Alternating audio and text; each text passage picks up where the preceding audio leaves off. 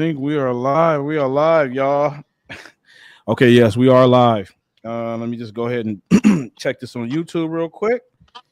And yes, we are live. I'm not lagging. We good.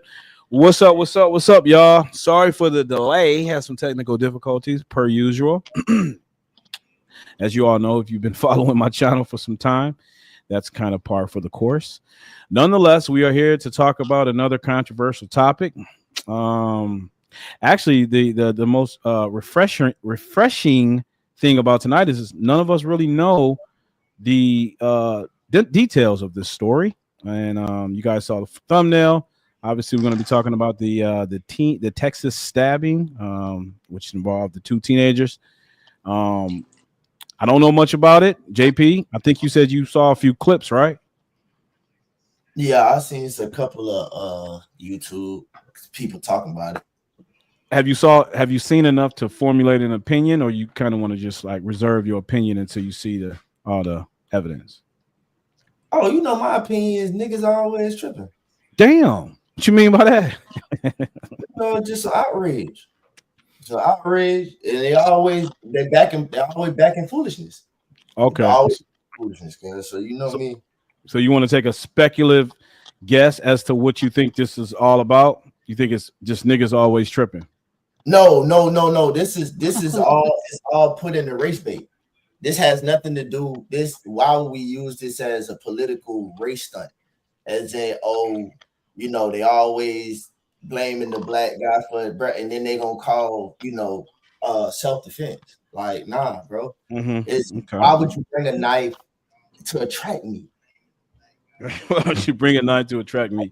I think that is the pivotal question. That is the question of the evening. Now, this was a rec league track meet where it was just, you know what I'm saying, in the neighborhoods, and all the local black neighborhood community centers and stuff like that was together. Then maybe okay, some people they get down to, but you got some white schools, man. Like, I don't believe, man. You got that much beef. Okay, all right. Okay. Let me ask y'all a question. Somebody give me like a little outline. I just see a GoFundMe for somebody's something. I don't know. I just see his picture. Yeah. Something about a stabbing. I have not taken the time to actually read any articles or watch any clips on it. So can y'all fill me in exactly what happened? Right. We're gonna get into it intimately. So I guess I can give you a brief synopsis. So there was two teenagers, black and white. Black teenagers stabbed a white kid during a track meet. We don't know why. We don't know what precipitated that led to the kid getting stabbed. Anyways, consequently, after the kid's been the guy who stabbed him, the teenager who stabbed him, the black guy, he said that he did it. And I got an article that's he kind of going to some his reasoning, but he said he did it, and the black community galvanized together to contribute to a GoFundMe account, and this dude raised $200,000. So basically, the black kid stabbed the white guy. The black community, and amongst others, managed to raise $200,000 for him for his defense. But why? I'm saying like for his defense fund, for his defense. What's his fund, defense? I know. That's what I'm saying. That's what we're gonna. Why he's so special? Why? I mean, I'm trying not like that. I'm just trying to figure out like why is when it's crime against white people, when it's black on white crime, black people are so angry and feel like all that is it's time for us to rise, and we should not keep our foot under the white man, keep us under the white man foot. So we should go out there and hunt white folks like they hunted us. Well, listen, we're gonna get a lot of these questions answered. Let me just play the news report, and let's just get a good idea. Yeah, play that. Okay, let me go ahead and just play that. All right. Yeah, I'm confused a little bit. I'm not sure. She said, "I'm confused." Yeah, I'm not sure really what. I feel you. Because I'm just wondering why, who said let's get him a defense and he stabbed the boy? Was it self-defense? Was they like trying to lynch him? I'm confused. He said, yeah, I know. It is quite confusing, I would say. But you know, a lot of shit that black folks do is confusing. But we'll pull that up. Give me 1 second. Yeah. All right. Hey, Mimi, you got a nice house. That's your crib? Yeah. Go on, girl. He is. Who would she be Doing it like recording? that? She doing it like that? Thank you. Okay. Got the sectional and everything. Why you all in my background? You see my weave box back there? What do you mean? Weaving. It's on the couch. Wait, the what? It's a big old box full of weave. Come on, Mimi. That's not appropriate. That's not appropriate. All right, y'all. Tell me if y'all can hear this. I'm always in some hair somewhere.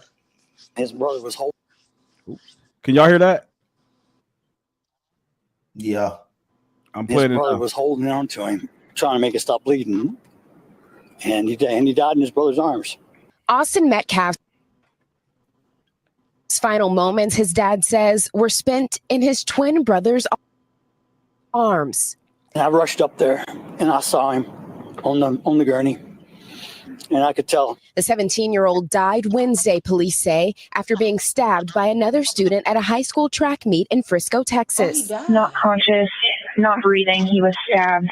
His twin brother, who was there, told their dad the incident began when the pair asked the student to move to a different seat.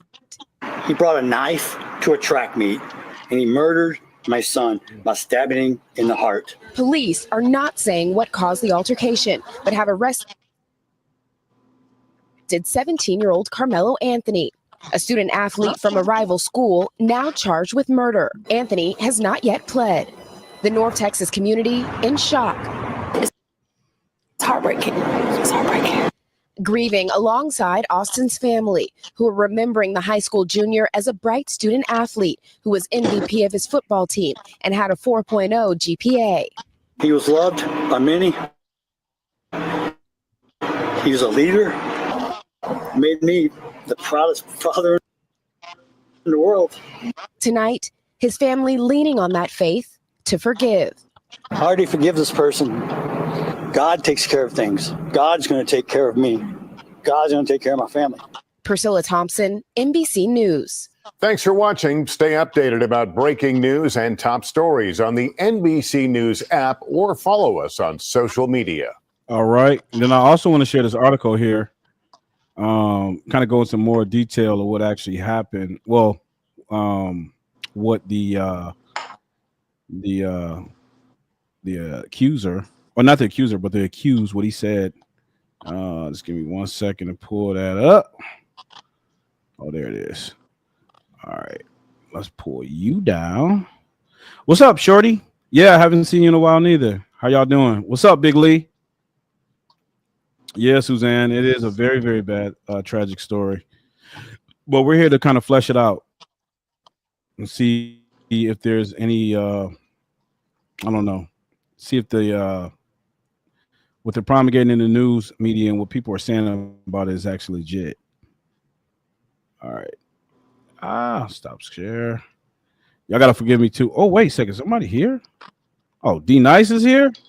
All right, D Nice. All right. I'm sorry, y'all. Give me 1 second. We got us another guest in here. D Nice, you got to get stationary, man. Get stationary.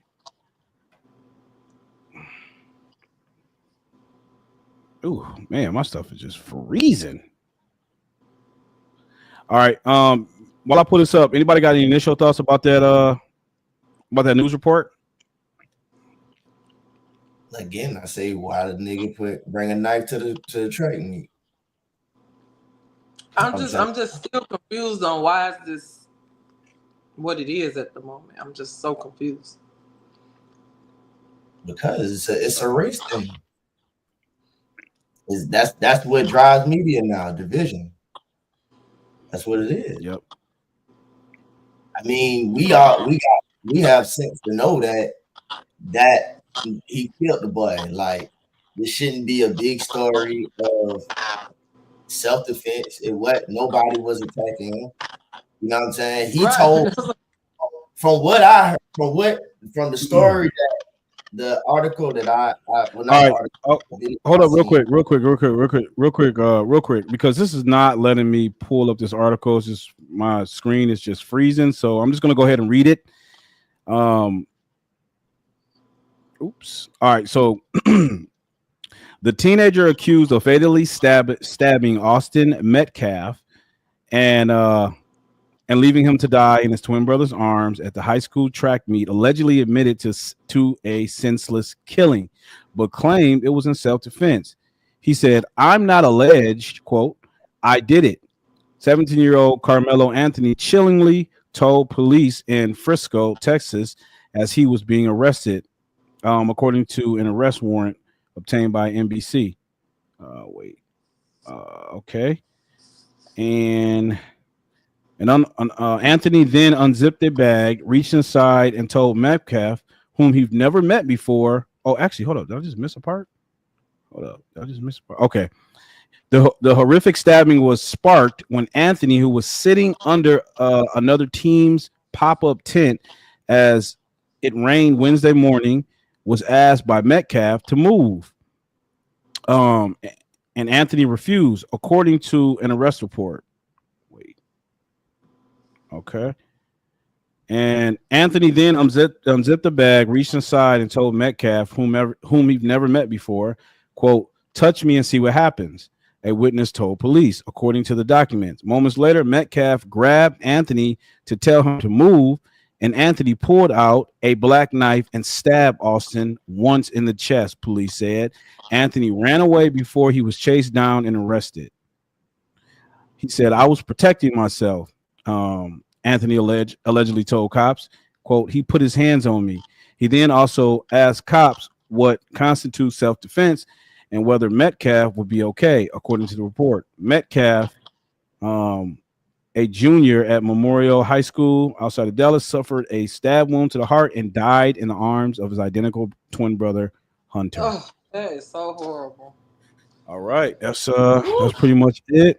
I want to get y'all commentary on that so far, and then I can play this video with Charleston White, his take on everything. What you think, JP? What you thinking about? I'll let Mimi go first real quick. Oh, you can go ahead, Mimi. Was it self-defense? I mean, no, because you just decided you was gonna the disconnect that kids have between just life is so unreal to me, because that did not constitute you to stab him in the heart. You killed him for what? I mean, you can't fight? Is that what it is? Like, what? You had every intention on using the knife. Even before he put his hands on you, you had every intention on using it. That's why you showed it to him. I just don't know. I don't know about this one. I don't know. Maybe I'm not fully informed on why we're so like, let's raise him a GoFundMe and defend him. But that's somebody's child he killed. Right. Yeah. The first thing that came to my mind is, why do you have a knife at a track meet? Now, are we talking about? I don't even think it specified like a pocket knife. I can understand that if you're carrying like a pocket knife, you know what I'm saying? It's latch steel keychain or something like that. But they didn't really specify what kind of knife this was. I mean, was my man walking around with a butcher knife on him or something? Right. Like what do you? Heart. That's yeah. Right. Right. It makes me scared for these kids, because any little thing, like, they don't fight anymore. You know, it just gets to be, man. I was just about to say that. What world have we got into, bro, when little boys don't fight anymore? Like, it was a time where that was a rite of passage, where, you get your shit boxed in, you know what I'm saying? And that's what it was. You fight, and you move on. I just think now in this generation now, it's either go all in or go home. Like it's ending with death. We used to end it with a handshake, and the next day, if we gonna fight again, we gonna fight again. If not, it's not. But it didn't end in death, bro. Like it just seems like now in this climate, it's so much social media right now to where everybody fight is on camera now. So they're so afraid of the social embarrassment because millions of people gonna see that ass whooping. Let Not me just read. Let me read this real quick from Sharon. She said, "Was there an incident before all of this went down?" I read where one was under a tent and one was not with his team. Just curious. Yeah, apparently, Anthony, the accused, he was under the tent. Metcalf, the white guy, told him to move. He didn't move, and then he, and then it's like, was you provoking for something to happen? Because why are you under their tent? You ain't supposed to be under there. Oh, right. Good point. And okay, let's just take the story, right? It said it was raining, so he was under the tent. All right, cool. Now, is that the only tent? Right? And even if that was the only tent, we're missing a part of the story of when they say, hey, you under the wrong tent. It's a big part of the story that's missing. How did it get to you need to move? Something happened. That's what I'm saying. Something is just not adding up for me. No kid is pouring down raining, no matter how competitive we are at a track meet. We gonna sit up here and say, "Hey man, get from under this tent. This not your team." When we clearly see it's raining. Mm-hmm. We clearly see it's storming. It's a big part of this story that's missing. But even without that big chunk of information, I'm just sitting here of the knife part. Now, even if again they would have ran and jumped him or jumped on him, I'm just trying to figure out what troubles have you ran into before that you were prepared with a pocket knife at your track meet. Me personally, if I was their age when I grew up at a track meet and I did that, I would have just been expected to get jumped. I ain't got no knife. I would have never thought to bring a pocket knife or a knife, period. So I'm That's just what trying. I mean. Like they association with life is just so diminished. They don't have no regard for it. Like, how did you go from okay, we gonna fight to I'ma kill this nigga? You know what I'm saying? Like, what happened in between? Like, you know what I mean? And it's like that every day, even with the girls, even the little girls these days, they so violent. They shooting each other. Like one of my best friends, her goddaughter, well, not her goddaughter, her little cousin was killed by another girl over a boy, over a dude. They chased her down in Chicago on the expressway after the club. Her and her friend, whoever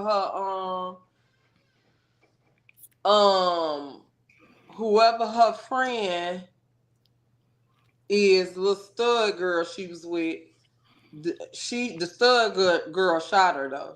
I guess that was her friend or whatever. But yeah, they chased her down and killed her. Wait, hold on. What age was this? This just happened like 3 years ago. She was like 26, 25, 26. Oh shit. So she was messing with some girl boyfriend, husband. No, she wasn't messing with nobody. Her sister, baby daddy, and this girl, other baby mama, been into it forever. The baby mama, I guess, ran into them or whatever, and she fought her for her sister because her sister not a fighter. So she fought the other baby mama for her sister. She beat her up. The other girl went and got whoever her friend was, and they waited, and they caught her probably a couple weeks later, and they caught her coming from the club, and she had dropped somebody off. And when she dropped somebody off, when she got to the stop sign, they started shooting at her. She drove towards the expressway. You know, they chasing her. As soon as she got on the expressway on the exit, they shot in the car again, and one of the bullets hit her in her neck. All right. So, same at this situation, right? How did the gun in this incident? Who in their right mind would think if we go on a fight that the gun comes into play? Of who is thinking, bro, just to bring guns to a fight, though? That's what my mind is. When I look back on my younger days of 19, this is fucking crazy right now. 21, bro, Neil, we can hear you. Oh, sorry. I didn't even know it's still. I didn't even know it's still on. We can't see you, but we can hear you. Yeah. Just keep talking, guys. I gotta restart my computer, so just y'all can carry on what y'all saying right now. I'll be right back. Oh, it's nigga shit. Anyway, but yeah, goddamn, I'm just looking back on my 19, anywhere from 19 to 23, right? And I'm just going back and thinking when I was in college or living on a college campus, living that type of life, and just a group of niggas and a group of friends, and we're about to fight. And I do look back on my homeboys having guns and just thinking like, did they really want those type of issues if it ever got to it? Thank God it never got to that stage. But us just to have to make sure that there's no jumping involved. They had to bring that. You know what I'm saying? And it's just scary to think that that's what our culture thinks, though. You know what I'm saying? And that shit just it's disheartening, bro. They don't have no regard for human life at all. They don't. I'm saying you can't say nothing to these kids. They just so emotional and they on edge about everything and they violent. It's just it's too much. They getting too much. They're way overloaded. They're way overloaded because of social media and everything. So let me ask you this. When you say kids and boys, you saying girls and boys is overly emotional, right? Mm-hmm. Or you just saying boys and girls, right? Just full of emotion. So my question is, in your aspect, where do you think that's coming from? What is it from? Yeah.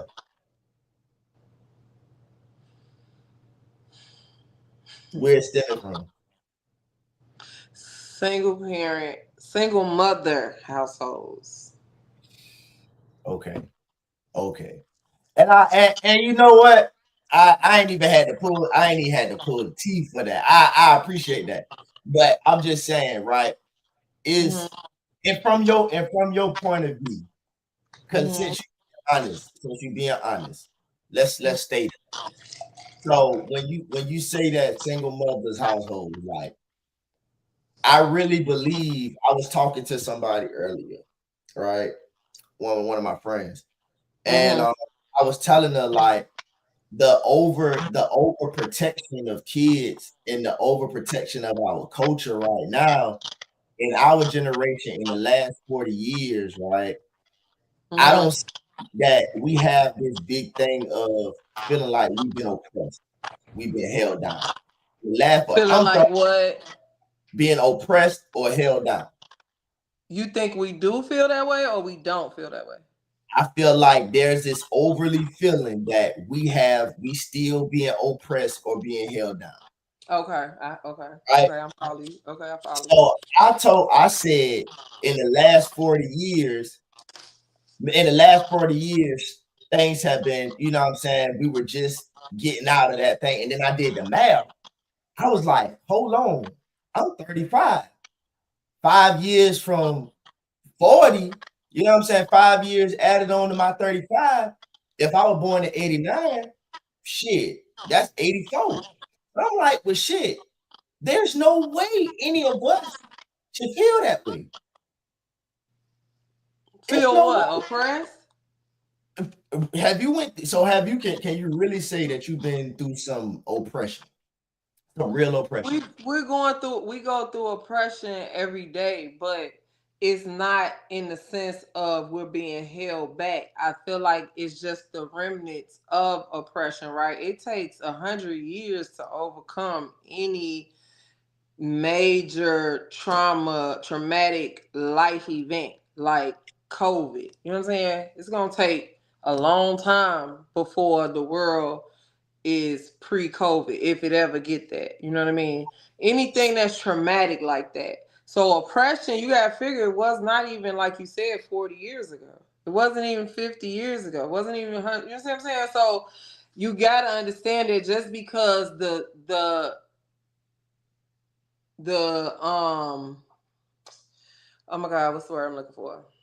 So like just because they opened the gate, right? You trying to flood all these people out this one gate. It's a little progress at a time. It's not gonna be a massive progress at a time. And everybody in there is not gonna know that this little gate is open, right? Because they way in the back. They can't even see that the gate is open, that's coming.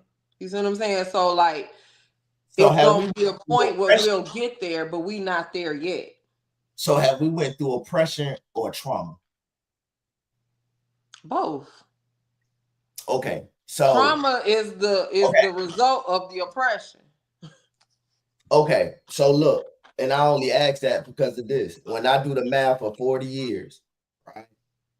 If you talk about any of the 80s babies, anywhere from 1980 to 1989, if you look at real of any parents, because anybody that's born anywhere from what is this 2025, so anybody that was born in 85, they are now 40.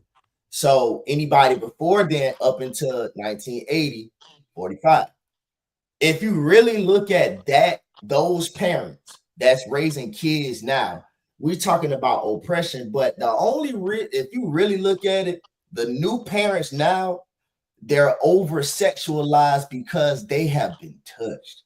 The trauma that a lot of these adults now, it's not oppression that they've been held down or racism, prejudice, all this shit. A lot of these new adults have not gotten over sexual trauma. A lot of these new adults don't want to be honest about that part. When we sit up here and you talk about single mothers that's raising children, a lot of these mothers are coddling these little boys. A lot of these parents are coddling kids because of so much of things that they went through. They're overly protecting these kids to where now it's hard for you to believe that a child, that because most of the fights that these kids are getting into now, whether it's just them, parents are getting involved in these fights now. When we were younger, I'm 35. My mama, my uncles, when my cousins or anybody fought, we never seen my mom or my aunties or any of them to jump in those. All right. I can with that. Oh, God. It's a mess. I mean, but see, you gotta understand when the system is and works, right? The system is put in place to work to get a certain outcome. So if the system isn't destroyed, yeah, you could say that we're not oppressed anymore, but the system of oppression still exists. And so we are victims of wait. oppression. Hold up. Y'all just took this. Y'all took this somewhere that I don't think y'all really want to go. Anyway, real quick, be nice. I know you've been waiting. I know you've been hold up.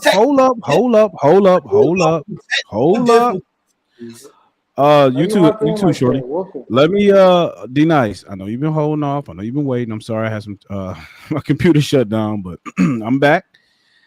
D nice. Go ahead and state your opinion on everything you heard so far, and then y'all can take it from there.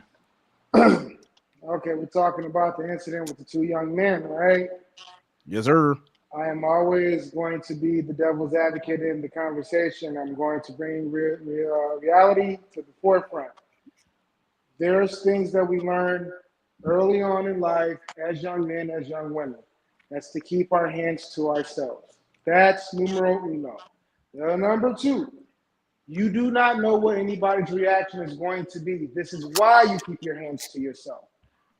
Number three, approaching somebody with any type of violent act, you have to be willing and able to accept what they're going to offer to you. Our fathers, our uncles, somebody in school, the Boys and Girls Club has always told you to keep your hands to yourself. Mind you, this young man may have been up under the wrong tent. He may have been on the opposite side of the school or whatever it may have been inside the story. But don't put your hands on them. I'm pretty sure if there is some type of school function or whatever the case is, there is a cop there or there is some security. Don't touch me. Do you have children? Wait. You're saying a lot, but you're not saying anything. What are you trying to say? What do you mean I'm not saying anything, Neil? Do you have children? Let me dumb it down and I will answer your question. Yeah, dumb it down. I'm a C student. Time. In theory, when you grow up, what do your parents tell you to do? Keep your hands to yourself or move by emotion. Go. What do they tell you?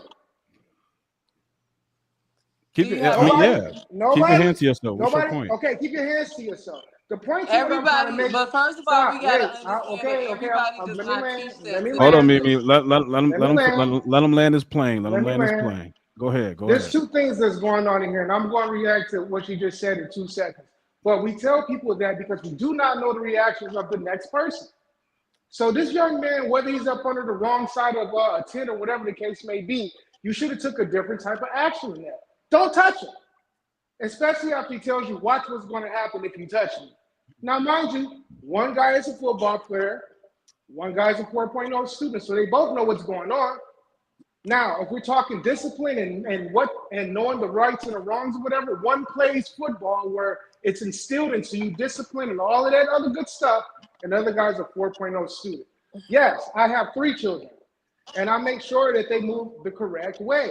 Going around putting your hands on random people that you don't know is a definite no-no. Pops is from the streets, so I know exactly what the result could be if you decide to make this action. Do I think my man getting hurt and him losing his life is the right thing? No. This whole situation is done. But we have to start at the basis and what we know. So are you saying that there's a moral? So are you saying that there's a moral equivalent?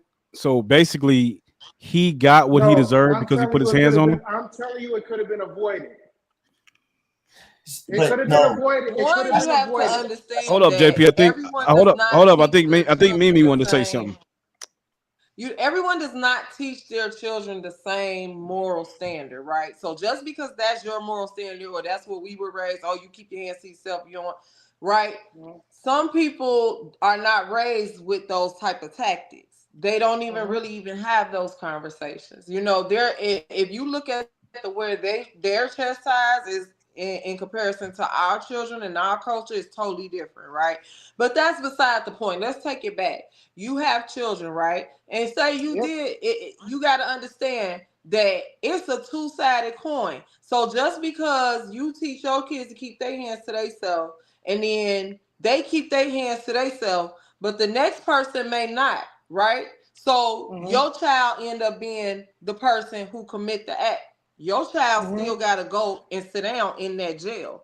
Your child still has to experience the trauma of killing somebody. Your child still is the one being scrutinized in public eye, whose life will never be the same, no matter if it was self-defense or not. You have to teach your child not to react off emotions and meet force with force. If somebody hits you, you may hit them back. If you feel like that the teacher, that's what I tell my children. I don't tell my children to keep their hands to themselves. I tell my children, if somebody put their hands on you, and the teacher didn't do nothing, then you put your hands back on them. But you do not go pick up a brick and bust them in the head because they hit you. You hit them back. If they pick up something and hit you with it, then you pick up some. You meet force with force. I do not teach my children to kill other children if they put their hands on them. You meet force with force, because guess what? They still gonna have to deal with the trauma of taking a life. Taking a life is not just well, too bad, he's dead and he should have put his hands on. He took somebody's life, somebody's child off the face of this earth no longer because of a high school debacle between two boys that happens and been happening since the beginning of time and gonna happen to the end of time. So you mean to tell me because he did not? This dude decides. That's like being in a southern state, right? And I have a stand your ground law, right?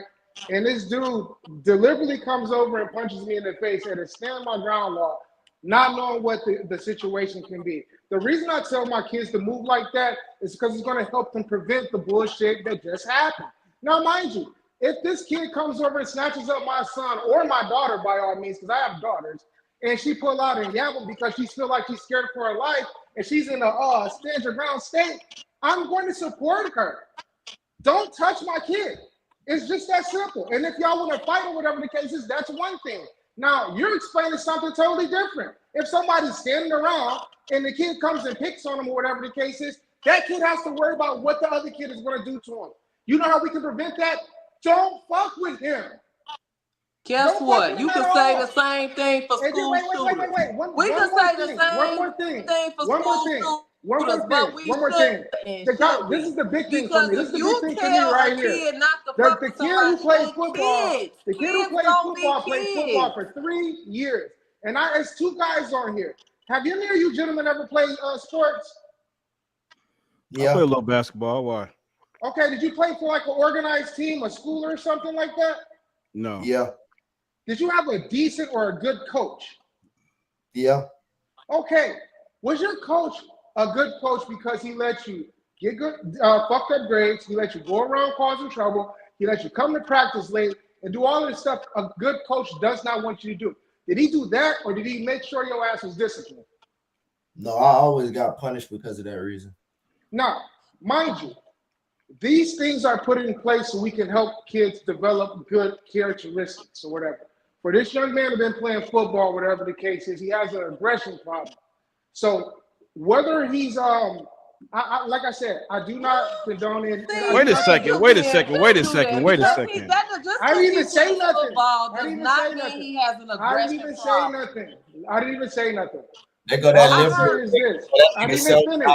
Can I finish? All right, yo, hold on. Let me say this. So according, let me just. Okay, go ahead. Jesus fucking Christ. Being that this man has played football for so long, I felt like he had some type of aggression in his body, right? But it's one thing that we teach people in sports is how to discipline yourself and hold yourself in public. That's why they make us dress in certain type of clothes when we travel. That's why they make us run extra laps when we doing something wrong.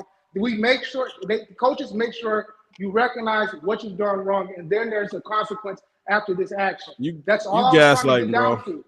I'm not gaslighting nothing. See, now you're going too far. First of all, I thought they you shifted the goal. I didn't even know they keep cutting me off. I thought they were on the track. All right, well, hold up. Let them finish, but stop being so damn long-winded. Go ahead, land the plane. I thought they were on the track team. I didn't know this was a football. The one guy, the guy who got poked was on the football team. The other guy was a 4.0 student.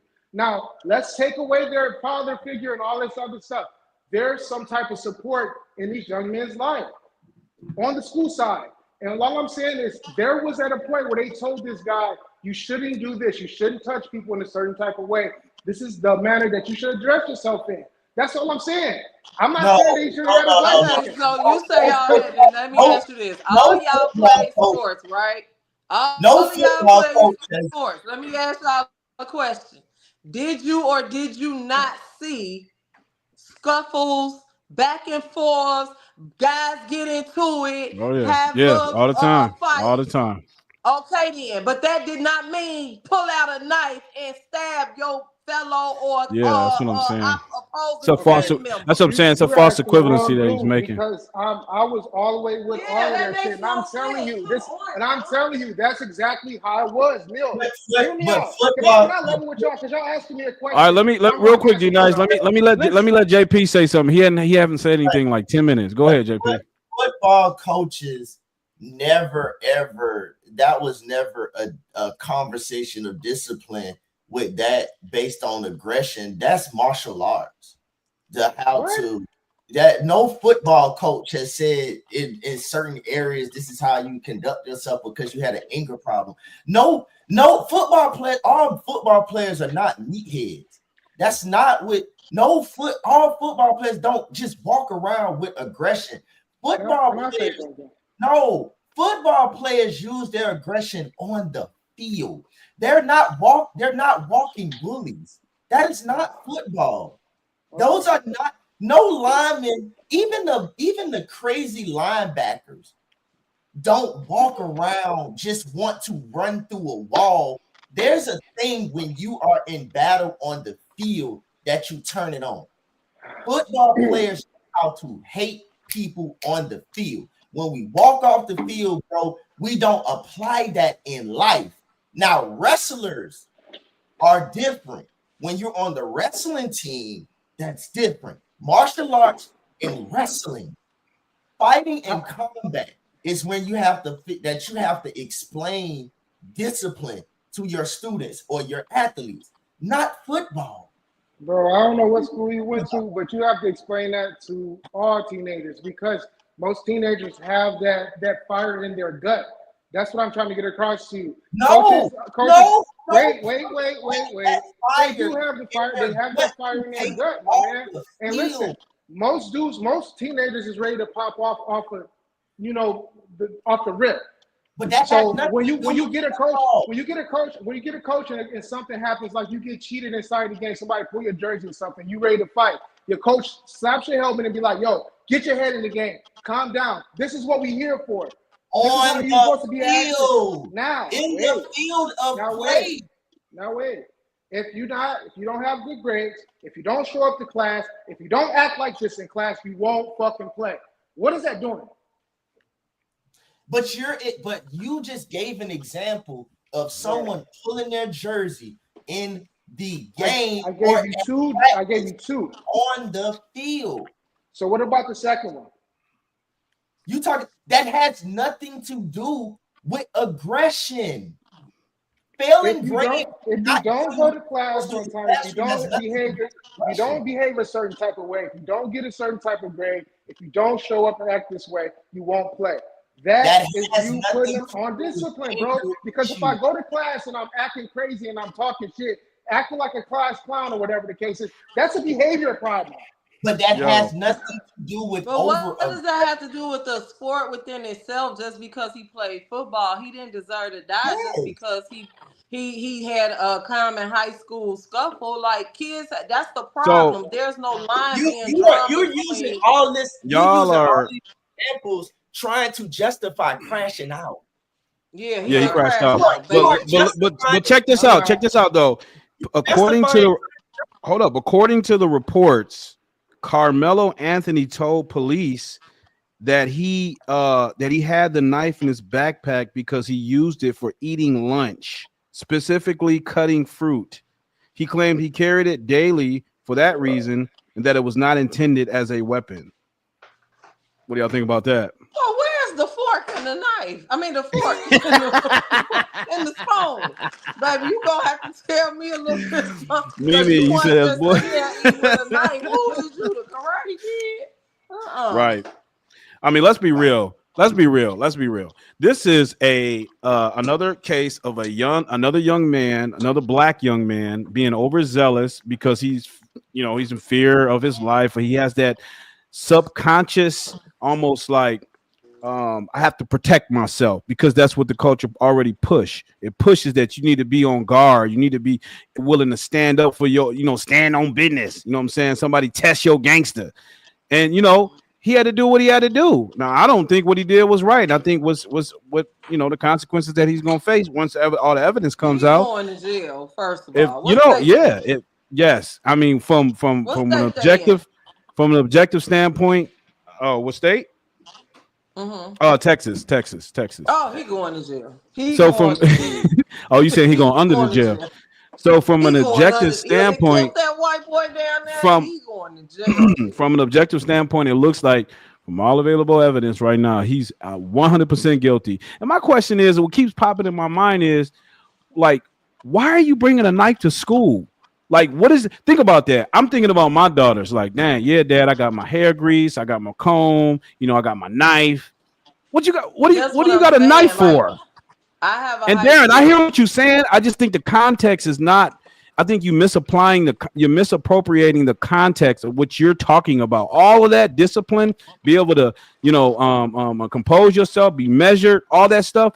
I think all that goes out the window when it comes to a weapon being involved and entered into the equation. Bro, like not only that, even the message, even the comments. If you even go through your chats, this is like exactly keep your hands to yourself. Okay, granted, that's I get it, but why are y'all justifying you? And he said something which I get, right? He said you cannot. I always tell people too, when you do something to somebody, you can't tell them how to react. When he said that, he's correct. But you have to start looking at the results of the certain things that you say, how they react. All right, he put his hands on him, right? Fine. Okay, but when you gonna say, well, you can't tell this man how to react, you can't tell this man, you thinking if all the things he could have done, he could have shanked them. They not in prison, bro. They not in prison.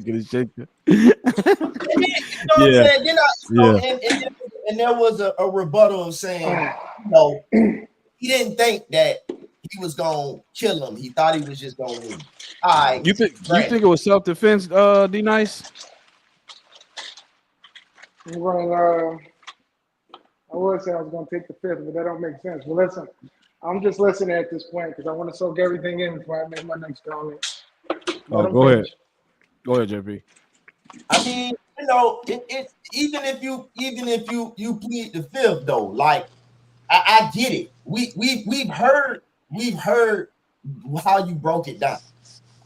And all of that goes out the window unless you change your complete stance. But from how you started off of saying, I teach my kids or teach any child, keep your hands to yourself because you can't tell a person how they can react, right? So the question is, do you think are in control of how you respond, bro? That part. You are in control of how you respond. But the person that's walking up to you, grabbing your ass, does not have that control. That's what everybody's jumping the fuck over. My man, no matter how you spill this, nigga, if I got my hands on you, that's me assaulting you. Don't touch me. You missing the whole point. Mimi asked you, did you have kids? Right? I said yes. And you said yes. And you said yes, right? So now, when you answer that question and then you say, okay, I teach my kids to keep my hands to themselves. Now, are you telling me if this shit happened to your kids and they stabbed that dude and he died and you know it's not self-defense, are you cool with watching your kids spend the rest of their life in jail because you told them that if somebody put their hands on you, you handle business? Are you cool with them knowing they spend the rest of their life in jail? That's up to me. I don't know if you asked me, but okay. Y'all got it. I don't know if you like playing with a plastic bag back there, D Nice, but we catching a lot of feedback. No, because that's the thing. You can't run from that, bro. The question is, are you good with that? Like I said, I don't even know what you just said because that question was okay? Because you keep talking. I ain't said nothing in the last 3 minutes, but go ahead. Bro, you spent 8 to 9 minutes with your soliloquy. My man, go ahead and get your point off so I can ask the question one more time. All right, ask him the question directly, JP. Is, are you okay if your child was Carmelo, well, watching him kill that boy, but are you gonna stand and say to tell everybody he should have kept his hands to yourself? Because you know why? You ain't the one that's gonna do the time. But are you okay with watching your son get sent away? Because you won't answer the question if you believe it's self-defense, because you know it's not. But since you know you won't answer the question, are you okay with your child spending life in jail? Are you cool with your child? No, I'm not. No, I'm not. Because that question was great, but all right, no, I'm not. Where are you going with it? All right, then. So what you just sat there and argued about, keep your hands to yourself, my nigga. We're not talking about, okay, if Mimi said meet force with force, hands with hands. That man did not use hands with hands. That man shanked them. So with your child saying, if they put their hands on you, you handle business. It's stabbing him then. So are you cool with that? Because you're telling me that saying handle business, then is that equating to stabbing the kid? Huh? Because handle business for me is beat that motherfucking ass. But are you equating? Wait. Hold up, JP. Let him finish. Are you equating handle your business to stabbing? That's what I'm confused at. He did equating? Stabbed him. Are you equating handle your business with stabbing him? Is that what you're saying to me? No, because there's the problem. Because if I tell my kids to handle business, I'm telling them to beat their fucking ass, not stab first. That's what I'm going to tell my kids. But that's what you're telling your. I think you're getting it misconstrued. That's what you're telling your kid to beat their ass, right? We don't know what his parents was telling them when he say handle business. So that's your carry a knife, obviously. Definition of handle business. His definition of handle business was stabbing them and killing them. You see what I'm saying? So we gotta stop judging everybody's behavior about I'm like, yo, bro, I'm not telling my kids that type of shit. And that's the thing. But see, what I think what he's just asking you, plainly, and you already said no, that you would not be okay with it, is that's the side of the coin you got to look at. You saying on one hand that he should have kept his hands to himself, but on the other hand, you saying you wouldn't be okay with your child having to go sit down and do that time and deal with the trauma of taking a life either. So we back to the ground where we still uneven, because what do you do in that situation? You will hope that in kids being kids, that they will continue to be kids and live to see another day, no matter if y'all got to fight every day until school out. But let's keep it with this. Y'all are boys. You're not girls. First of all, you too overly emotional if you scared for a nigga to put his hands on you and you don't want to fight back. You want to pull out a knife, which means you premeditated, because instead of you saying, hey, you put your hands on me, we finna box, you know what I'm saying? No, he told him, I'm gonna show you this knife, now do what you gonna do. That means that you is an overly emotional young man. You don't even know how to control yourself. So somebody's not teaching you. So for you to say handle business to him, because his man went around and threw over the logic is to fight back. He wanted to automatically jump to killing this boy. And that's the problem within what you stated when you saying that, he shouldn't have put his hands on him. Yeah, well, hindsight, let's just look at the bigger picture. You know what I mean? It's not just he shouldn't have put his hands on him. No, nobody should put their hands on nobody. But if I fight you, do that mean you turn around and kill me because we fought? Probably not. But listen, here's the reality to that. There's a 9 to 10 chance something like that may happen if you decide to assault me and you don't know me like that.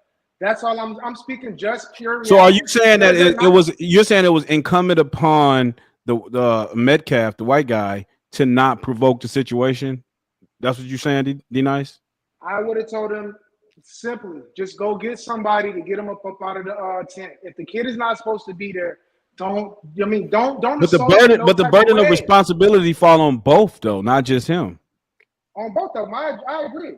But at the end of the day, most of this stuff is sparked when you are assaulted or touched in a way that you don't want to be touched. Now, this kid could be that much of a fucking pussy and be carrying around a knife because he's scared for another nigga to put his hands on him. Hey, that's reality, though. It's bitch-made ass niggas in the world. And guess what? We do not know how they're going to react. We do not know how they're going to fucking come back. That's how we got, somebody spoke about it earlier, Columbine shootings and school shootings and stuff like that, because we pick on people not knowing how far they will fucking go. To avoid that, let's just live our lives and not touch each other. All right, let me. I just before we move on to the second portion, I just wanted to say that according to the Texas Penal Code, Section 9.32, the use of deadly force, like stabbing someone in the chest with a knife, is only justified if one, the person reasonably believes deadly force is immediately necessary to protect against deadly force, prevent aggravated kidnapping, murder, sexual assault, or robbery. So these are what warrant you being able to utilize deadly force. And also, two, the actor did not provoke the person they used force against. The actor was not engaged in criminal activity at the time. So it kind of seems to me that he wasn't protecting himself against deadly force because there was no equal. So, but let's even take it with what you were saying about bitch made niggas or leave people alone, live your life, right? Okay, you right, but I think as adults and over the age of 30, anywhere of the age of 25 and up, though, D, like, sorry about that. I'm just having some terrible problems with my computer. But let's be honest, when we were in from any of the ages from 9 to 17 and 18, that's just what we did, though, bro. True. That's just what we did, because when growing up with little boys, that's how you get your pecking order of who you know what I'm saying, of knowing who's who. You know what I'm saying? That's just little boy behavior. And I think what you saying, I think we're thinking that as an adult, right? Leave me alone, my nigga. I'm grown. I got responsibilities. Why you still fucking with me? But as kids, that's just what we do. Yeah, I mean that's no different than carrying him. Just carrying a. That's no different than him carrying a strap in his his backpack. Now I'm not negating the fact that doesn't happen, that kids do that today, unfortunately. But the fact of the matter is, if you boil it down, like if somebody's unnecessary. If we had one of them, because think about it. Think about the movie Friday. What you got in your hand, son? A gun. Why are we forgetting? I'm a man without it. Always been the pecking order of teen, preteen, adolescent boys. Yeah. And that was gonna be my point. Why are we forgetting that? I was shaking my head because I was gonna make that point when you guys got done. Like, you're saying that, if a person put their hands on you, you don't know what a person gonna do. Yeah, we saying that as adults out here in the world. In school, you should not be worried about if y'all get into it. Is my classmate going to shoot or stab me and kill me because we got into it? That's just that should not be. Bro, we've all been in class and got in trouble that we have been going back and forth, and two boys go in the room about to wrestle in the classroom. We've been there. That's just boys. Why are we sitting here now in 2020, anywhere from 2015 to 2025, in the last 10 years, we just all this bully talk and leave my child alone. Man, these little boys now are straight pussies, man. Just straight little sissies. That's how we grew up. All right. I think we kind of like beat a dead horse on this one. So real quick, just everybody, if y'all could just tell me if you would think that this falls under self-defense or this is murder. What you think, JP? Man, that shit murder. Stone cold. Mimi? Murder. Be nice. He murdered that boy. Yeah, unfortunately, getting slammed or thrown around is not the same thing as getting punched. He murdered him. All right, so they're going to argue the fact, but yeah. Since we all think that he murdered him, and we don't know all the evidence yet, so what do y'all think about this GoFundMe? Apparently, he managed. I'm They just took trying to figure out why is it a GoFundMe? Yeah, I Right, Like, they're know who trying to get said? him because right, go because he's a ahead, D. lawyer.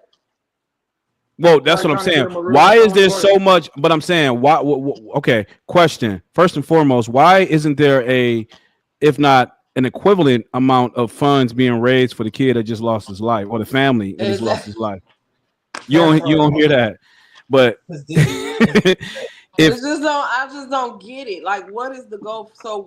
So because it's a black boy that committed the crime, yep, there you are go. we saying it's the, Go ahead, okay? Mimi. You own it. I just had a thought. It could be that maybe they just want him to have a good defense because he is a kid and maybe he doesn't understand the ramifications of his actions. And since they figure he's black, he can't afford a good defense. So is that why? Because I just don't understand why else would we be doing this. I think if we being charitable, that could possibly be the reason why.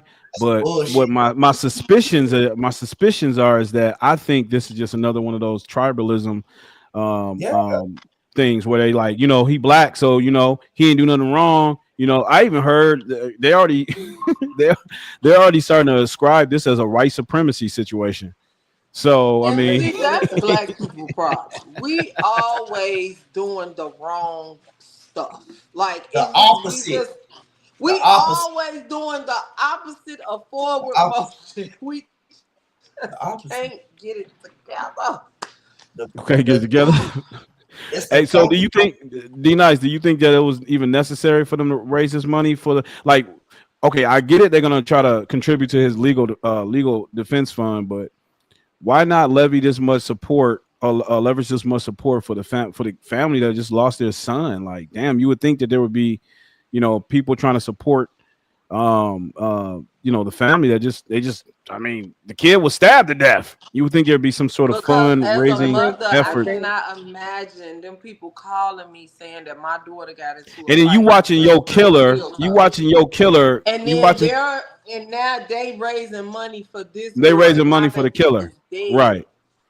My baby dead That's over a wild. little fight That is at high crazy school. work. My baby is dead. Like, that's crazy. I can't imagine that mother's pain because But this it, is but insane. It's just if insane. No matter what color skin, but just because. if your kid was killed by another black kid, there will not be a GoFundMe. That's At just all. they At just feel all. like And that's what I'm that's saying. Like, the things that we get behind is so, I don't get it. I just don't understand. Like, are we saying that, okay, Backwards. since he killed the white boy, it's okay? But if it was the white There boy you that go. killed the black boy, would it still be Yeah. okay? Yeah. That's what I think they signaling. It just don't make sense. Wrong is wrong. Yeah. We cannot say it's only wrong when it's done to us, but not by us. That's our problem. We don't want to take accountability for our own shit. Like you were saying, your point earlier, we oppress, right? We suffering from the ramifications of oppression, but we just refuse to get on with it. Ramifications of oppression. Wait a minute. See that? I think that right there is the big problem, though, Mimi. Exactly. We suffering from the sins of our parents and our grandparents from what the fuck they went over. Yep. Lack of moral character. That's what we suffering from. They passing they hurts and what they went through. The one thing about it, our grandparents, our grand aunties, and our parents, they claim that they went through all that shit for a better path. They lying because they hate that we get a better path that they went through and fought for us to have. They want us to still hate and feel hurt for the people that whatever they went through. They won't let that shit go. And they passed it on to us. And back to what you said about maybe he ain't got no representation either. That's bullshit. Because anybody now from the ages of anywhere from Neil age, I don't know how old, I don't know how much close to age you are, D-Nice, between me and Neil, but you got 3 kids. But stating from what you said, your businesses or the way that you living right now too, bro, most millennials from 1980 on forward to 1989 that's raising kids because they all close to 40 and over, bro, we are making some money. They are now suburban living black kids. It's a small number now of poverty-stricken kids that's been born from the years of 2003 or 2005 to now. Nigga, I don't care how much money you make. Nobody is on the average is fucking fighting no murder charge for their kids. I feel you. But the thing about it, robbing cars, yeah, but I get you. I'm not saying that part. But when it's the cop out that she was given. You're right. They don't have the money to fight that. But what my argument is, there's not enough hurt and pain and oppression that these kids are going through to have that much anger to be doing this. Yep. They don't have any. Yeah, I agree. The gated communities these kids are living in, bro. The things that these mothers feel so sorry for these kids that they feel like the kids ask for something, they don't want to disappoint them. I want to give my kids what they never had, what I didn't have. Most of our childhood, nigga, we did not. We can't lie and say we didn't have most of the shit. We can't lie and say that. Nigga, we had a Dreamcast. We had shit. He said Dreamcast. Yeah, I had one. PlayStation 1, Xbox. We had that shit. We went outside. Nigga got a scooter. It may not been an expensive scooter, but nigga, we got shit.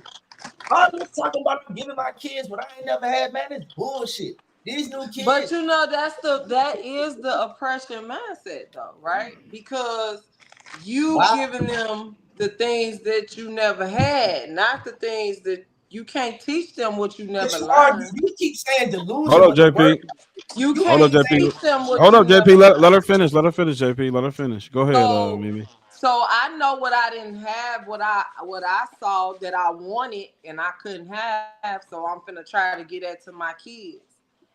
But if I didn't see it or know it, how can I know to give it to my kids? They're gonna make sure we see. See, this is a part of the oppression that you gotta realize is way more deeper than just a surface thing or an excuse. It's not that we're using an excuse, it just is what it is, right?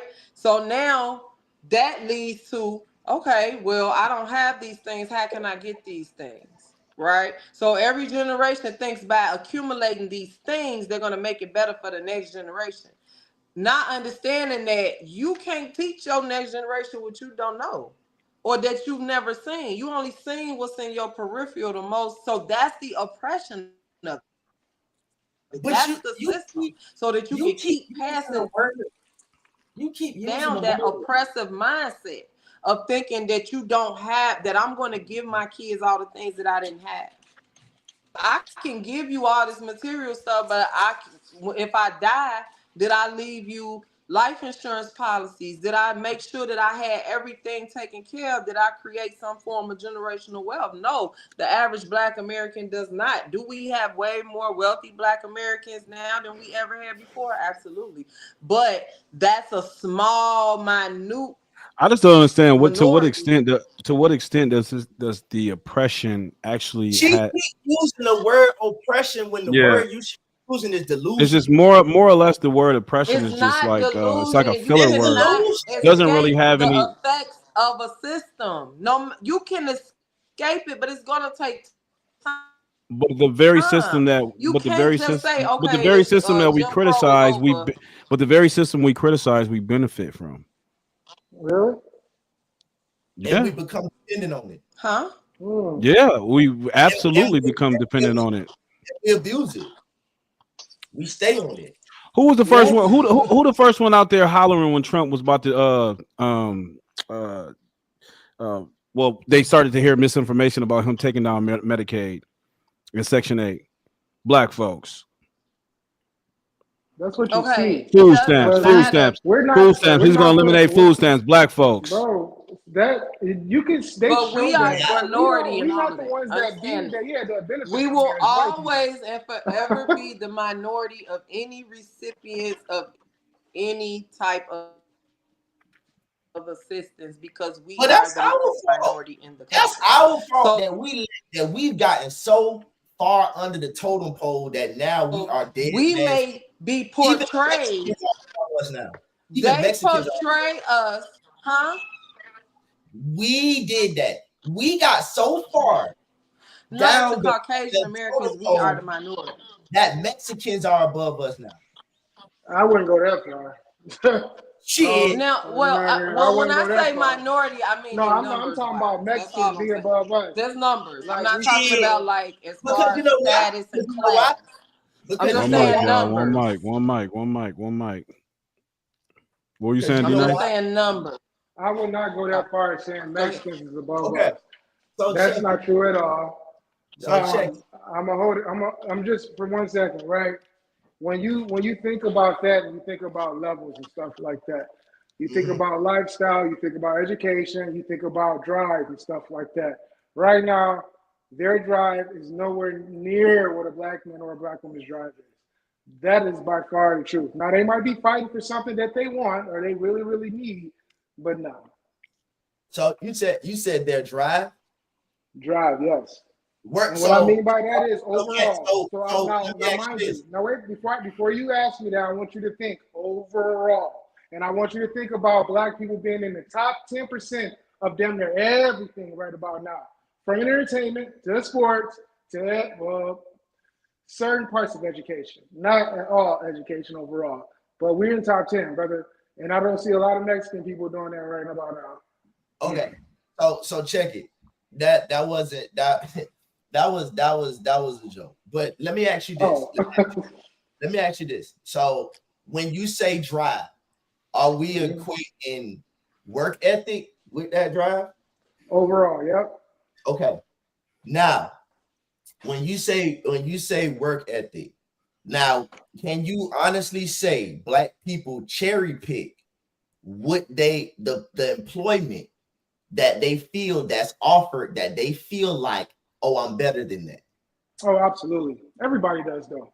Okay. It's not just black people. So look, when the DEI thing happened or whatever, but then they were trying to ship the Mexicans or any immigrants away. Now, if we sit here and really think, Trump was, when we kept complaining that we don't have jobs, all the immigrants was taking all the jobs, right? Now, when you start looking at the landscaping, the roofing, stuff like that, trades that you use that we can live and have wealth off of, generational wealth, because trades, you can't take that away. When you have a license, the only way you can lose your license is if you fuck it up, right? Yep. So when we look at that, now if he sits here and send them all away, the black folks are not going to get up on them roofs. They're not going to. So the thing about it is, even the running joke on the media is, if you ship them all away, well, who's going to cut my grass? Well, who's going to do this? Who's going to do that? That was the running joke. Because those are the ones you really see first. That's going to do that. When we were low skill labor, yeah. When we were in school, when they took out having a trade in high school, when they started taking that out, right? Being a mechanic, a plumber, an electrician, even being a garbage man, all those jobs, when they took them away, because they made black folks started thinking that those were bad. Ooh, I don't want to be a plumber. Ooh, I don't want to be a trash man. But look who now are taking those jobs.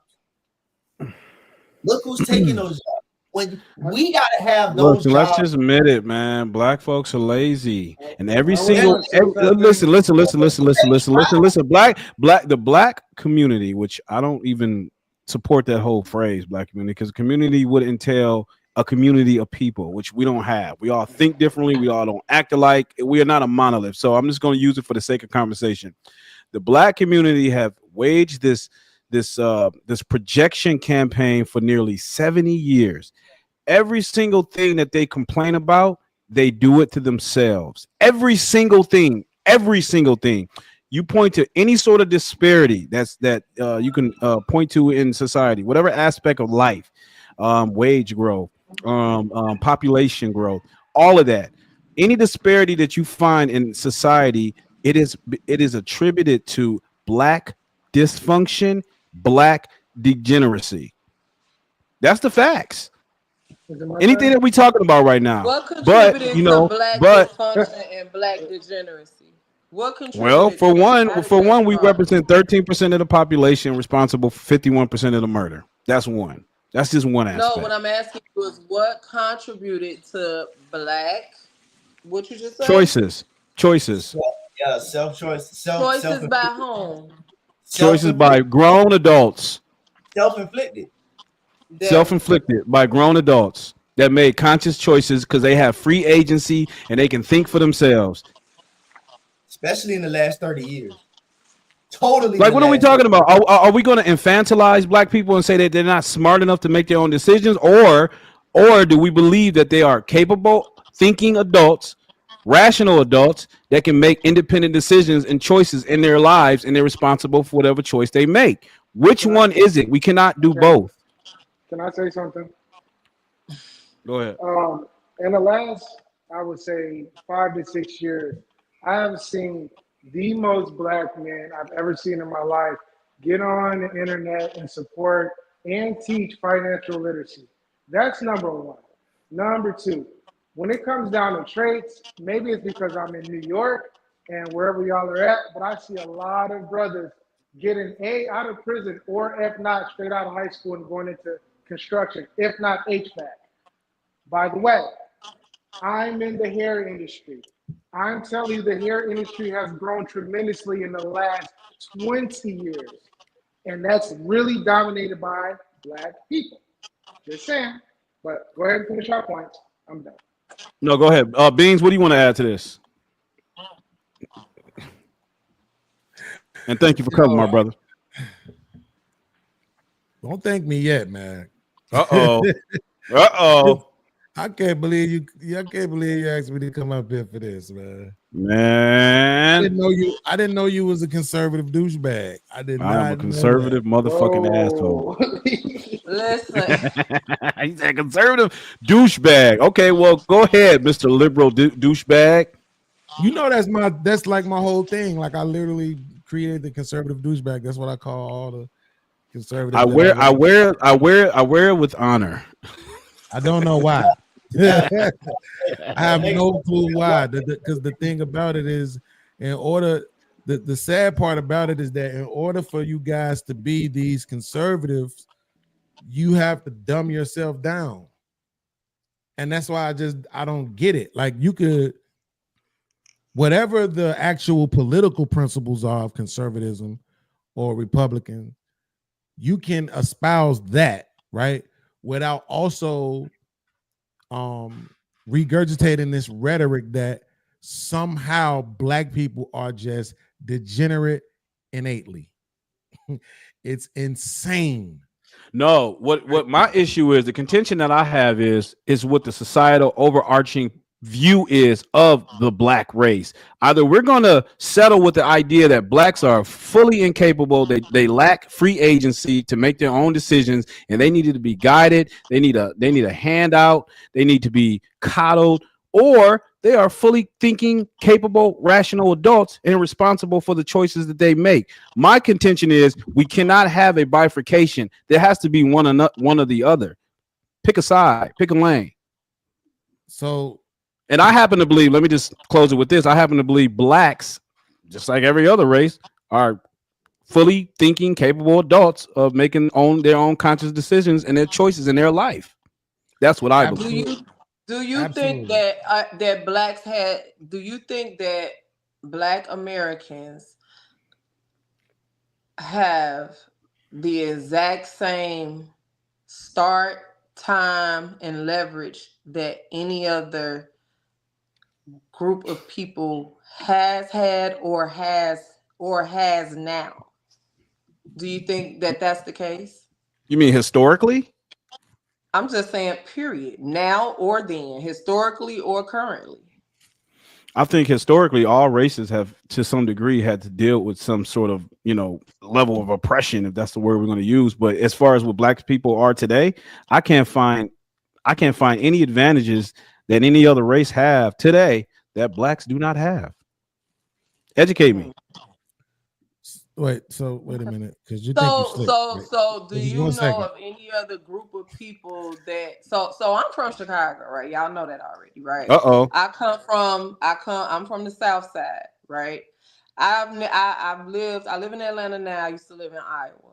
I have never seen any other race or group of people stacked on top of each other in 1,000-foot square apartments for 40 floors, 20 buildings around, talking about the projects, enclosed in one gate in one community with no outside. I don't know any other group of people that has went through that type. Now, we ain't even gonna go back to slavery and Jim Crow and all that. I ain't even gonna go back that far. I'm just gonna go back to my upbringing, right? So I've never seen any other group of people. I see but you're starting in the middle of this. But you're starting in the middle of the story, though. Like that's the middle of the story. When you put rats in cages, you know how they do. See what I'm saying? See, you have the mindset. You have you believe. So you take the side of infantilizing black people. You believe black people just end up in these predicaments by no fault of their own. That's what you believe. Mentality. You cannot erase mentality. So all the mentalities that came out of that and had children out of that, they have that mentality. So I'm trying to figure out, how do you think that they just outgrow this mentality that they've been had and they pass on from generation to generation? And it starts with the oppression of our people in the beginning. It's just passed down from generation to generation. That's bullshit. This is why this is why I have to stay away from these kind of conversations. Because I love you, as a conservative, you know exactly what to say, right? To not make it sound like you're being a Judas when you really are, right? Oh shit. Because when you said, why do black people need handouts? Do you know nobody gets more handouts than white people? Well, I mean, are we talking about because that they represent a larger percentage of the country? Does it make a difference? No, I mean, disproportionately, black people receive the most. They don't disproportionately. Yes, they do. 41%. They don't. 41% of 41%. Blackdemographics.com. 41% of all I knew black. you was on that fucking website. That's exactly I promise. I Go ahead, promise y'all. I'm sorry. This is not gonna work on me. So y'all go ahead, Beast. Right. So here's the problem. When you make the argument, when you say disproportionately, right? The reason why this also is a Judas argument is because, to the sister's point, you're ignoring the historic elements, right? Of why it would be disproportionate, right? If white people had suffered the same sort of injustices that we had suffered, then they would probably be disproportionately receiving it. But it's neither here or there. The fact of the matter is, nobody receives more welfare than white people. And here's the thing: almost everybody receives handouts. Did you go to college? Did I? Yeah, I did. Went. Yeah. Did you get a Pell Grant? Yeah, unfortunately, yeah. Welfare. Handout. Oh my God. Okay, that's not a gotcha moment, D. No, it's not about it being a gotcha moment. It's about the fact that everybody gets them, though.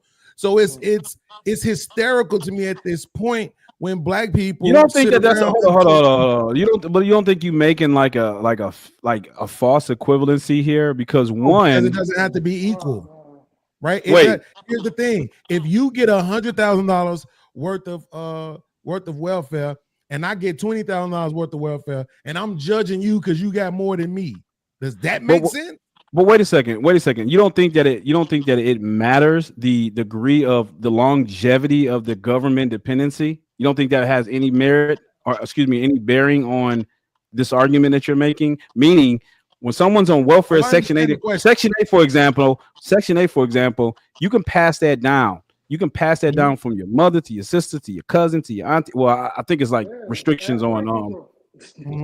But my point is, not only is it vastly different than receiving a one-time Pell Grant for pursuing a higher education, Section 8 initially was created as almost like a stepping stool to just, it's almost like to help benefit you for the moment. It's supposed to be a temporary program. But blacks have literally integrated this as part of their pathology, is to live in these projects, these hoods, the ghetto. They've made it almost a part of their culture. It's I think it's a false equivalency, because one time you're getting a Pell Grant versus a lifetime of welfare dependency. So I heard you, right? So here's the thing: two things. One, well, actually three things. One, right? So first of all, again, you didn't have to go on a long speech, because I just told you, if you get $100,000 worth of welfare and I get $20,000 worth, you're saying that it makes sense for me to judge you because you got more than I did. That's what you're arguing. We both got welfare, but because you got more than I did, it makes sense for me to point the finger at you and go, "Oh, what are you doing with all of that welfare?" We both got it. What difference do it make who got the most? Right? That's argument number one. Number two, it's a real argument. I know, but you're kind of like it's literally what you're saying. I know, but it doesn't matter if it took me mine. Okay, let's put you like this. You use. I'll show you why I'm saying your argument is flawed. You're straw man in my position. Section 8 is, however Section 8 is, however much that is, right? Over the span of a lifetime, there's a number to that. So let's just say they gave you $500 a month. For every year, that would be $6,000, and let's say you lived with it for 30 years, right? So that's like what, 100? That's like 180,000, maybe. Or am I adding an extra zero? Yeah, that would be 180,000. Right? So again, you're saying you're judging me because I got 180,000. No, but you're straw man. You're okay. Still, man, my position. What I'm saying. Wait. I am. You're literally, because this is what you're trying to do. Still, man, you're trying to argue because I got it for the entirety of my life. But the entirety of my life is a sum. There is a sum number. But that's not. But Beans, that's not all I said though. I said that it's not. I'm going to address everything. Okay, go ahead. I'm just doing this step by step so you understand that I heard you, right? So that's what I'm trying to tell you, right? So watch this. Here's the second thing. Guess who gets since you like that word disproportionate, guess who gets a disproportionate amount of Section 8 in Brooklyn? Let me guess, white people. The small hats. We saying that they the richest people in the world, but somehow they out in Brooklyn and got more Section 8 than anybody else. Why ain't nobody running them through the rakes? Why ain't nobody throwing them out and throwing darts at their head and making fun of them? Why is that not a running joke in anybody else's community that the small hats are out there getting way more Section 8 than everybody else in Brooklyn, where they're not even the biggest number as it pertains to population, right? So, and then you talking about the Section 8. This is my point. Do you have any kids? Yeah, I got 2. Do you file your kids on your taxes? Yeah, this is my last year. Yep. Welfare. Oh my gosh, that is such a straw man. Is it? I'm so glad that you said that is such a straw man, Beans. Come on now, that's disingenuous, brother. Don't worry about it. I got you.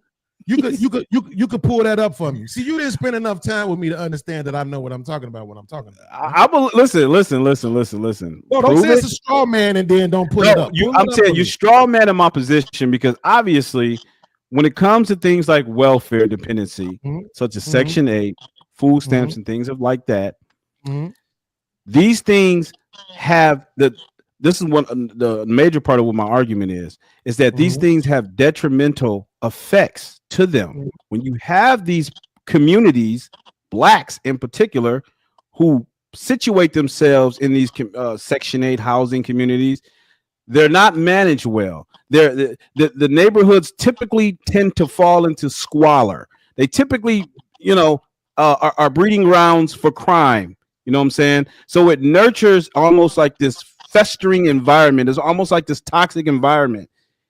And I believe one of the contributing factors, I think one of the contributing factors is the fact that they get to rely, that they tend to rely on these welfare programs. Do me a favor and pull this picture up. I just shared it with you. All right. I want the audience to make sure they see. The problem if you look, I'm sorry, sis. One second, sis. I swear, 1 second, sis. Sis, 1 second, 1 second. Okay. This is a list of welfare programs. Do you see what the first one is at the very top? Yeah, earned income credit. And what else? And the child tax credit. SNAP, right? housing, SSI, Pell Grants. On that same first line, right?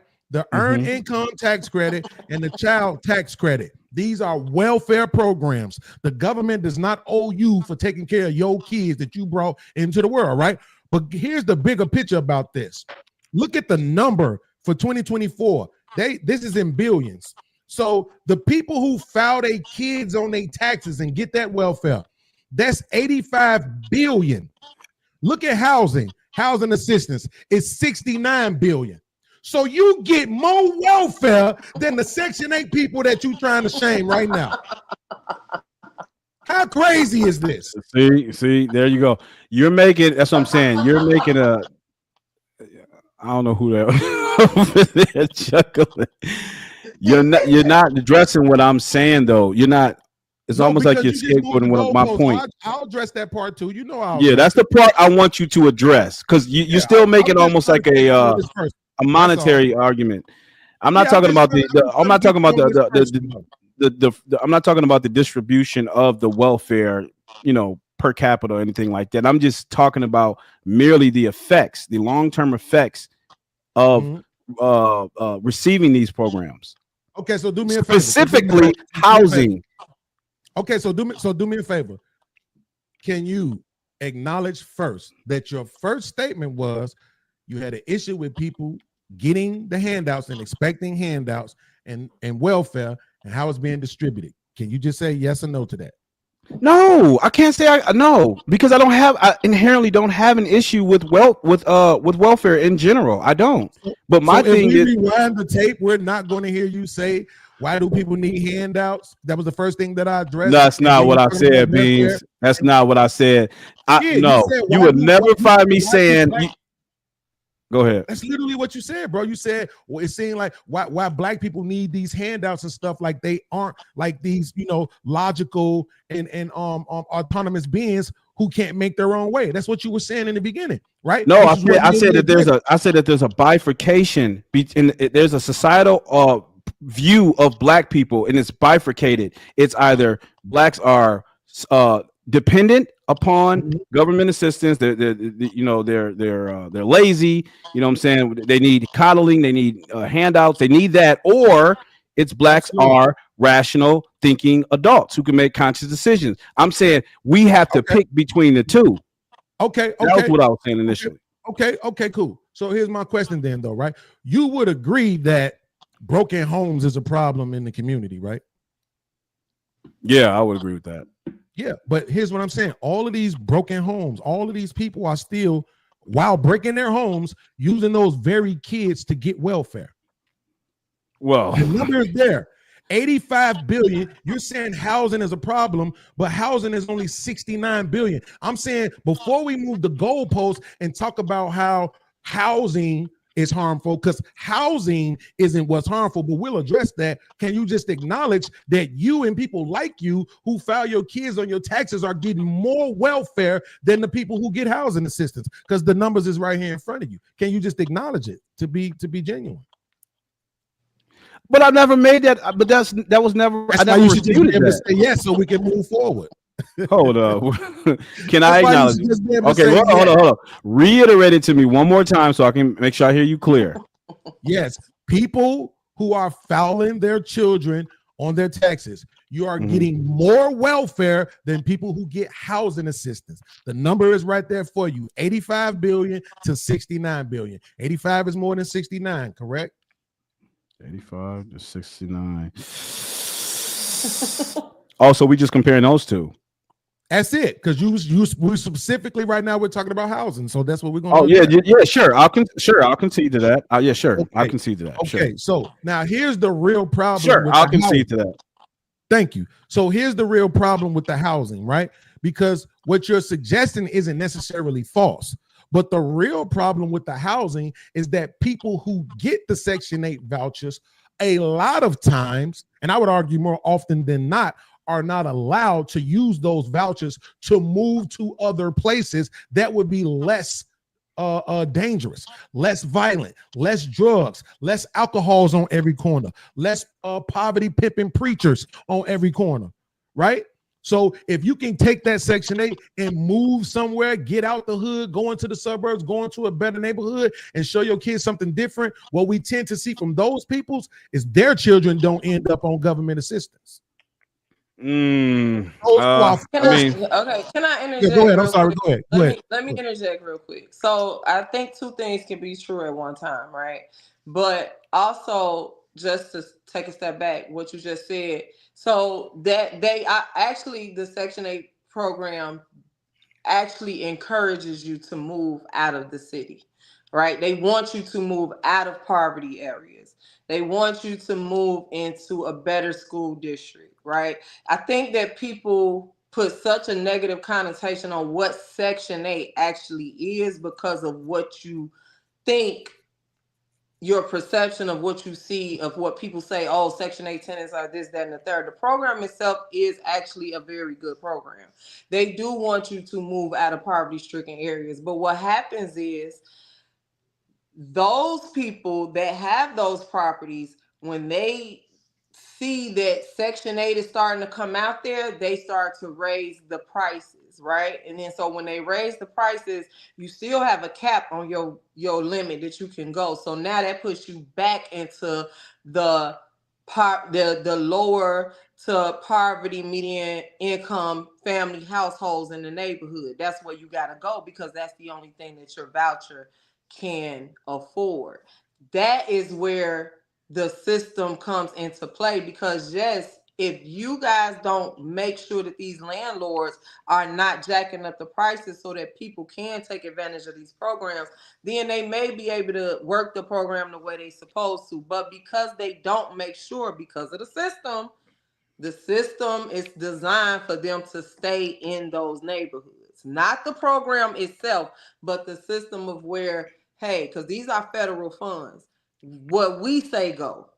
So don't think just because somebody has Section 8 that they're coming to destroy, and like you said, that neighborhoods are all torn down. That's not always the case. Yeah, but also, I mean, I don't think there's a large portion of landlords that are typically opted in to take Section 8 vouchers anyway. I don't think that they are. I mean, I'm sure that there's some, but I don't think that that conversation because that's a whole nother conversation. JP, what you got to say, bro? You such light of our people that are in poverty as opposed to backing the ones that are not.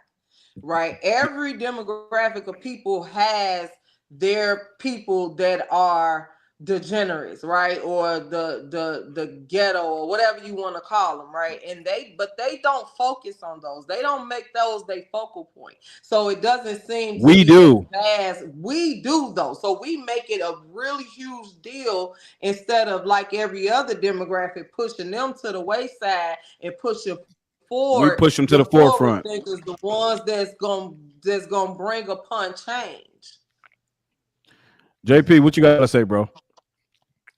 I mean, I don't have a problem with Black people being the recipients of any aid or whatnot. I think the argument was being the mindset of continue to be dependent on it. I don't know. I don't. But I think when he came on, he said that you a douchebag. But I mean, I think on my stance is just that I think I've always just said just they continue to stay dependent on it. And I think before he came on as well, you know, we were talking about the oppression mindset and stuff like that. I still don't, and I guess I'm just so far removed on certain things because a lot of things, yeah, I couldn't get a Pell Grant. You know what I'm saying? I've always got denied for food stamps. You feel what I'm saying? I never, me personally, filing taxes, I really don't. I some of that stuff like tax for the black community or anybody, bro. Like tax season in February is the Super Bowl. I've Right. never really, you know what I'm saying, expected that because again, I've always been a independent man to where I didn't have children to file. So it based on how much I make, I've never expected to file, you know, get a refund. Mm-hmm. You know what I'm saying? Now, for my woman or something like that, then yeah. But like for me, no. Like you would remind me to when it's time to file. It's probably some times where I did miss the deadline. I just be like, well, fuck it, the next year. Because I really don't have a you know what I'm saying, to where I know I'm probably gonna owe anyway. But do you agree? But do you agree with okay? And I wanted to ask you, Beans, you don't have these numbers segregated by race? No, not in this particular meme. No. Okay. But do you agree? Wait a minute, because this is important. I want to say this. I'm sorry. Just allow me a second. I won't be long-winded, I swear. Go ahead. How much of your life does the government tax you? All of it. Ooh. Well, we get every single part of it. We get taxed for life in existence. Our social security number. Before you even see your money, it's like 6 times. Mm-hmm. That's crazy. So can anybody explain to me why it makes sense for you to get taxed for the entirety of your life, but not to get reciprocated from the government for the entirety of your life? Well, the thing about it is, I just felt like nobody. Again, me personally, like I said, I mean, I've never made a whole ass of money to where I felt like shit, the government was gonna come back at me for not paying taxes. Mm-hmm. I'm not in that tax bracket, so I don't know. I felt like you know, they complain about Trump. They say the niggas say, oh, he don't believe in paying taxes. Okay, oh, y'all can't do that. Y'all ain't white. Well, shit, come find me. You know what I'm saying? When you asked about the Pell Grant, you know what I'm saying? No, I had to pay for college. You know what I'm saying? So at the end of the day, I've never really had anything given that I did not have to pay back. Yeah.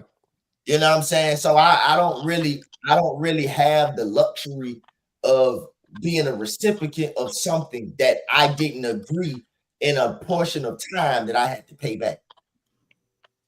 Yeah, so I mean, the truth is this, man, that people. I think, but we have the most black people that we got to get out of this mindset.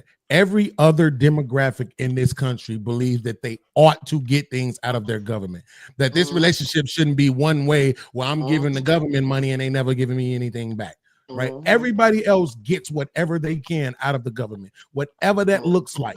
Whether that's housing, food, Medicaid. If you look on that list, what you would have seen was Medicaid was the biggest program on there, taking up more than half of what the government allots for welfare at like $567 billion, right? The other 13 welfare statutes combined were only like 480 something, right? And then the second biggest one after Medicaid being food stamps. And if you have a problem with the government giving you food, can you be honest with this, right? Every recipient of the welfare, you know, any race that is the recipient of any benefits from the government, when you say welfare or anything, don't they all look and the behaviors and the way that they live is all the same? Because I can't say that the white folks that overly abuse the welfare, they're using that to flip and live a lavish life. Why wouldn't you say that? What would make you think that they weren't doing the same thing? Poverty lifestyle as well, because the white folks that them white folks that take that, the other white folks call them white trash. They all everybody who received that, they all look the same no matter what race. So why do you again, you can argue the biggest component. Well, but this is what you got to understand. Most people who get welfare work. Right. And then again, the demographic. So look at Medicaid, right? Medicaid, 10% of people who receive Medicaid are elderly. But watch this. They get more than half of the allotment. It's only 10%, but they get more than half of the allotment. You understand what I'm saying? So like even me, I'm a person through Kentucky where I have Medicaid. I've never used it ever, not one time. And I've had it for 5 years and I've never went and used it at all ever. So let me ask you this. So most of the government assistance, so what's the tax bracket we talking about? Well, that's what I'm saying. It depends on which thing you're getting, right? So what is the highest of earnings? Yeah, that's what I'm saying. It depends on what you're getting, is what I'm saying. So if you're using the child tax credit, like if you're using your kid to get welfare, then the highest you can earn is $200,000, and it can be $400,000 if it's you and your spouse.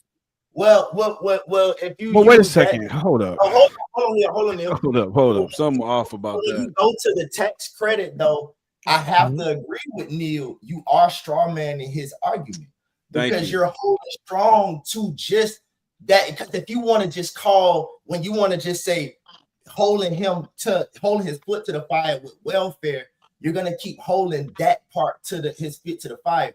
I am talking about the ones who don't work. You cannot get welfare if you so that's pigeonholing. I think that's what he's using. No, that's not true. No, it's not. That's what I'm saying. That's pigeonholing, right? Saying that you want to speak specifically about a particular demographic. When I'm saying, he said handout is handout. Welfare is welfare. If you get $5 or if you get 5 million, you participated and you don't get to talk shit about nobody else. It's that simple. It's that simple. It's the same reason why I don't like niggas who sit on the internet and talk shit about hoes. And they spent their whole youth chasing hoes. And now they want to sit on the internet and disrespect hoes. Watch your mouth. Yeah, you don't like me. I agree with you on that. I agree. 100%. I tell you that all the time about 100%. But I don't think it's the welfare. So wait a second, because I smoke cigarettes, I would be ill-advised to tell a kid not to smoke cigarettes. No, but you would be ill-advised to talk shit about somebody who does. You can't sit there with a cigarette in your mouth saying, "Look, I can't say, I can't say, hey, you should put that damn cigarette down because it's gonna kill you." You can, but you can't talk shit about them. Is the point? That's not talking shit. That was talking shit. Put that shit down before it kill you. That's a correct measure. That's not talking shit. Okay, get your ass off of welfare. Get your ass off of welfare because the government is subsidizing inertia. It is subsidizing dependency. That's corrective, right? Or is that talking shit? That's talking shit. Oh, okay.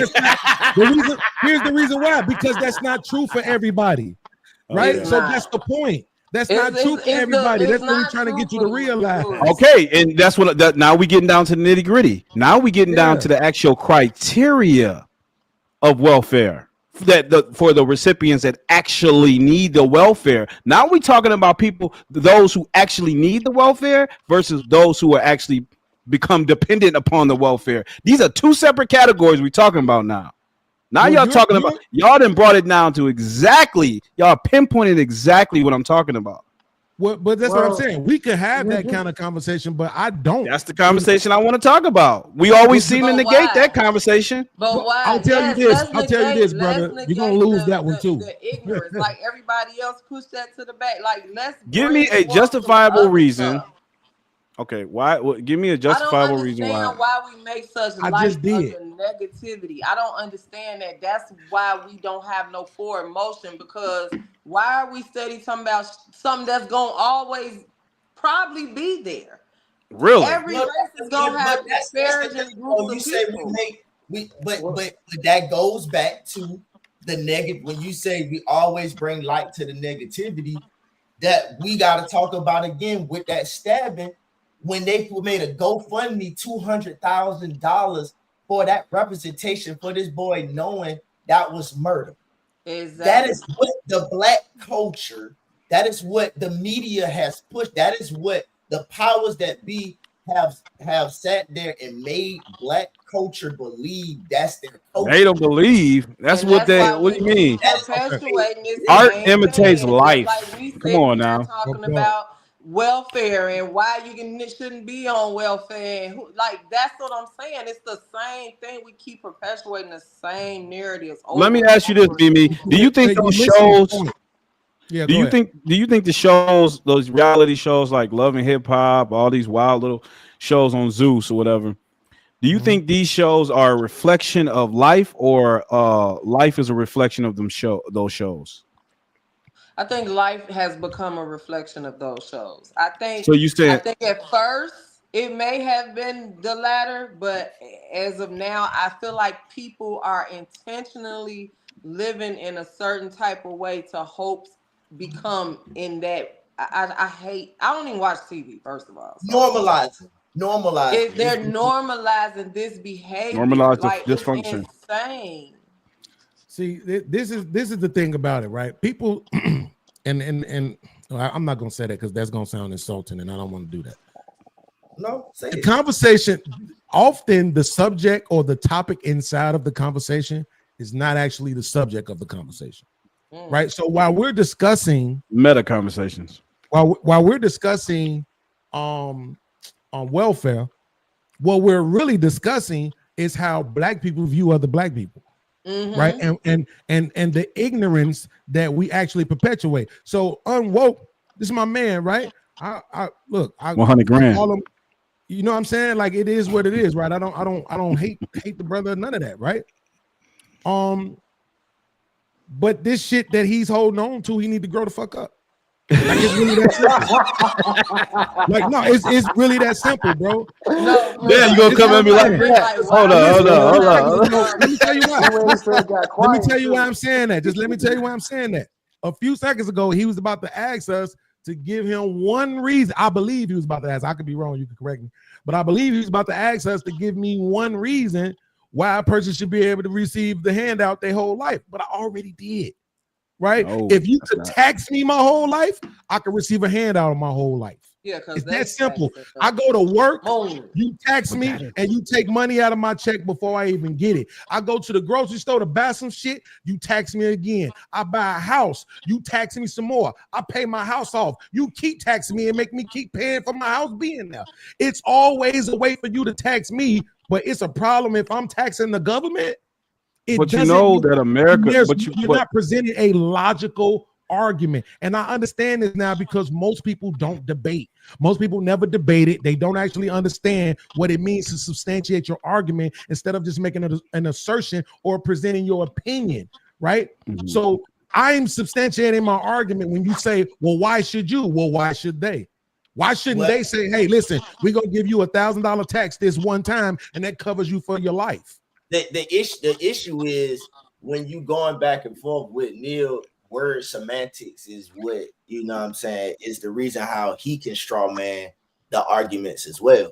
So when you say, if you taxing me all my life, why do I not deserve a handout? When you just leave out the handout part and just say, if you taxing me all my life, why is it now I can't find ways of different resources to keep me living? You can. But you're not responding to that, though.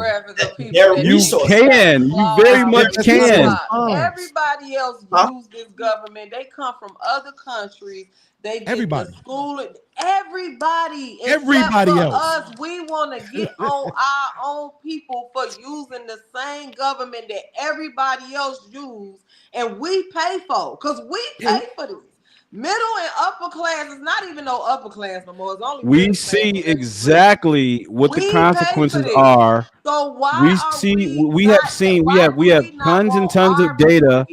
We have tons and tons of data to support why it has become a negative to rely upon government assistance as a collective. But you don't, though, Neil. That's the point. Yeah, you do.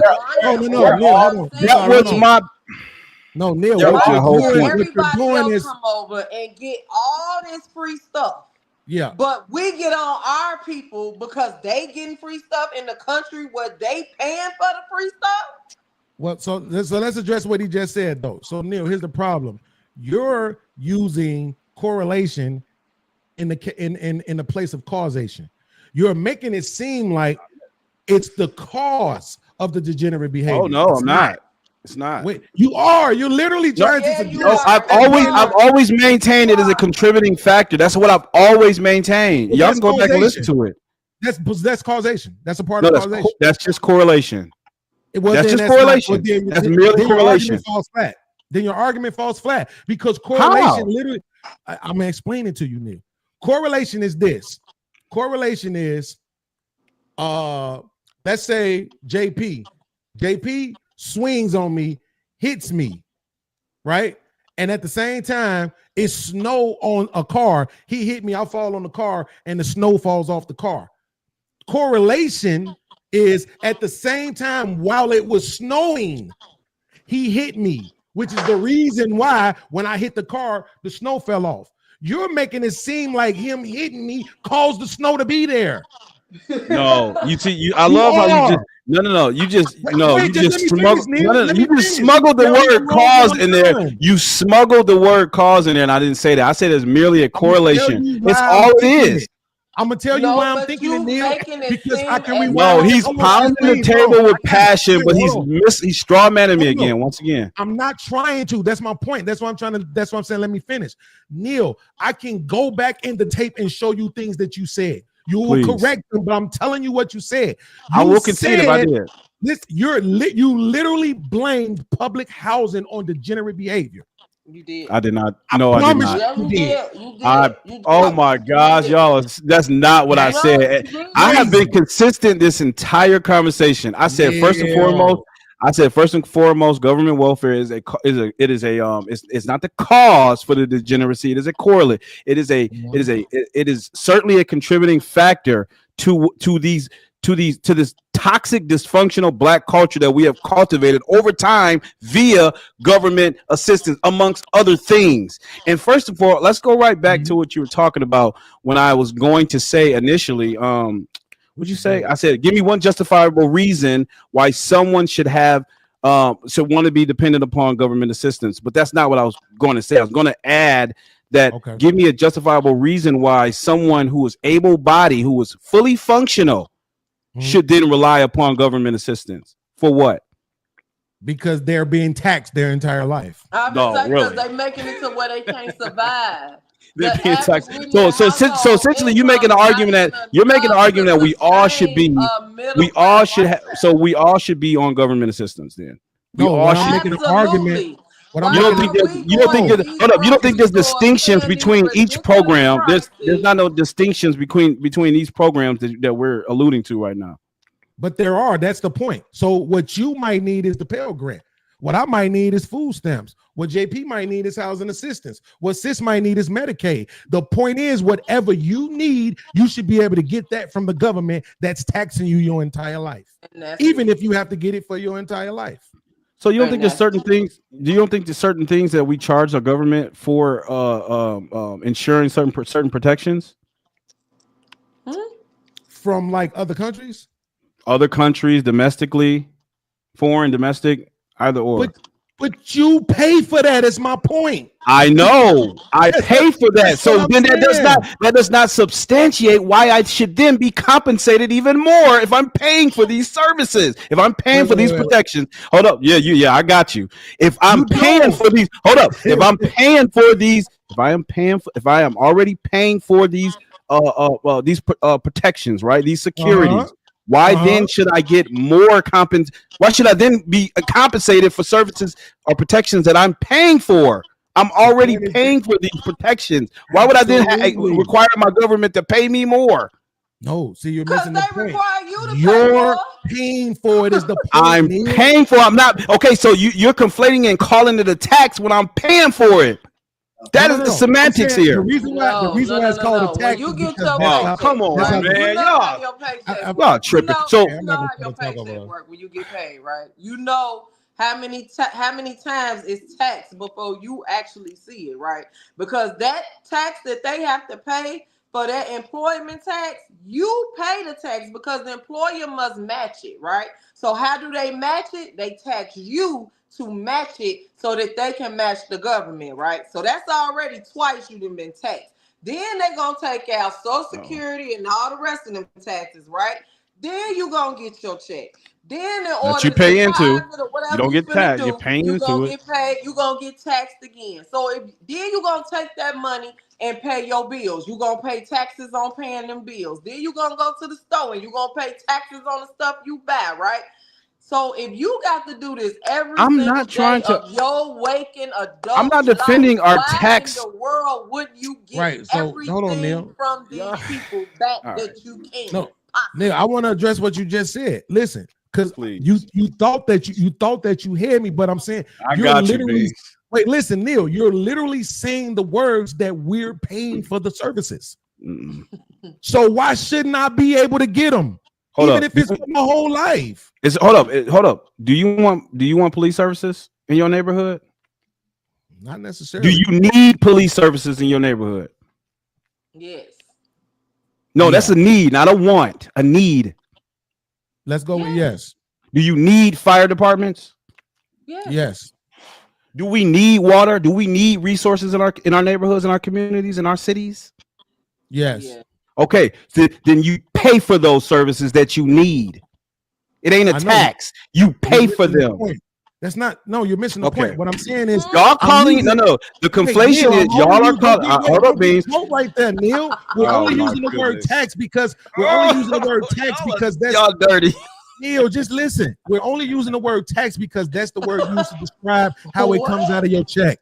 So let's not get caught right there. Let's not get caught up in semantics. What I'm saying is this. You're saying all of those things you're paying for. I'm saying according to your belief, because I can actually prove to you that you don't actually pay for any of that.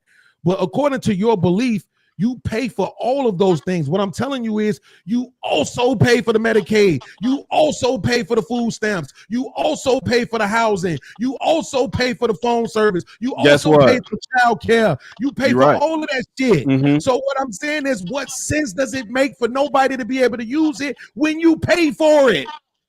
Okay, first and foremost, I believe that every country should have, and this is just my opinion, I believe that every country should have a social welfare net, a social security blanket for those who may, have certain ailments and things like that. I believe that there should. Once upon a time, this was our church community that provided this particular service, but we don't have that anymore. That's been hollowed out. So yes, I believe a government should provide a social welfare for certain, for the less fortunate.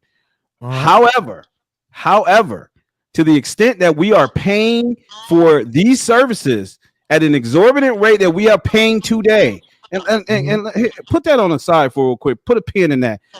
Y'all are aware that America, amongst all other nations, amongst various other nations, have the lowest progressive. We do not have the most progressive tax system across the board. Y'all know that, right?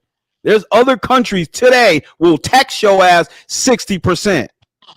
Absolutely. And more. So that's a given. If you're going to have certain protections, your government is going to tax the citizens. This goes back to ancient Roman days where you would be taxed. But you're proving our point, though. No, you're not. No, I'm not. I'm not proving it. I'm actually debunking what y'all saying.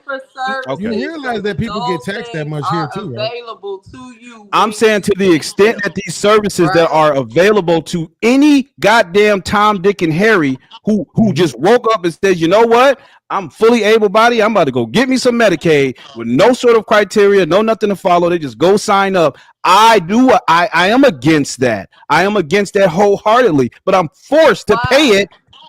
What do you mean? Why? Because I'm paying for another full-grown man to be dependent on my money, my tax dollars. What do you mean? Why? Somebody else did that when you went to college. See you again. There you go. That money for you to get. Is it true or not? No, I don't think that's true. Because I believe the way this money is allocated, it's not all just one slush fund of welfare. Okay. This money is allocated in different. So what would make you Hold on, think sis. that Hold on. you're paying for Hold on, that sis. man's welfare? You're not. Wait 1 second. And again, he's still making that argument that I never made too. Hold on 1 second. 1 second. We are 1 second. paying into these services so that these services will be available if and when we should need them, or whoever else should need.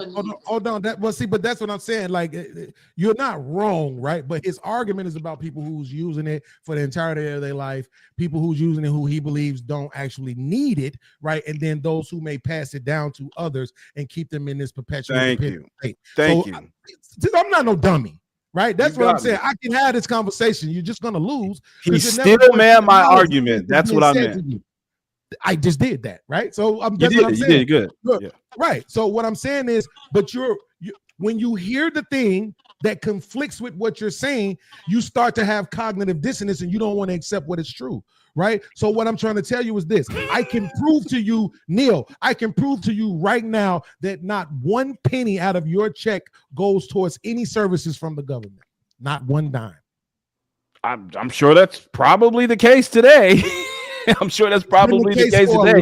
But I'm talking about with their initial. Well, okay, but what I'm speaking about primarily is that the initial intent of these programs is what they're supposed to be in their nascent original form. It has grown to. I'm not talking about that. I'm against that. If y'all can tell, I'm vehemently against that. I'm against paying and subsidizing people who are fully able-bodied to go take care of themselves. And not to mention, we have income mobility in this country. Yes, we do. The point, right? The 1% fluctuates every 5 years. The people who are in the 1% bracket right now, it fluctuates. It will not be the same class of people in the next 5 years. It fluctuates. Okay. So goes up and down. But the 1%, I mean, that's neither here nor there. What I'm saying is this, because it's 1%. So how many people is it actually affecting? Right. So that's what I'm saying. It's actually an irrelevant argument. Okay, right? but that's all brackets though, Beans. I'm not just talking about the 1%. We're talking about the majority of people. So I literally just did this on my show. 1938. I hope I'm right. 1938. We had this meme that was showing the cost of living. As a matter of fact, I can put it back here for you. I just put it back there for you so you can pull up. You can see it for yourself. So this is the cost of living in 1938. Oh, right? I just saw that on Instagram too. Yeah. So one of the biggest takeaways from this, right, is that the average income was $1,731. Right. This is like 89 years ago. Right. So not even 100 years ago. Mm-hmm. Right. So the average income was $1,731 for the year, and the average rent was $27 per month. That's 18% of your monthly, right? If you divide 1731 by 12, right? Mm-hmm. So $27 is 18% of your monthly. Today, it's 36% of your monthly. On average, your rent is 36% of your of the average income in America. It's doubled. Yeah. You understand what I'm saying? So what I'm trying to get you to realize is that we try to make it seem like, oh, people don't want to work or people don't want to do this. No, the average jobs don't pay as much money as they used to. Your money don't go as far as it used to, right? And then you have all of these other things, like you keep talking about welfare. Feminism and capitalism did way more damage to the black community. I agree. Not capitalism. Not even close. Not even close. I wouldn't blame capitalism for that. Let me finish, Neil. Let me finish so you can understand. Neil, as a matter of fact, let me ask you a question, Neil. If I took everybody in the black community who was on welfare and I removed it, do you think crime would go down or go up? Well, I believe that welfare is just a component. It's just another element to the. So then you can just answer the question. If I removed all welfare from all black people, do you think crime would go down? I reject the premise of the question. It's a simple question. It's not. I reject the premise because I never made that claim. I'm not saying that you did. This is a new line of thinking. So I'm asking you a new question. I don't think it'll have any effect. No, nigga, answer the question. I want to hear the answer. Answer the question. What do you mean?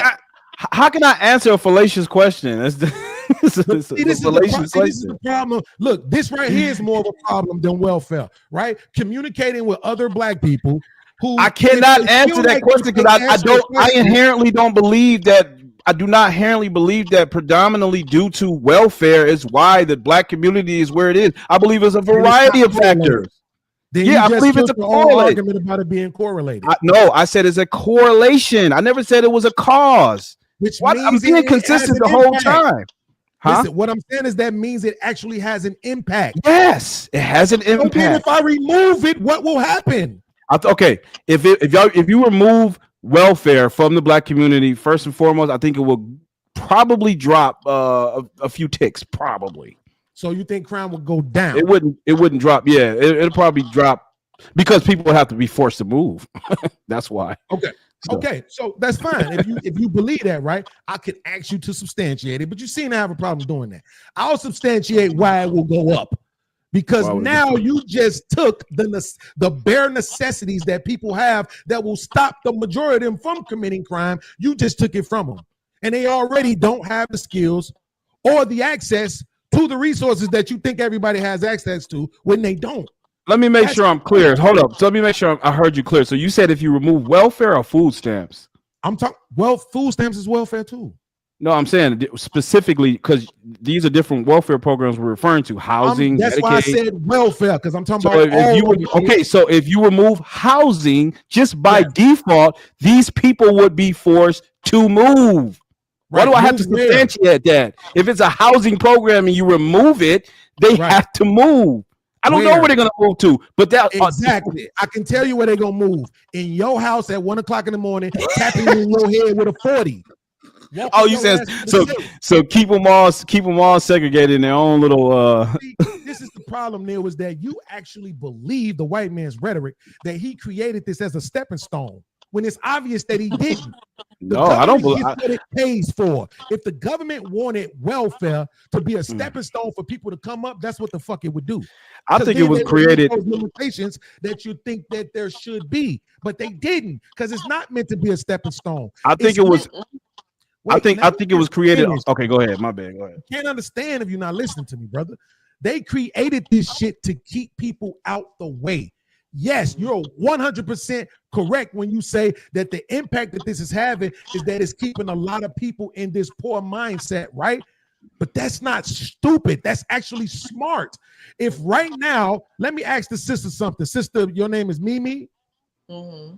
Mimi, right now, if I was paying your rent, light, gas, phone, internet, food, and buying you clothes, would you go get a job so that you could pay for your rent, light, gas, food, internet, clothes?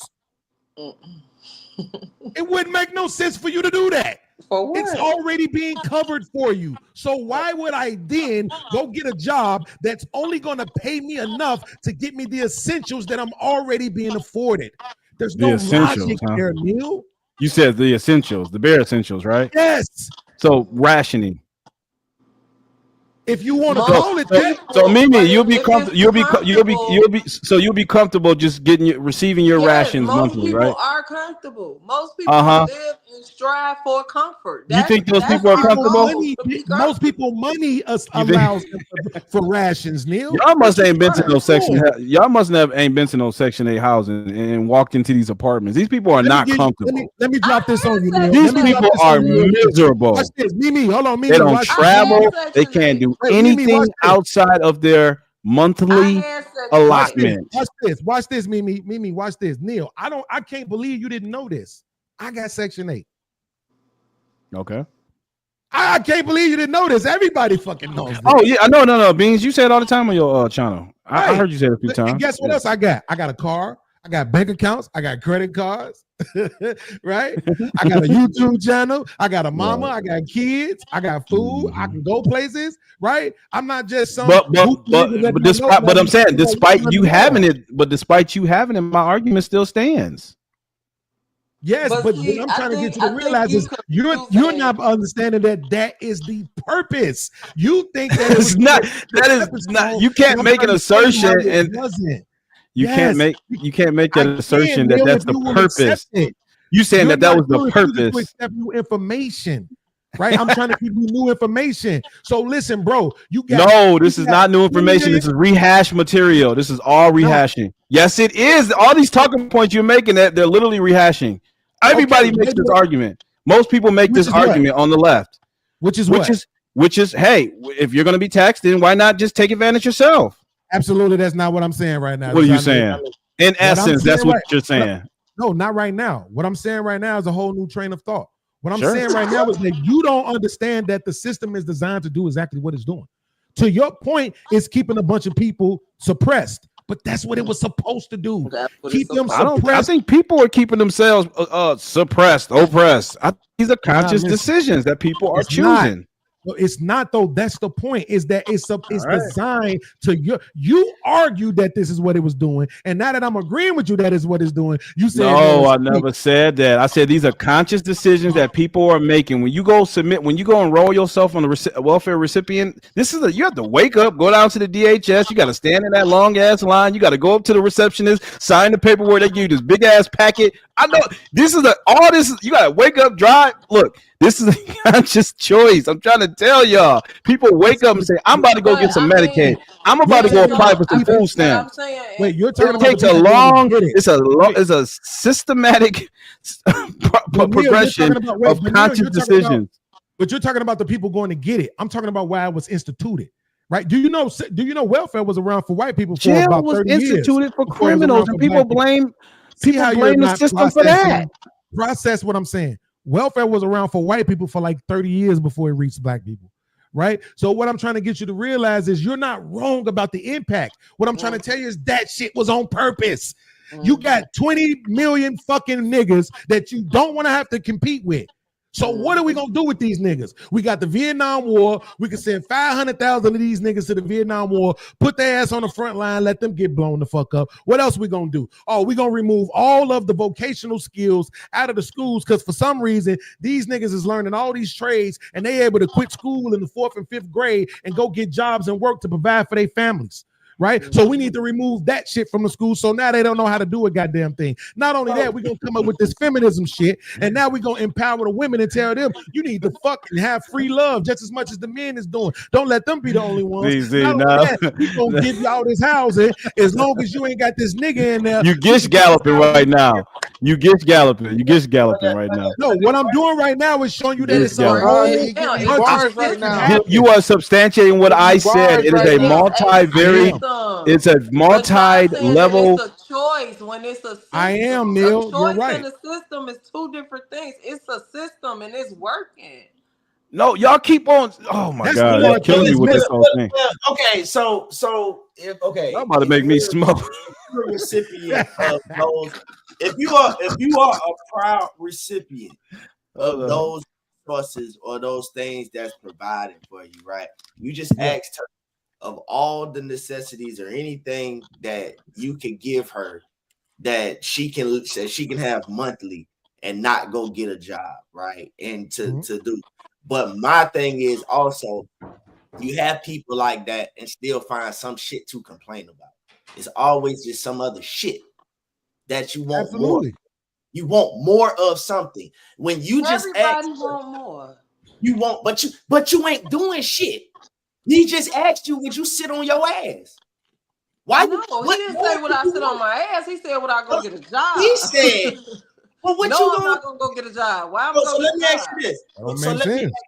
That don't make sense. That's working back. Let me ask you this. So okay, so you equate. So you're okay. Would you you're gonna go work or go would you, and instead of saying, are you gonna go get a job? Are you gonna go work? Because again, I keep telling you, it's word semantics. When you with Neil, I'm not gonna go work and I'm not gonna go get a job. Okay, so when you say I'm not gonna sit on my ass, when you're not gonna, so what productivity are you gonna do that makes better for life? I don't know. Whatever my passion is, whatever the creator put in my vision for me to go make happen and give back. She's gonna do hand nails. Right. But is that not work? See, money just frees up your time to do what your purpose really is in life. But is that not work? My bills being taken care of, I'm not finna stress myself about getting no job when my necessities are already taking is that care not of work? of my time. Is that not work? Yeah, it is. No. Oh, yeah. It's not supposed to be. No, let me tell you something. That's a misnomer. No matter how much of your passion, right? Everybody says we want to do something that we love that we would never feel like when we waking up to go do it. It feels like labor. It feels like something we're forced to do, right? But no matter how much of the passion that you love your kids. You take care of your kids because that's your pride and joy. But the work you have to put in to be a parent, that's a fact. Is that not taxing? That's a fact.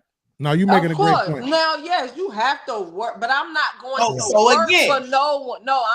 When you ask me, am I going to work JP. to get a job? No, I'm not. I'm going to go and pursue whatever. Of course, whatever I pursue, if I'm being creative, I'm gonna have to work on it. You know what I mean? Absolutely. It's not gonna just come. It's not gonna just fall in my lap. And if I wanted to be successful, I'm gonna have to work my ass off 24/7, 7 days a week, every day.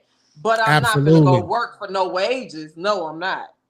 I'm glad you said that, because that people don't understand that about being an entrepreneur. You will put more hours in on that shit than working a job. I swear. Hey, you ain't getting nothing done for a long time. I'm gonna shoot my dog. I'm gonna shoot my dog some bail then. I'm gonna shoot my dog some bail, right? She just said all of that, right? That she just gonna go pursue her passion, this, that, and the other. But not only that, though, means let's go back to what you said, right? Of the system that was produced. You are now producing a system for her, right? Your system is no different than the system what you saying, because she's saying, I'm gonna go pursue my passion. If I can have this paid for, this paid for, this paid. But the people on this end who have those same things that's paying for this, and this, what is the difference? That they're not moving forward and progressing on the same thing that she's saying she would do if you were to provide her for the same resources, though. That's easily answerable, JP. Here's the thing. You look like you play sports. Yeah. Well, yeah, you used to play. Didn't you say you used to play cross? That's a long time ago, man. I'm too old. Yeah. No, I'm just saying, right? So that means know it's some niggas that was out there trying to get it in that had no business being out there. Right? You know what I'm saying? That no business on the court, no business on the field, none of that shit, right? Bro, most people are fucking worker bees. It's just that simple. Most people don't have talent. Most people don't have nothing special, no special skill, no special quality, no passion, none of that shit, which is why most people just want to get a job and work and come home, fuck their wife, and have some beer. Right? Because most people don't even want the responsibility of running and owning a company and all that other shit, right? I would argue also, I'm gonna get my check and I'm gonna go home. So to your point, this is the reason why you will see some people. That's what I'm saying. The only thing they can do is the number one job in America is retail, and that shit averages $15 an hour. So if the number one thing I'm gonna be able to do is just go get a retail job, working at the corner liquor store, working at the neighborhood laundromat, some other goofy shit, making just enough money to have what I already have, it does not make any sense to do it. But what I have noticed is people that have, I'll give you an example really quickly. My cousin, his wife, she had Section 8, but she wanted to be on this nursing shit. Guess what? When her bag got to the point where she couldn't have Section 8, she didn't quit her fucking job. Nigga, I got to get a Section 8 up. I'm going to get this money because this is what I want to do. Period, point blank. Fuck this Section 8. I'm out of here. And if she's smart, she would have bought them a house with her Section 8. But when she bought a building. Exactly. That's what people don't know. If you get Section 8, they have it where you can buy, they match your rent every month, and then you go into the program and you buy your first home, a building, a property, whatever, and it's yours, and they match your down payment. But see, that goes back to what Neil said then. It is a conscious decision when you said that system, you're correct. The system was designed for that. But at what point in what decade, in what generation of a mindset that we changed that though, bro? Of when the system was designed way back when, But as long as it's been here, for what you just said of knowing that your cousin-in-law knew. But my next question before that was going to be I was going to ask you, give me the percentage of all of these people that you're talking about in single households. But you just came back with an example of your cousin-in-law, right? Yeah. It's a two household, right? Now you have two minds that understands that, hey, look, we got to move forward. But I think also, bro, when it's one single household and more so targeting single moms, single mothers, this is weird. The destruction of the bane of our society. Because you don't find too many men. I'm sorry, Mimi. Too many single motherhood has caused a blight on the black community. We're not gonna say that it's not afforded to. Been a blight on me. But let's all think of the system where it was designed, where it was targeted and spoken and said that who it benefits more. But with the man that is a single father, it takes him to go and research to find those resources that it still says it's affordable for a single father, right? So wait, JP, let me say this because I don't want to lose my train of thought. I want to respond to what you just said a second ago. First of all, to your point, my cousin, the majority of the time they was married, he didn't work. He was a stay-at-home dad. The majority of the time while she was pursuing her career on this nursing shit, right? And now he been working for the last couple of years. He been working in the hospital doing his thing. And sadly, their oldest son just got killed a couple of weeks ago. So RIP to my little cousin, man. That shit's crazy. But that was his namesake too. But I will just say this, JP. So my grandmama had 10 kids, 6 girls, 4 boys. Out of the boys, 2 of them died like in their 30s and 20s and shit. They never was able to like really get out there on their own. The other 2 got out there on their own, never had no welfare. But out of the girls, at least 5 of them did welfare. Not one of them stayed on it. That's what I'm saying. Like, I'm trying to tell you, people, if let's just say this is what I'm trying to say, Neil. If your welfare is giving you 30 grand a year and you could go get a job making $35,000 a year, you're going to stay on welfare. If your welfare is giving you 30 grand a year and you got a chance to go get 60, you're going to say, fuck this welfare. That is called income mobility, my friend. You again substantiating everything I said. The tax brackets, the middle class, upper class, upper middle class, then upper class. They're what's the word? There's income mobility there. There's rise and fall. Like, these people are not just like when y'all tell the story, it's always fascinating to me how when people tell the story about, just the disenfranchised black community or the black man who just can't find a job. Blah, blah, blah. I'm immediately asking myself, first thing that come to me initially is like, wait, he doesn't have a transferable skill. He doesn't have any sort of qualifications. How was his home, his upbringing? Like, are we starting at the middle of the story? Where the guy is coming out of a broken home, I can understand that, but are we going to go back to the beginning of where there was mama, daddy, had sex out of wedlock, had a baby, mama ran off daddy, mama got child support. That's how it go. Mama ran off daddy. Hold up. That's how it go. That's how it go, Mimi. Mama run off daddy. Remember, and I didn't correlate this to the other day. I correlated this the other day. I remember when Tupac said there'll be a race of babies that hate the ladies that make the babies. That's what we in right now. Like, y'all push this narrative of single mother monster so tough that y'all are literally pushing black women. No. It's not. No. It's a behavior. Like, it's a behavior. Y'all got to understand the ramifications of your speak when you get on these podcasts and on these streams and say the things that you're saying, and then you wonder why the disrespect and why these kids don't have no value for life. Means you better back me up on this one. It's because this is steady being perpetuated into our society. And so if they hear this and they see this, I ain't what gonna do say you nothing. think?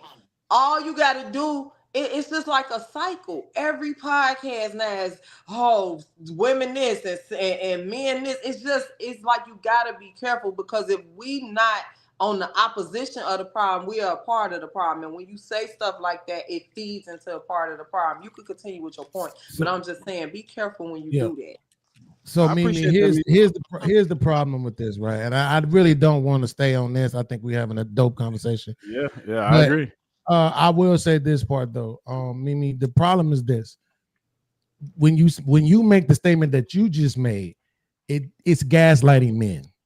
And the reason why it's not. It's not. Just let me finish. Just let me finish. It's okay to let me finish. Let me say it's okay to let me finish, like we allowed you to finish. You can correct me afterwards. I don't want to lose my train of thought. We're not on that topic, and we okay. Mimi, you might disagree with him. You might disagree with him. Just let him land his plane. On that topic if you like. I'm not disagreeing. No, we about to shit to that after he says I agree with men's points of views way more than I agree with women's. But Absolutely. We're not talking about that right now. What right Absolutely. Is right, wrong is wrong. Because if it was women on here saying something derogatory or pushing a negative narrative towards black men, I would say the same thing. Let's just stop doing that, period. We could make our point without pushing that narrative. You get what I'm saying? So you got to say like calling men deadbeats. So you got to say that twice now. So I hope I just get through my sentence, right? Which is this. The reason why I'm saying it's gaslighting is because I'm a man. I lived in this country like every other person who lived in this country, right? I've been around for almost half a century. So watch this. I grew up listening to 8 Ball and MJG. Listen to it all day, every day. Okay? They had songs talking about slamming women's heads into the wall, pimping and hoeing them out and all this other shit. Okay? And I still loved women. So what I'm trying to tell you is that as much as I would also acknowledge that these podcasts are doing damage, the real problem is that when they get through listening to these podcasts, they go into their real lives and see exactly what's being said. Because now, all life this shit, is imitating what's on social it's okay, media. I'm almost done. That's all. It's imitating. That you saying about social media imitating life, right? Like it could believe me.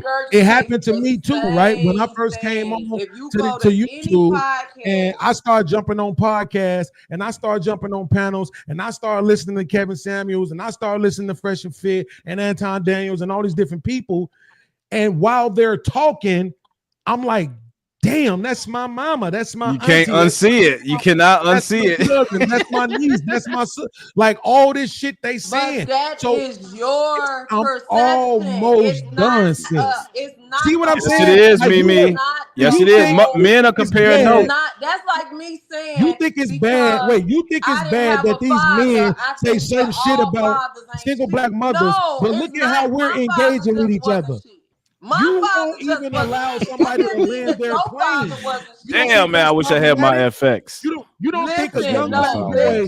You don't think a young black boy watching you refusing to allow me to land my plane? You don't think that's gonna have an impact? But listen. Because I don't. When I do that, I never interrupt. The only time I interrupt is when you're going so far off my point. I know that we're not going to be able to. Because it's not about your. No, Beans. Damn, man. It's not about your point. She right. Go ahead, Mimi. Let him just break it down for him. I don't think he understands it, Mimi. Break it down for him. It's not because I don't want to let you land your plane. You just going on. It doesn't matter what reason you're doing it. It's rude. That's all that is. I want you to keep it straight. Yeah, just keep it respectful, Beans. Your experience. I'm not. She just saying you got to be respectful, Beans. On these podcasts are not experiencing that. But what I am saying, you see that's why he said what he said. The man basically came on here and said, Neil, you need to let go of that hurt. You see how that shit happened like that? You see? Wait, what? What you say? JP, for real? You always JP. Okay. Hey, D-Nice. I know you ain't gonna let him come at me like this. Hey, listen, I'm just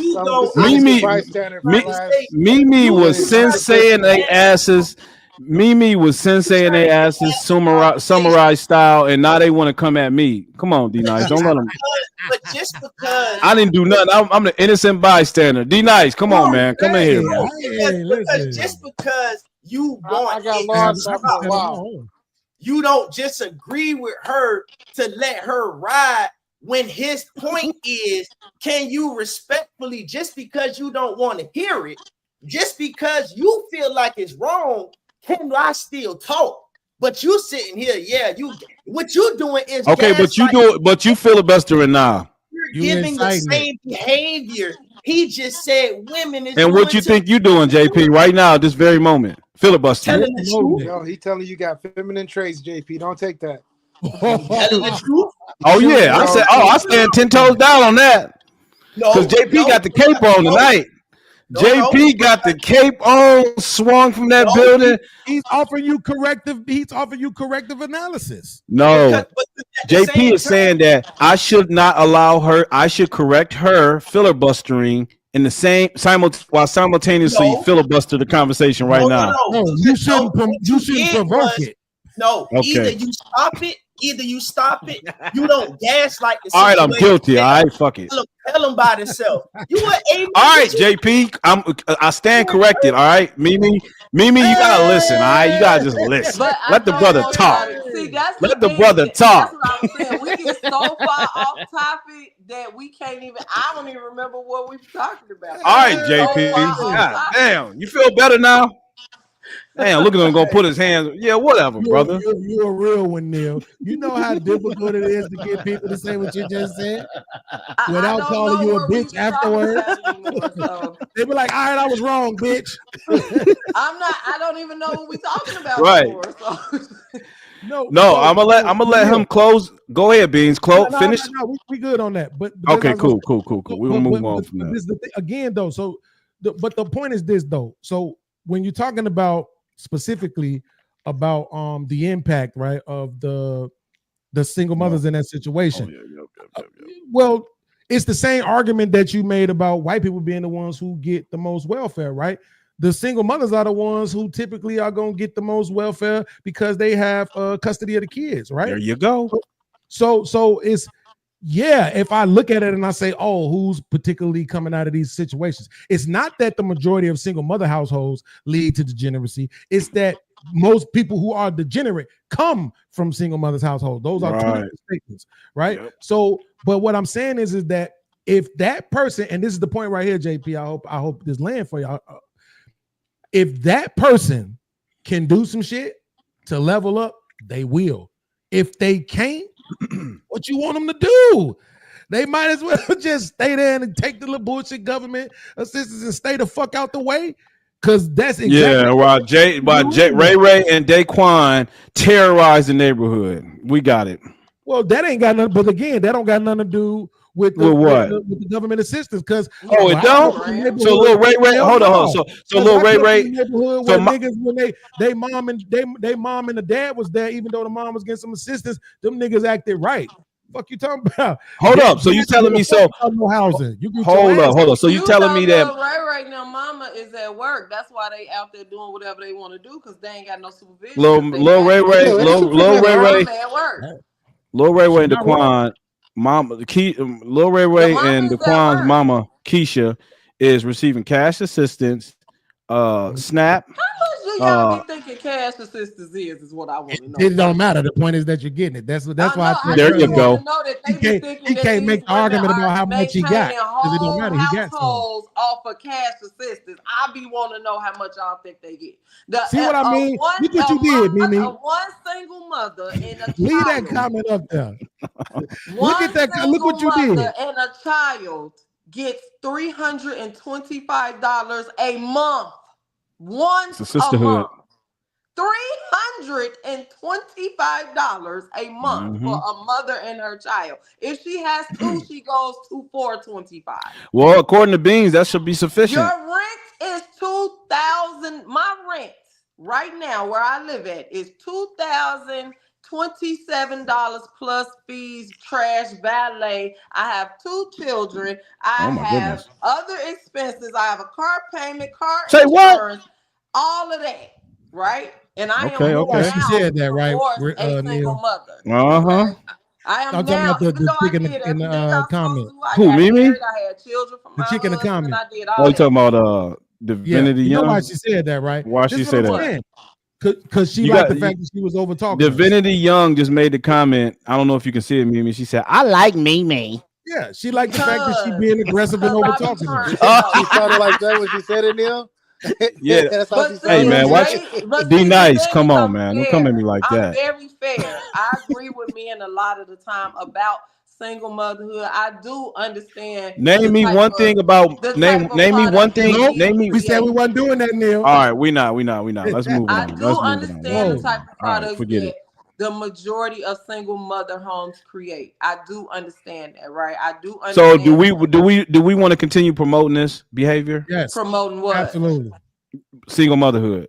Absolutely. Is it beneficial to promote this as a net good? Single motherhood. Yes. What do you mean? Why do we want to promote singlehood? You see more baby shower. What do you see? I don't care. You see more baby showers and weddings. Just because they making it the norm don't make it right. I never said being a single mother was right. I am so against single motherhood, and if I could go If you're not hold up, if you're not vilifying it, then it's by default you're promoting it. How am I why would I vilify something that I am at this current moment? Because like the argument I made before, just because I smoke cigarettes don't mean I can't discourage other folks from smoking. Yeah, but you can't judge them for doing that. I'm not. Oh yeah, you can. You can judge the actions, not the person. You can say that that's terrible behavior. You can vilify the action, the behavior. I'm not talking about the person. Like I wouldn't say that you are X, Y, this type of person, Mimi, because you have. Because you're so somebody else wouldn't say that. Listen to me. All right, but I would assess. But listen, if I knew you personally, I would assess you from your own merit. I wouldn't. I couldn't extrapolate a bunch of data. You don't know these people personally, so how are you? No, I'm just saying what we're saying is the collective data. What it demonstrates is that when you look at the numbers, degeneracy typically comes from single mother homes. That's just what the data say. That's just looking at it objectively. I just said you were right, but what I if we're not vilifying that behavior, but if we're not going to vilify something that people have no control, then we're going to normalize it. Then it's not normalizing. It's just come on. Listen, I can't take it no more. Hold on, Neil. I can't take it no more. Did you just say that people don't have control over it? No. If their baby daddy did. There you go. No, he's not. He's incarcerated. Hold on, please, for 1 second. Take it off of her. Take it off of her. Just speak generally. Have control over it? No, we don't. There you go. We don't have hey, Beans, hold up, Beans. Sometimes chill out, Beans. That you don't have any control over. Okay. JP, sit back. But here's the thing, though. But Neil. But so here's the thing, though, right? So the question that you asked is, should we promote it? And I kind of facetiously said yes. But the reason why I'm saying yes, there's a reason to there's a method to my madness. The reason why I'm saying yes, we should promote it, because in my opinion, I want the human race to go extinct. Okay. I think you're it's time for human beings I think it's time for human beings to get the fuck on. Like we ain't shit, right? We don't want to get it together. But that being said, if we want to have it from a geopolitical conversation, right? Then yeah, it's better that these women have these babies than abort them. So with that being said, we know people are gonna have sex. We know people are gonna get pregnant. So go ahead and do the single mama thing and stop delete that. Black women, I think, done deleted 25 million kids in the last 60 years. 25. Yeah, million. Our population has been stagnant for the. It's time out for that. If you're gonna do it. Stop all this letting them get rid of the baby and all that. No, woman up and take care of your responsibilities. You knew what this was. You knew it was a possibility, right? So go ahead. I think that it's okay. Because you know what's gonna happen, Mimi, if you start getting into some really good thoughts and we just start over talking you while you're doing it, you're gonna see how frustrating that is. So we don't have to convince you that it's rude and frustrating. Just allow us to land. We're having a conversation. It's okay. You'll get your turn. You're the only woman up here, so we want to hear what you have to say. Oh yeah, by the way, y'all know Mimi was on Ugly Nietzsche's channel. Oh, I gotta subscribe. You know the guy that's the big guy with the braids, the dreads. Ugly Money? Ugly Money. Oh yeah, Ugly Money. Sorry, my bad. Damn. Why you ain't say nothing, Mimi? Ain't his name Nietzsche? Probably didn't know he was talking about either. Yeah. Oh, okay. Yeah, I didn't know his real name. But what I'm saying is this though, right? So we have to get that part done with, right? Yo, stop whacking all our kids.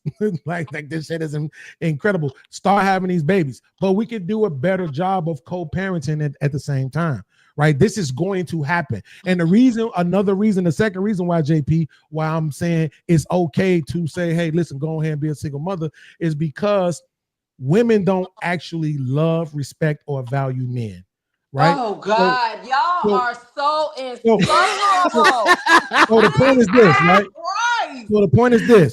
The thing what is wrong with y'all? The thing that they want, regurgitating, right? And that's what you're gonna do when you start talking. You're gonna say things that we didn't heard from every woman on panels too. But we're gonna let you finish. But so you can have it as soon as I'm through, right? So that's okay. And you'll get 10. And you'll get 10. We'll give you 10 too, right? All right, let him land this plane, Mimi. Because you keep interrupting me. All right, beans, land it, beans, land it, and then Mimi, you gonna jump right in, and then JP, I got you next. They don't actually love, value, or respect us. The thing that they want the most from us, which is money, we don't actually have that shit till we in our 40s. We don't actually have that shit till we older. So we might as well not be trying to force nobody to be in no relationships and marriages and all this other shit that's gonna fail. But we do know people gonna have sex and babies will be made and they ought not be aborted. Simple as that. All right, go ahead, Mimi. Let's see if she don't regurgitate. Who starts life? Who starts life? God. Women. Who starts life? Whoa. Pause. Wait a second. Men carry the spark of life. Exactly. So without you, there is no continuance of life. We only carry the life, right? We bring forth the life. You create the life. So if you be responsible for the lives you create, which is men in general, we would not have such a disproportionate amount of single mothers to begin with. But because men do not protect their spark and they putting it everywhere, this is why we have single mothers. Watch this, Neil. Watch this. Hold on, Hold up, JP. Beans. No, I told JP he was next. Go ahead, JP. Go ahead, JP. Let her finish her point, and JP, you jump in. Go ahead, Mimi. Y'all never listen. Y'all never listen. This is why y'all can never get a complete thought because y'all want to jump in and respond to the first thing you don't agree to. Listen. All right, go ahead, Mimi. I'm listening. Intently, yes. Just because now I said that, right? But that does not mean that I promote single mothers. I don't. I am so against single motherhood, baby. If you cannot find, and this is to anybody on the feed, if you do not have kids, don't give no man no kids until that man can give you his name. Until you can create a namesake for him and he can build a family and lead you and your children in the right direction. Do not submit to no man that don't submit to God because you cannot expect God from a demon. You just cannot. So that's what I'm saying. I'm not pro single mother. I'm not pro divorce. I'm not pro separation, co-parent, none of that. I believe just neutral. That if you create a life with somebody, you need to stay with that person and raise that life. I don't care what y'all go through. You need to both be active and there in that child's life until that child is able to go on and do what they need to do. It's not one person's fault, the other person's fault. Why people? It's different multitude of reasons why people become. So you pro-life? So you pro-life? I'm absolutely pro-life, and I'm pro-marriage. I'm pro two-parent household. I'm All right, pro go ahead, these hoes JP. stop saying that they love being single and independent. They don't need no man. I can raise my kids. My son is my king. I ain't promoting none of that foolishness. But what All I right, go am ahead. saying is I do JP, go not ahead. I think I know what you're gonna say too, JP. But go ahead. Go I ahead, do man. not villainize people I for think I know what JP about situations to such say. as myself, where I ended up being a single mother and I JP, did I hope you everything say right. what I think you about to say.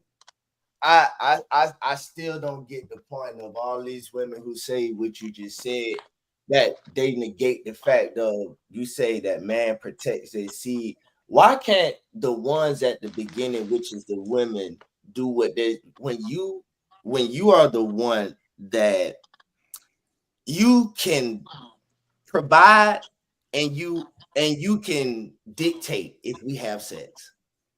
Like, because men lead, period. I get so tired of y'all always saying why women say, hold because on. men lead. That's what men do. Hold up, Mimi. You Men gotta let him lead on land. I know you ain't responding to the first thing you heard that you don't and like. y'all lead we women in this problem. It's not the woman's decision. The woman is Hey, under a Beans. man. Man starts Hey, Beans. everything. That's why life starts with him. Women Hey, don't Beans. have a choice. Even when we go back to what I'm gonna you get said Dez on here for before, your ass. you said that women should not have a you choice. said that we don't listen. I'm gonna You get just Dez on respond here. as soon as we hear something, and Hey, you she had have to run in with D Nice too. Hey, was y'all both on there at the same time? Okay. Did she, JP? Then she said it. So what women don't realize too, I've noticed a pattern, right?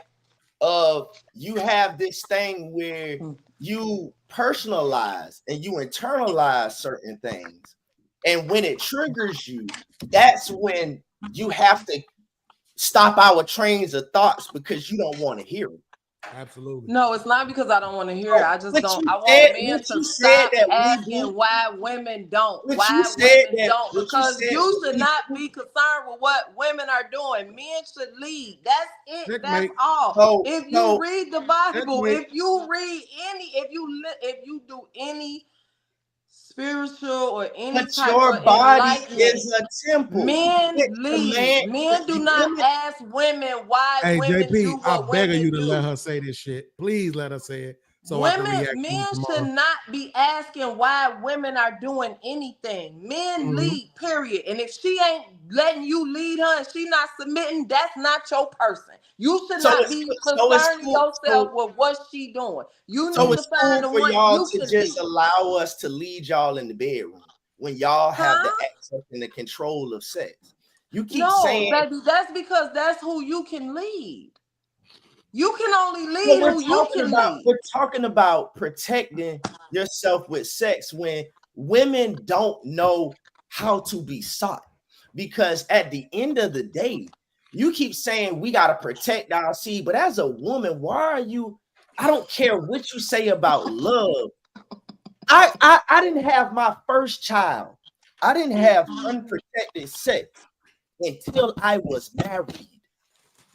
I didn't have Because my you first led, child. right? So guess what you I didn't don't have got? my first child Guess what you don't until I got? was 26 years old. Guess what you don't got? Hold on. Because in the midst of going into my 20s, women will sit there and say, oh, well, you can go wrong. Women will the person that gives the access to sex is offering that. But you say I can leave, right? But I have to be strong enough to say no. But why are you opening up the gate when you are the one that has the temple for me to release in? Your body is the most sacred thing. That is why when women cheat, men are so disgusted because we releasing you. You don't release in us. When you let another man releasing you or tarnish inside of you, you are no good. Listen, So when you keep saying that we protect ourselves, why don't y'all protect the thing that makes men have to? You know what? If all y'all women blend together and sit here and say, hey, y'all, we need to make these men work. They need to prove their worth. and we're just not going to have sex with them anymore. Do you know men only better themselves because if we all become rich and famous and have money, our end goal is to have it with a woman to come one. But if we are rich, famous with nothing, our purpose is nothing. Okay, can I respond real quick before you go too far? You said that you was 26 when you didn't have sex. You didn't have your first child till you was married, right? Yes. Was that her first child? No. Okay, so you had complete control of your destiny with who you gave your children to you. So because you as the man led your life in the direction that you saw your life to be, you did not impregnate a bunch of women on the way. Why? Because you led. You did not let them lead you because they could lay down and open their legs. You made a conscious decision as a man to lead your life in the direction you wanted it to go and to have your first child with your wife. No woman on that path deterred you from that. Why? Because you a man and you did what men do, and that's lead. Period. You ain't got no bunch of baby mamas running around. Why? Because you didn't let the fact that they could lay down and open their legs. And I'm sure you a nice looking guy. I'm sure it was plenty of them along the way to 26. I'm sure you had a fair share of chosen of the ones in the hood, at school, at your job, and everywhere else you could have impregnated. But because you led as a man, you had your first child with your wife. Now you know what? You know what, JP? I say this all the time, and people used to think that I was joking when I said this, but this is an example of why I like hoes, right? Because hoes usually be the most honest women, right? They're way more down to earth, way more grounded. They're not really misandrous, right? They don't actually hate men. You know what I'm saying? They actually enjoy the company of men, which is why they're hoes, right? So, but this is the difference. They're not going to carry this kind of rhetoric. She just literally told us that men ought not be concerned with what women are doing. The very women we're supposed to provide for and protect, don't worry about what they're doing, right? So, but then if I say, well, they don't actually love, value, or respect men. No, listen, I get it. You're Neil's doppelganger. Y'all say shit and then don't remember that y'all said it, right? And here's the worst part. I actually had the power to rewind the tape. I said, but you. Yeah, you said men don't need to concern themselves with what women are doing. Neil, are you concerned with all the hoes you met along the way in your life? Do you have children by any of those hoes? That's not the point, right? Yes, it is the point. Because if you concern yourself with what you doing as a man, those ain't gonna be your problems. It's irrelevant. It's gonna always be irrelevant. Hoes. It's been hoes since the beginning of time. That's hoes irrelevant. Ain't never going nowhere. But you that's just irrelevant, gotta concern yourself as a man. What you do is you have.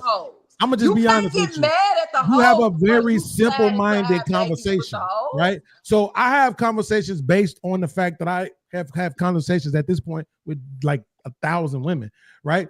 And so I'm saying, like, even when he asked us, when you asked us who gives the spark of life, right? Well, here's the thing: women who are proponents of abortion say that it's not life yet. Definitely, he know that's not what I said.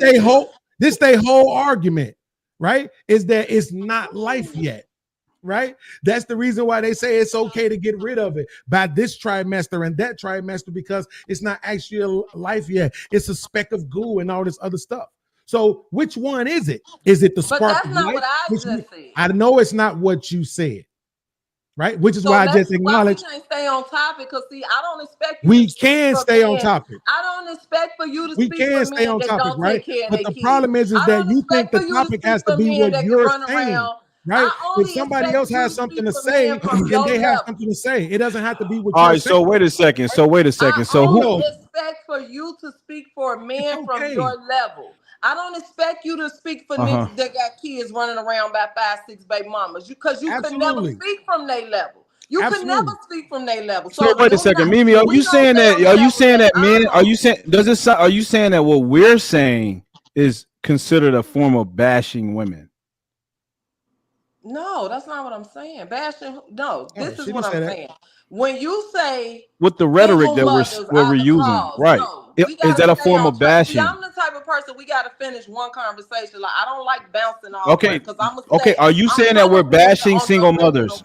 Are you saying that we're bashing single mothers? JP asked why women can't be more discerning with who they lay down with. And my point was you don't concern yourself with women who can't be discerning over their vagina and men who insert them and give them children.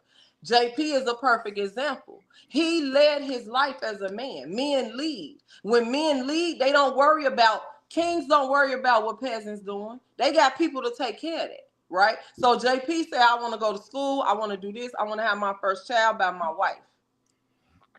He didn't make a criteria and say, oh, my wife, this got to be both our first child. He just said, no, this whoever my wife gonna carry my first child. No hoe along the way was able to deter JP from his vision for his life. So stop saying, it's gonna always be hoes. But as a man, are you gonna let them hoes dictate how your path of your life? No, because that's not being a man.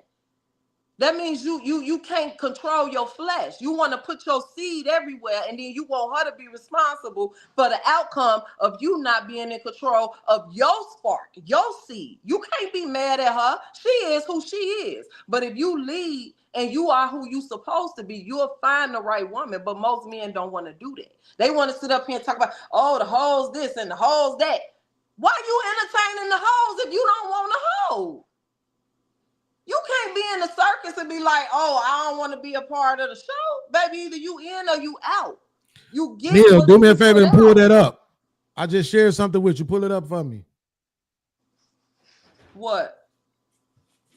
Oh, wait, I want to make sure you heard me say pull it up. I hope. I don't see it, Beans. That was the point. I shared it with you. It's going. Hold on 1 second.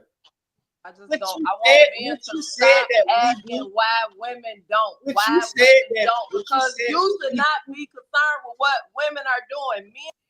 Because you should not be concerned with what women are doing. And he wasn't. And that's why he ain't got them problems. Because he wasn't concerned with what women was doing. But when I said that you said that, you said you didn't say it, and your pom-pom girl in the chat also said you didn't say it. He was concerned with what he was doing. He wasn't concerned with what the hoes doing. He probably raggled around with the hoes, but he wasn't letting the hoes deter him. He wasn't giving the hoes no babies. So you did the say hoes didn't dictate giving him kids. So you did say giving the hoes kids. So you did say He's a perfect example. I'm glad he said that because he's a perfect example. So you did say a man leading his life the way he wants it to go. Women does not. A woman did not dictate JP's trajectory. Absolutely. So you did say it. Huh? So you did say that men should. No, I did not say that.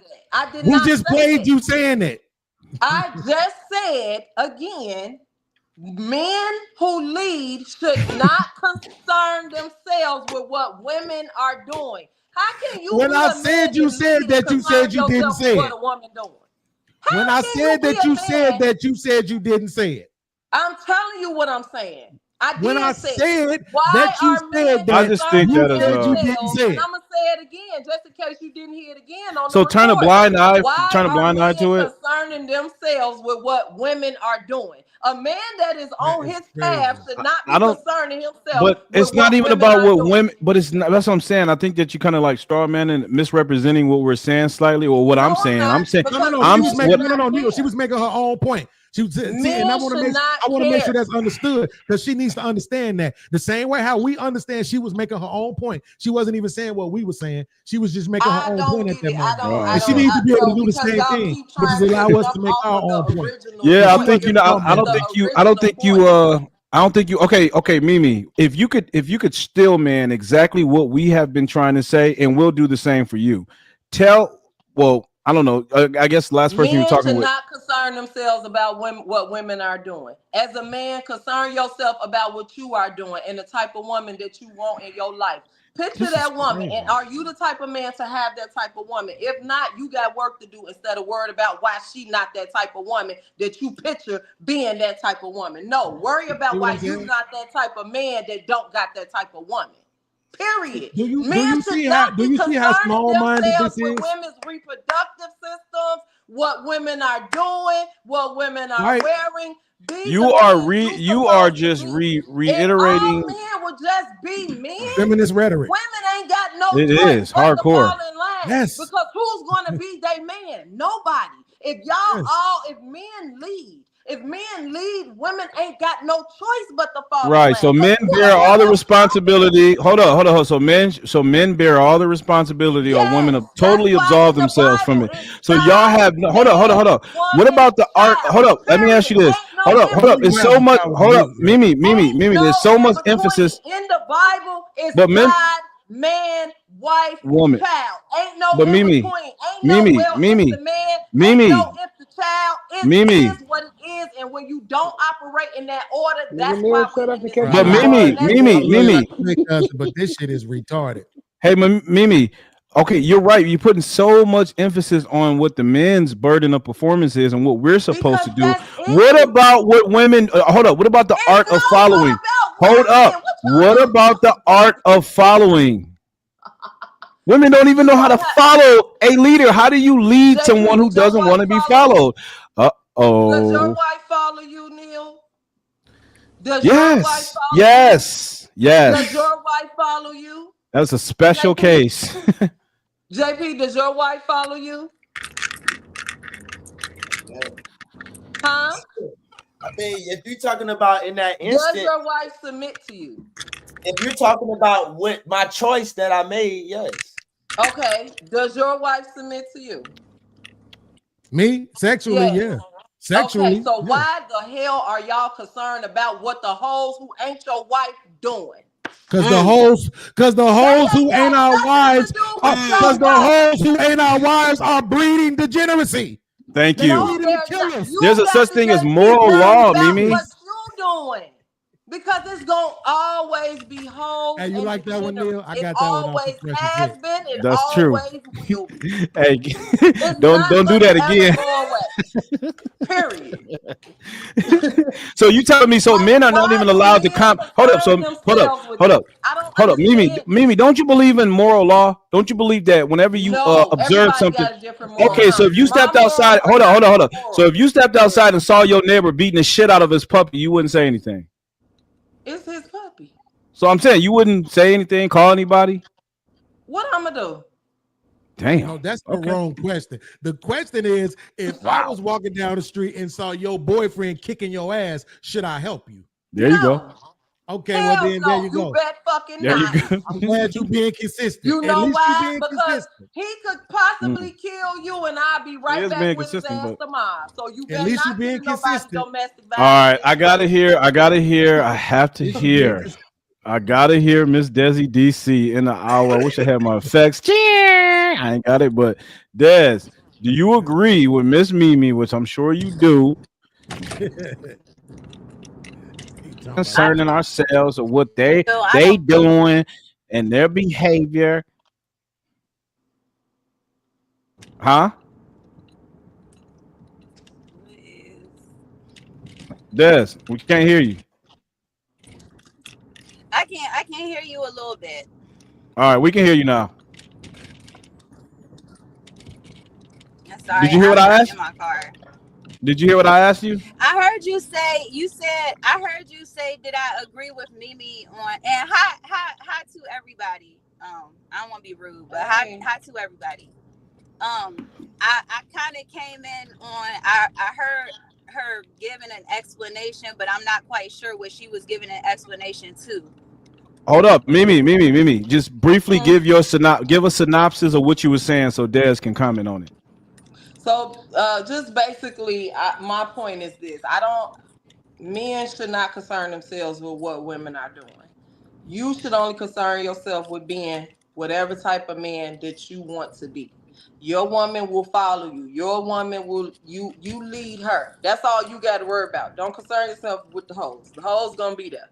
You got to concern yourself with just being who you see yourself being as a man, and whoever that woman is that's for you will come, and she will submit to you. Don't concern you. I don't like when men say something about, well, when women do this and why as a man are you concerned with what women Well, because, and you know what, again, I give a lot of opinions that aren't really too popular. My thing is, men concern themselves with things they like.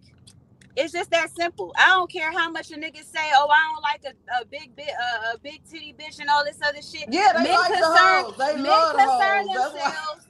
Men, in my opinion, concern themselves with things that they like. If they didn't like it, it wouldn't even be a topic of fucking discussion. Wow. And at this point in our history, again, we all gotta live together. And I understand that. I understand we should understand men just like men should understand women. But I think it comes to a point to where we both need to worry about ourselves, like Mimi has said. Men be too concerned about women they're not even fucking dealing with. You're worried about women you're not even dealing with. You don't gotta deal with no hoe. If all of the women are hoes, then leave all of the fucking women alone. It's just that goddamn simple. Leave them alone. Like, y'all know, niggas know how to leave shit that they don't want to deal with. Y'all know how to leave stuff y'all don't want to deal with alone. So why should a hoe, something y'all don't really want to fuck with, be any different? Leave it alone. Why is it? They don't want to leave the hoes alone. That's the problem. Let me allow Beans to get a counter. Let me allow Beans to get a counter argument. Beans, try to I don't know, put the megaphone on. I mean, listen, I love hoes. I'm not like the rest of these. Because I love the hoes, right? I'm not like the rest of these niggas. Okay, so you agree with them, Beans? Like this or that. I said 6 words. You want to put hoes in the category of women. You want to put hoes in the category of everybody. Get the fuck out of here. This is not this. Come on, y'all. Look, y'all know this is the thing. I'm not gonna tell you how to run your show, Neil, but hold up, Des. Hold up, Des. Let me get Beans to give the counter position. Go ahead, Beans. My brain power is more valuable than this. Go ahead. I love hoes, so I ain't up here shitting on hoes, right? But at the same time, on one hand, we are. That's why I said I appreciate Mimi being consistent, even though I don't believe it. But I appreciate the consistency, right? There are certain things that, in general, not anecdotally, in general, there are certain expectations that we have in society as it pertains to men and as it pertains to women, right? So if you're gonna tell a man that he should intercede on a woman's behalf, then she also needs to allow for correction of her behavior from that same man. Right. And the same way how if a man will allow for a woman, right, to have access with her body, the same way how we say he should be willing then to take care of her and whatever children they bear together. You see how that works together? So that's what we're saying. That access that you have from people comes with certain levels of responsibility. And it's really that simple about why it is that men have so much to say about women, not to mention the fact that it affects them. Right. So if all the women are running around hating men, then you got all these niggas being taken to child support court, all these niggas being accused of shit that they didn't really do. That's problematic. The same way how they noticing now that you got all these podcasts saying all this negative shit about women, and you can notice how that's negative. And you ain't telling yourself, I shouldn't be worried about what these podcasters are saying. You absolutely worried about what these podcasters are saying because you know there's an effect to it, even though they not your man and they ain't on your podcast. Good point. Apply that same logic. No, I don't. But they not gonna do that, right? Because that's too much like being logical. I honestly don't be Good caring, point. honestly. Well, I understand how. You know, people, it's just a repetition, and people start to say the things that they hear and that they feed most, right? Yep. So I really don't feed into that. Like, I have my person, and I'm going to be, you know what I'm Go ahead, saying? JP. Like, I'm a woman's woman, so I don't have these type of problems. I never have. I've never been, you know, disproportionately poor, or never been like, I've been dated. I've only been, you know, I was with one person for 17 years, and before that I was with that person for 5 years. Like, I've never been single until now. So like, I'm not pro single. Yeah, I know. Most women like to cosplay. Most women are cosplaying the struggle life. I'm not Y'all cosplaying, y'all, because you see, you got happens, Keisha. You baby. know No, Keisha that's life living in the happens. hood, and you think Life you happens, and sometimes identify. you It's have to like be you. humbled in life, right? I had to be humbled because I figured since I've No. always had men to take care of me, that every man was gonna take care of me, and that was my misconception, right? But that's just a lesson that I had to learn. Life happens. It's not because I'm cosplaying. No, I just had to learn some stuff. I'm saying And you you grow falsely and you learn. identifying with, but you're falsely identifying with negative behavior that we are trying to bring to the forefront and vilify What and negative eradicate. behavior? Having What children out negative? of wedlock, having children out of wedlock. I didn't have. I had my oldest child out of Okay. wedlock. My other two Well, children okay. are with my husband. Regardless. Okay. How I'm about not. this? I was the Let's type narrow to it learn down. from Let's my narrow it mistakes. down. Let's narrow it down. What we're saying is, statistically, what the data shows is that degeneracy, this whole stigma that we carry as Black people, that when you see Black people, you have this stigma, this preconceived notion of what Black people are. Typically, that originates out of single mother homes. Well, Oh my God, and I'm so so look, sick of check y'all it. and So this check it single though. mother. I Why? am What? so What? sick of y'all and this single Dead mother horse shit. in Why the kill the messenger? Why kill the So, messenger? check If it it. Like don't I'm apply, so sick of let it y'all and this fly. single because mother if shit. men I don't led, understand. if You can be men a good led, hold we up. You can wouldn't be be a in this good mother to your situation. children and still agree with what I'm saying. I don't But see, understand that. No, You what can I'm walk and saying is chew gum at the men same led. time. You can Why walk and don't chew men gum. understand this is that men are the head, the top? Go Why don't ahead, y'all JP. understand that this is everything why Hold trickles on. Let me hear down JP. from Let me y'all? hold up, JP. Go ahead, JP. this is why earlier, no matter what, I did not know the background of the first topic that you said. But once I seen a man and a woman sitting next to it, talk about a relationship, that's why I told you, bro, let's talk about this controversial shit to stay away from this shit. Other than and I get what Mimi saying, and shit like that, man. But despite of the gender war thing, she doesn't seem like she's a he-man. She doesn't hate men. You know what I'm saying? She just doesn't like the conversation of the single mother thing. Now, on the other end of I this, got it's you, just man. alone. I feel like that's why I didn't want to have that conversation. I just feel like, bro, just let them be.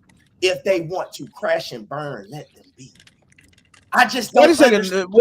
Nobody's going out and saving them, though. I don't understand what you're trying to say by that. Let them be. Nobody's crashing out to save them. We're actually advocating men do the exact opposite. Let them be. But the thing about it too But is why would you advocate that? when she does say that, focus on the one that we do want. I gotta throw us some type of grace that is correct. I feel like just leave them hoes alone, but Bean say he like hoes, so that's fine.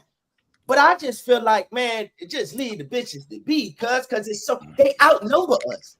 The I'm one sorry, that I don't share y'all nihilistic perception of the world. I tend to the thing believe in a about moral it, code.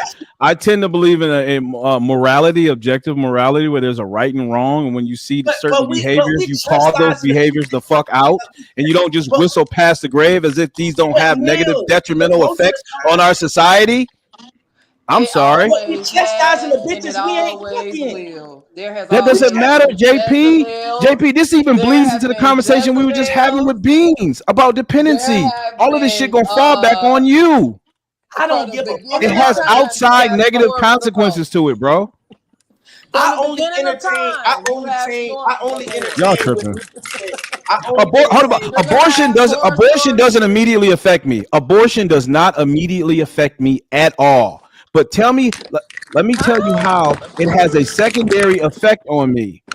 It's because our community, the Black population, consists of only 13%.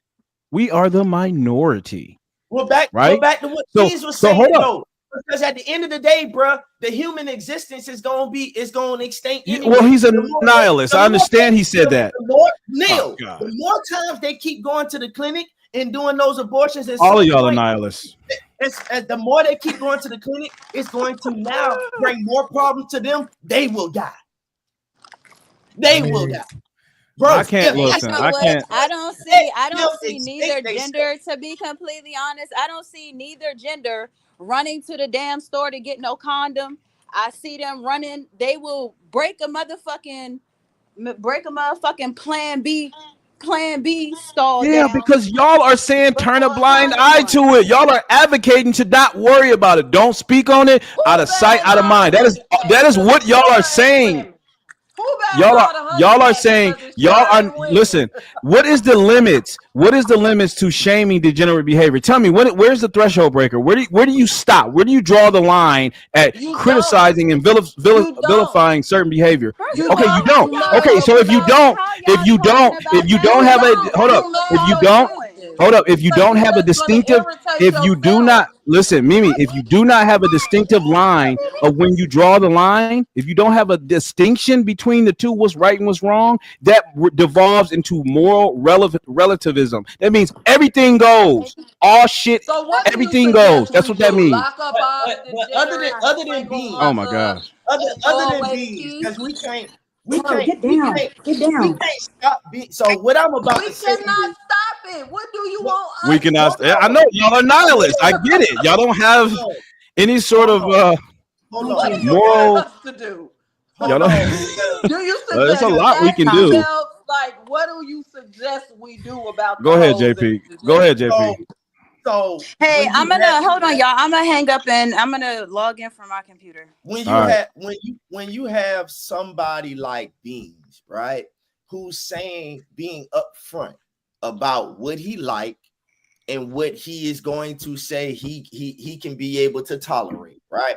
He is absolved from kind of this conversation, because when I'm saying what I'm about to say, the solution is, well, he's gonna be the one to probably do it, because again, when you go on social media is really the mass majority and number of what you see posted statuses and what's on their mind, even in Instagram, is bitches with thirst traps and ass pictures, things like that. And niggas keep liking. We haven't tried ignoring these hoes on social media yet. Like, that's not gonna happen, JP. You sound like Malcolm X right now. That shit's not gonna happen. Now who's being a nihilist? No, I'm not. No, because I'm like you regurgitating the same bullshit from the 60s, bro. This collective unity thing. No, that's not gonna work. It's not gonna work, bro. Bro, that's not. Niggas are not gonna come together collectively to stop liking fat asses. It's not gonna happen, bro. That's not ever gonna happen. Wait, hold on, JP. So then, why are you a proponent? If you don't think none of this shit is gonna work, then why? I never said that. I think that there are actual viable solutions to curbing this behavior. Did you hear what I asked? But you keep trying to. No, let him repeat the question, because I don't want to speak over him the question, because sure. Even if what JP is saying isn't viable, neither is what you're saying. So that's why I'm asking you, why are you such a proponent of shame? Because that shit ain't gonna work either. No, well, I think shame is. I think shame is a motivating factor, but I don't think it's going to be the catalyst. I think there needs to be some policy institutions to actually get this thing really shifting to the other side. Okay, I think there needs to be some policy prescriptions, like major ones. The problem is, but shame is certainly a factor. I mean, we need to be able to socially identify certain degenerate behaviors and call it out. Because you really don't want to be a solution. Why the fuck not? Shame is no, I'm dealing with a bunch of niggas which the black community is practically all of y'all are atheistic nihilists. None of y'all believe in doing anything about it. Y'all all talk about this kind of gobbledygook word salad. Well, I think we need to get together and stop liking pictures. That's why shit gonna go last another 20 years, because with shit like that, we need to make. All right, JP, real quick, JP, real quick, because I want to see if he was like this. JP, how long has the manosphere been around? It's not been from in the YouTube YouTube? all this little shit over here. Yeah, I say probably 4 or 5 years, maybe. It got real hot. It got real hot. 21. Yeah. 21. Now, absolutely. Granted, when you go look back from 2022, right? You start looking at Kevin Samuels, right? Charleston White, Anton Daniels. Some of those guys were around, you know what I'm saying? But the popular getting real tough. You talking about anywhere from 2023 till now.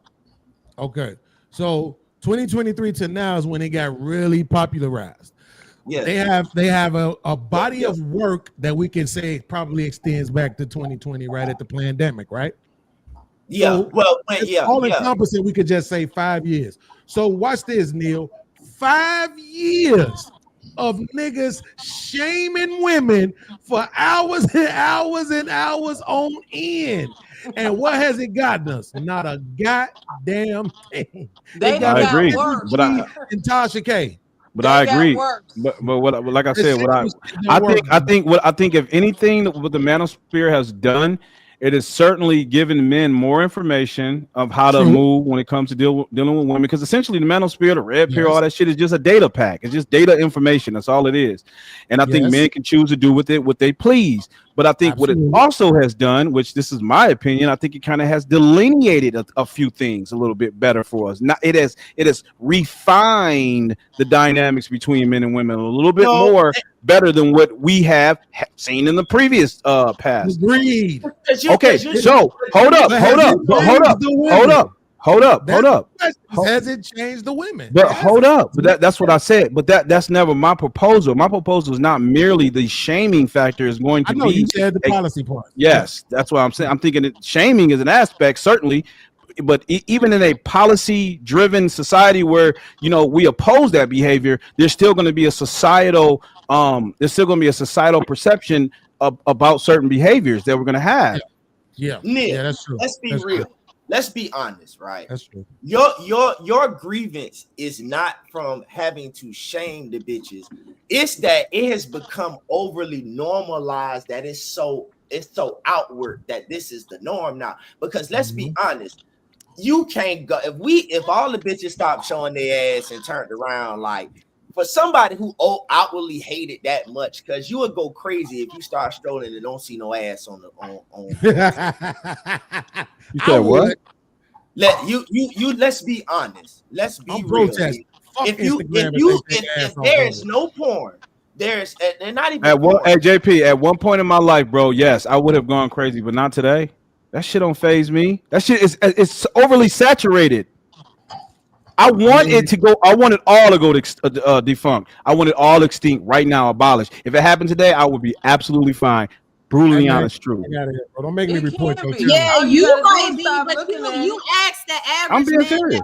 that question and see if he gonna give you the same answer. Damn, see if he's gonna give you because he's not gonna give you the same answer. So yeah, that's why I agree. That's why I believe that this rhetoric, this rhetorical back and forth that we having is not going to have any real true impact. I believe there needs to be some institutional change. Anybody that speaks on it, that's because they have an interest in it. You don't worry about shit you're not interested in. It doesn't matter what the fuck it is. I have a stake. I have a vested interest in this because I believe in a thing called moral law. I believe that there's a such thing as objective morality. Y'all are relativists. Y'all don't believe in objective truth. I believe in objective truth.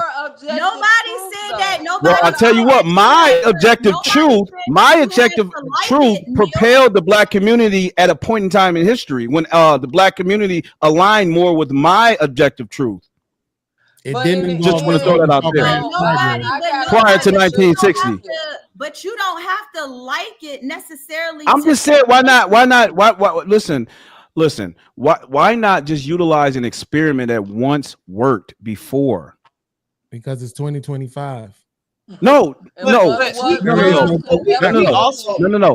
Social constructs does not adhere to reality. No, Neil, no social society constructs is not. Neil, listen, let me ask you a question. No society has ever went backwards, ever. Not one. In the history of mankind. No. We have regressed. We have regressed. Our behaviors, women and men, have become more regressive, more primitive than ever before in history. We are regressive right now. This is regression. This is not progression. Yes, absolutely. But what I'm saying is that it's in line with the progression. So when you say no society has ever regressed, we are right now in a process of regression because we're not making corrective steps. Because everybody like y'all on the panel who's saying turn a blind eye to it, don't institute any policy change, and just let it be. That's what y'all are advocating. I said let him go to hell and burn. He's straw manning because he's straw manning. So hold on, because this is what straw manning really is, right? That when you create the argument for the person instead of addressing what they're saying. Well, I heard a few people on here say turn a blind eye to it. I didn't say that. So then you're advocating we should do something. So what I'm saying is this, though, Neil. What I said is that societies don't go backwards. So what I'm saying is you're going to keep in line with technology, right? So I said this earlier on my show. Right now, they talking about it's a problem. It's a new show on Netflix called Adolescence, right? And they talking about this toxic masculinity and all this other different shit, right? But they're putting it all on the blame of the internet. And they trying to make it seem like the reason why these kids are acting like this is because of the internet, like their real lives ain't fucked up, right? So, but what I'm saying is as long as you got iPhones and Androids, tablets and MacBooks and all this other shit, there is no going backwards. As long as women are working and making money, there is no going backwards. They can own property, have credit cards, consumer debt, and all this other shit. There is no going backwards. They can vote. There is no going backwards. As long as we got LGBTQ and all this other shit, there is no going backwards. Capitalism, money to be made. There is no going backwards. You got to just let that shit go. I think material. Right, I promise. Go ahead. The only thing you can do is master the society that's in front of you. So the same way how we mastered the nuclear family, and when that was the thing, right now individualism is the thing. So if you want it to go back to nuclear family, you got to treat this shit like bell bottoms and skinny jeans. We used to wear skinny clothes, then we went big, then we went back to skinny, then we came back to big, and we went to skinny, and now niggas back wearing big shit, right? So if you want them to go back to nuclear family, you better master this independent shit to the point where you're too good, and then they'll find a way to take you back to that other shit. That's the only thing. I'm finna give it to you right now because I'm asking you a question. Do you really think you're finna give women to give up their privileges? No, but like I said, well, ultimately, women have to appeal to men for any of their rights. Bro, you gotta understand too. They're only privileged. Women have to. Men are benevolent. We are benevolent. Y'all have no idea how benevolent we are towards y'all. Okay, I agree with you, but Neil, not me. Women have no idea. If men collectively today decided to lock women up, what could y'all do about it? But it won't happen because of the men in power, right? And because of the good men. No, because of the good men stopping those men. You're saying that they have to appeal to men. I'm saying they have to appeal to the men in power. The men in power who just so happen to also be no. Men collectively. You're right. Let's walk down this aisle. Let's walk it down. So now you're saying men collectively. Let's say men collectively are the strong arm force. Right. So men collectively decide that they're just going to impose their force upon women. Right. Mm-hmm. Yeah. Okay. The men in power get all the military and all the police together with all the weapons. Who's going to win? See, you misrepresent what I'm saying. You don't like answering questions. I said men collectively, so that would entail the military. That would entail. It wouldn't. No. If the men in the military, men in the military, if men in the world in our society right now, if they collectively decided to go against the powers that be, they can take the power. Okay, I'm saying men represent the strong arm. Men are the force factor in society right now. Women have to appeal to us for their rights. They have no rights because they have to come to us. Absolutely. But I'm trying to walk down. Okay. Tell me what right that you have that. Hold up. Tell me what right that you have, Des, that you don't have to appeal to men for. I don't know. Yeah, I know. But Neil, well, that answers that. That answers that. Because at the end of the day, the way I see it, women, we can have rights and we have made rights. We give to you.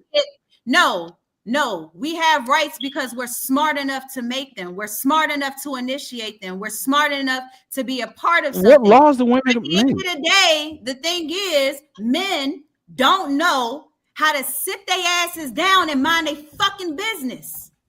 They don't know how to do so we're that. back to the moral relativist argument. Men Okay. know, but if we're going off of what you're saying again, everything that you just said is based off of what men are doing. It's not based off of women are doing.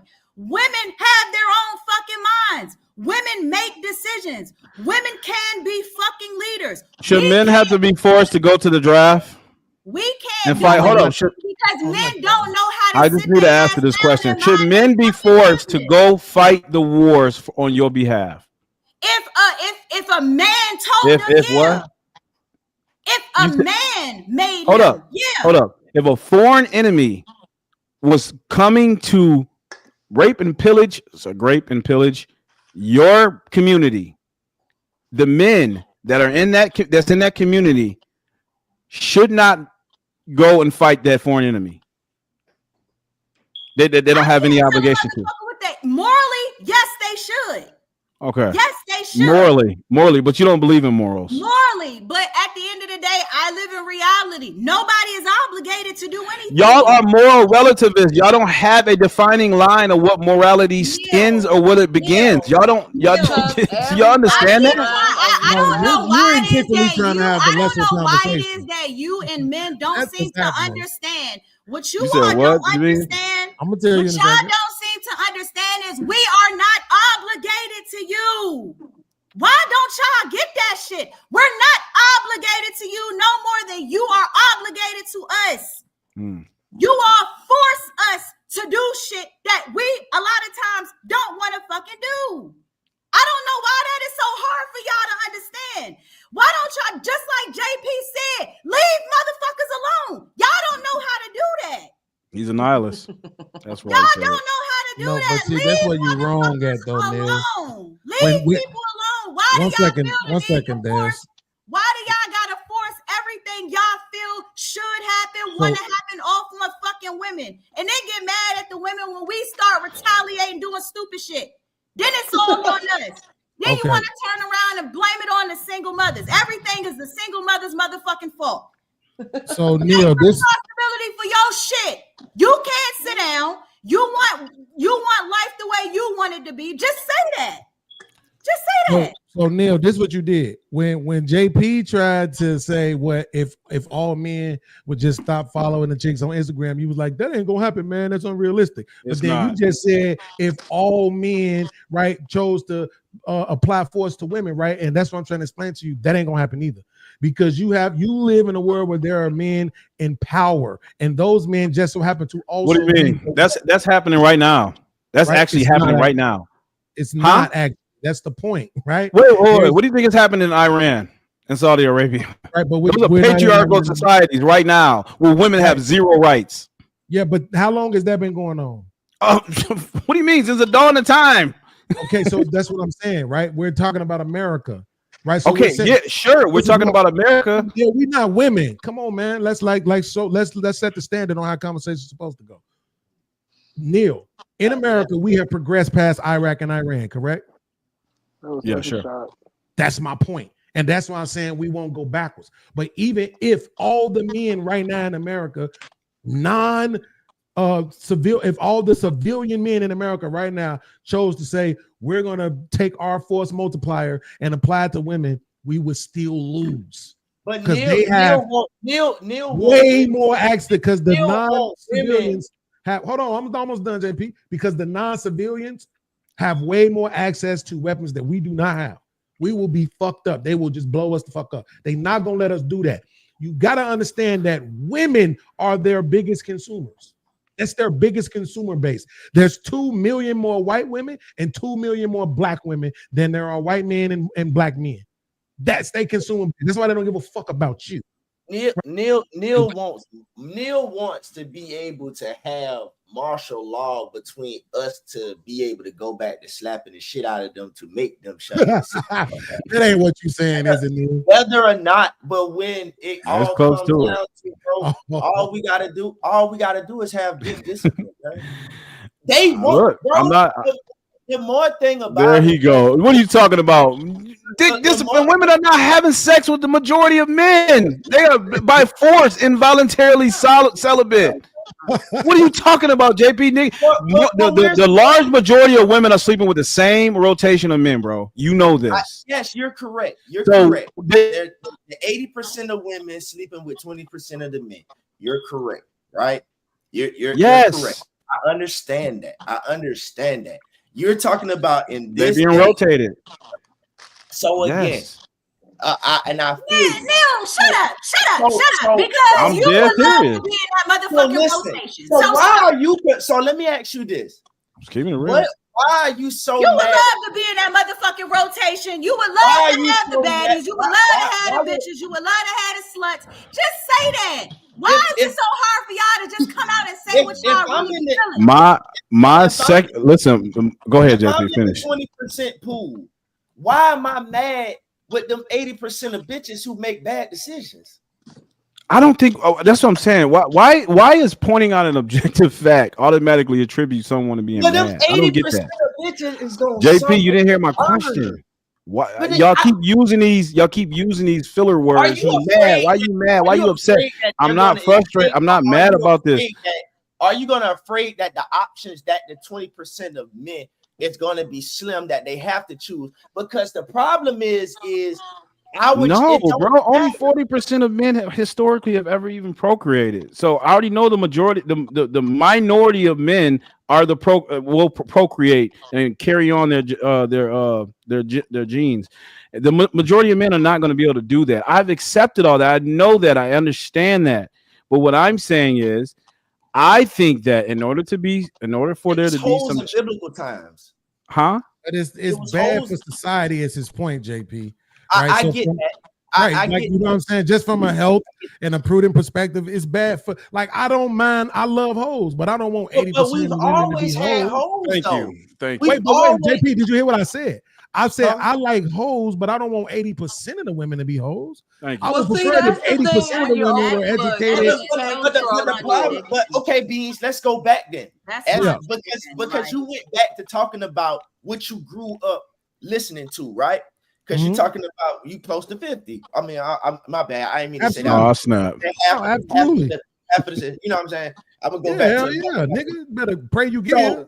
So let's go back to how your generation of growing up and how you saying that you don't want that 80% for health wise or whatever. But let's be real. Let's go back 30 years ago, even 35 years ago. The amount of music that you were listening to, you were part of the slutting out. Absolutely. Yes. So from a health wise, right? Are we looking at, I think also, are we starting back to saying, are we vocalizing? Are we going to start and vocalize, hey guys, as the elder statesman, let's start back by saying we led you wrong and let's redo this, right? Rather than just saying, let's shame them, let's do whatever, because you say you like the hoes. But what you're saying for the younger generation, you don't want them. It's hard for them to be able to decipher. But can we start back?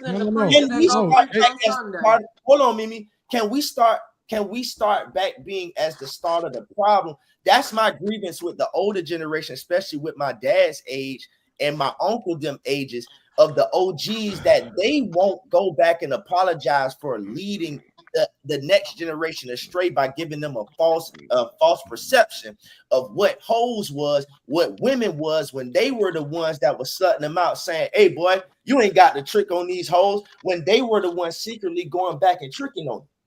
But JP, they were on them. Hold on, because I understand what you're saying, but JP, this is what I'm trying to get you to understand. Hoes are a necessity for any society. You need hoes, right? Yeah. But you don't need 80% of them to be that. And that's the problem, as I think Mimi was saying earlier, about certain things getting normalized, right? Becoming the normality. That's the problem. To where if 55% of them are the mamas that you slutted out that produce the new offspring. No, but that's what I'm saying. Back in our day, it wasn't 80%. That's what I'm trying to get you to understand. It wasn't that. Look, 80. Listen, wait, JP. Wait, JP. What's that freak eat beans? Wait, JP. Okay, JP. Here's my question to you. Here's my question. How many women do you think were at Freaknik, and how many women was it in the country? That's what I'm trying to get you to realize. Right? There was a time. Hold on, JP. Just listen. Just listen. Don't be like Neil. Listen to understand what I'm saying. Okay. There was a time when in the adult industry, it felt like it was about 100 women per year, right? 100 women per year doing these scenes, doing the girls going wild and all of that. Right now, you can go online and watch 1,000 videos every day, and it's a different person. That's the problem. Is that everybody and their mama got a camera, everybody got a ring light, every girl got their legs open, every girl playing with themselves in the car, every girl calling themselves Suki Diamonds and all this. And what they doing in the comments? And what they saying? And what they saying in the comments, Beans? What they saying in the comments? You're not listening, but you're not listening. listening. What I said to Neil, I said because you just said when you turn on your camera, you see it. It was back then. We didn't see all that shit. So what you saying is you're hiding behind it's so visible now. But bro, you had Freak. No, I'm saying that it didn't exist, JP. Panama, Myrtle Beach, Freaknik, Players Ball. You had all that shit, man. All-Star Week. Where you had all that shit? Let me ask you a question. Let me ask y'all a question. Can I just say something because I haven't said nothing in 2 hours? Absolutely. Freaknik and all of that shit was not every day, my nigga. That was a season. That was an event. That was here nor there. We can see this shit rolling downhill every day of the week. Every aspect. That's the difference. Facebook, Snapchat, you name it. Yep. Go show me a Freaknik it's right not now. a difference. It's just visible. And it's the big JP. Wait, hold on. Y'all let D-Nice finish, man. He ain't speak. He ain't speak. Give him credit for what he said. I'm gonna keep it a whole buck. Go ahead, D-Nice. You got the floor. When Snoop and all of them did Girls Gone Wild, and we was watching Freakniks and all of that stuff, it was a growing attraction. The first one wasn't as big as the last one. And the reason it was a growing attraction is because people had to tell other people about it. Bro, it was a word of mouth type of situation. No, in general, just in general. All of those things were that was a word of mouth kind of thing that had to grow, right? So once you got to a certain part in the 90s, the Freaknik was the place to be. But in the beginning, it was just a school kind of event type situation. It was an HBC theme. So all I'm saying is now is there's more access, there's more women doing it, and there's more consistency. That's all. Because you don't get, like Girls Gone Wild, there's a volume 1 and a volume 2. I don't know if it's a volume 3. When you think about Freaknik or whatever the case is, it stopped at a certain point. Then it got re-bought out. All of these things have stopped at a certain point because that's what it was. It was just that thing. Instagram and all of that stuff, your cell phone, your laptop, your tablets and all of that shit is consistent every day of the fucking week. But D-Nice, if we give him credit for what he said, right? He's making an honest point when he's saying that a lot of it existed, it just wasn't out there, right? I'm saying it didn't exist as much. But I will acknowledge that he's right. But JP, that's the motherfucking point. That what do we say about these goofy ass rappers? They be telling on their damn selves, right? Everybody wasn't supposed to know you sold drugs, right? It wasn't supposed to be something you broadcasted and told the world. Everybody wasn't supposed to know you was a fucking hoe. The only people who were supposed to know you was a hoe was the motherfucking fucking right. That's what. Wait, JP, just let me finish, bro. We not the women. Come on, y'all. Listen to what I'm saying to understand. JP, niggas and women are gon' fuck. Historically, we have always fucked. It just is what it is. But what I'm trying to tell you is I was born in 77, JP. Until the mid-90s, I'm trying to tell you, when we went to church, our mamas and aunties and sisters and little cousins, they had church clothes. They didn't wear the same shit they wore to the club. These hoes wear the same shit to church that they wear to the club now. Damn. This is what I'm trying to tell you. Some shit you supposed to hide. That's the point. It ain't supposed to just be broadcast. And you better not say nothing about it. Well, but but who is broadcasting it? The question is, who is broadcasting it? Because to me, behind every motherfucking freaknik, behind every girl's gone wild, is a motherfucking man holding a goddamn camera. Uh-oh. It's a man. It is a man holding a motherfucking camera. So y'all need to take motherfucking responsibility. If it's as visible as it is, it's because y'all want that shit to be motherfucking visible. This is crazy. Do you see what I'm saying? Neil, I just want you to know. Say it loud, Des.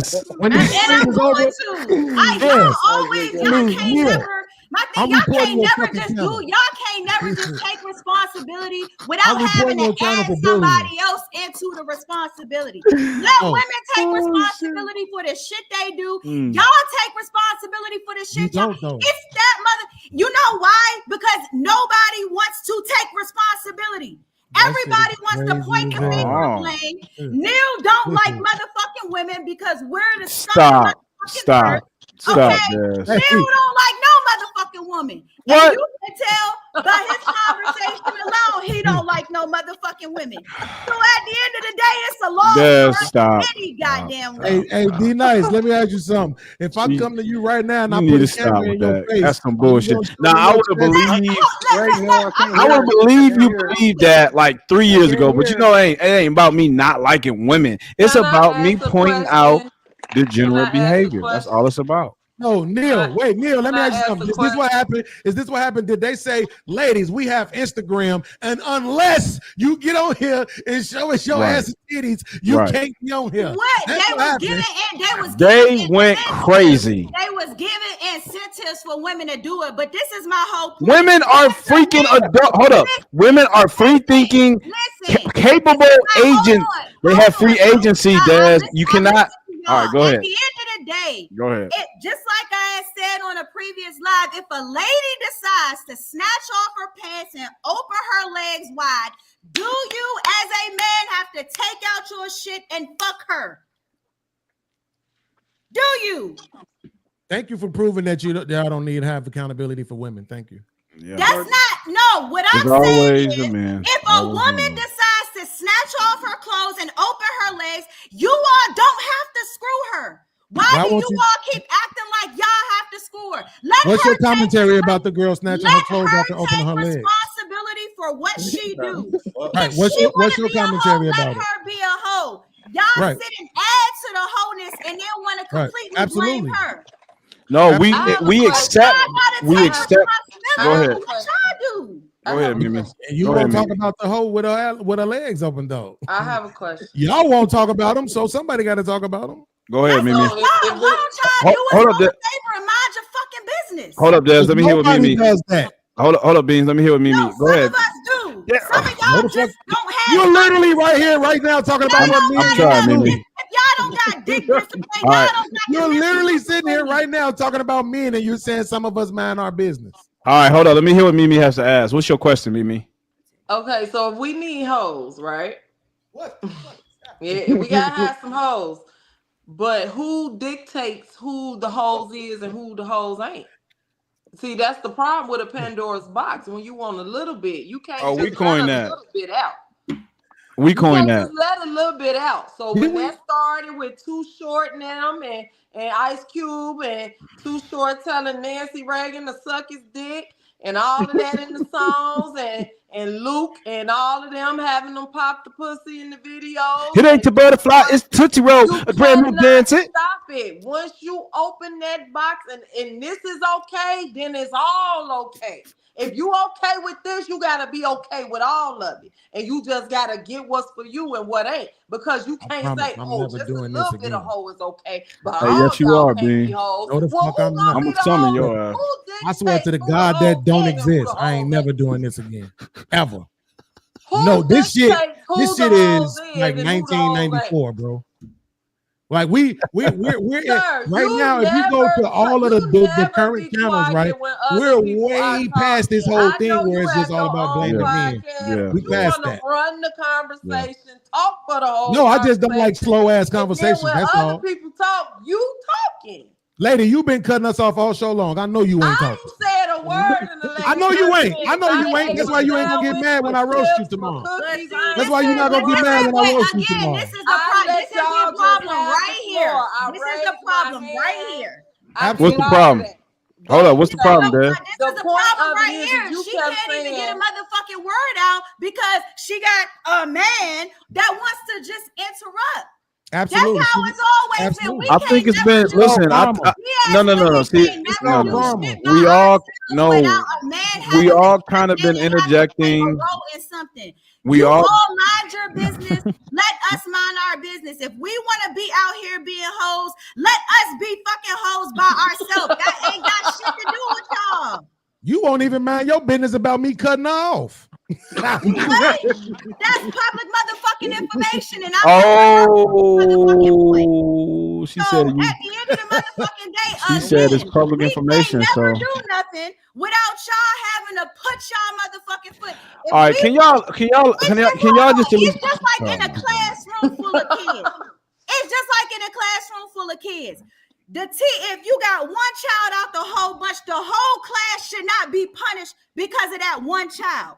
Y'all want to punish the whole clan for the one motherfucking Not child. True. Not true. That's what it is. That whole you got the man on here talking about he wants some of us to be hoes, but not all of us. Come on, bro. Like, how you gonna only get 20% of No, did y'all hear what he said? He said he's saying that whole he said, and I'm not saying I agree with him. See, this is what I mean. I'm not saying I agree.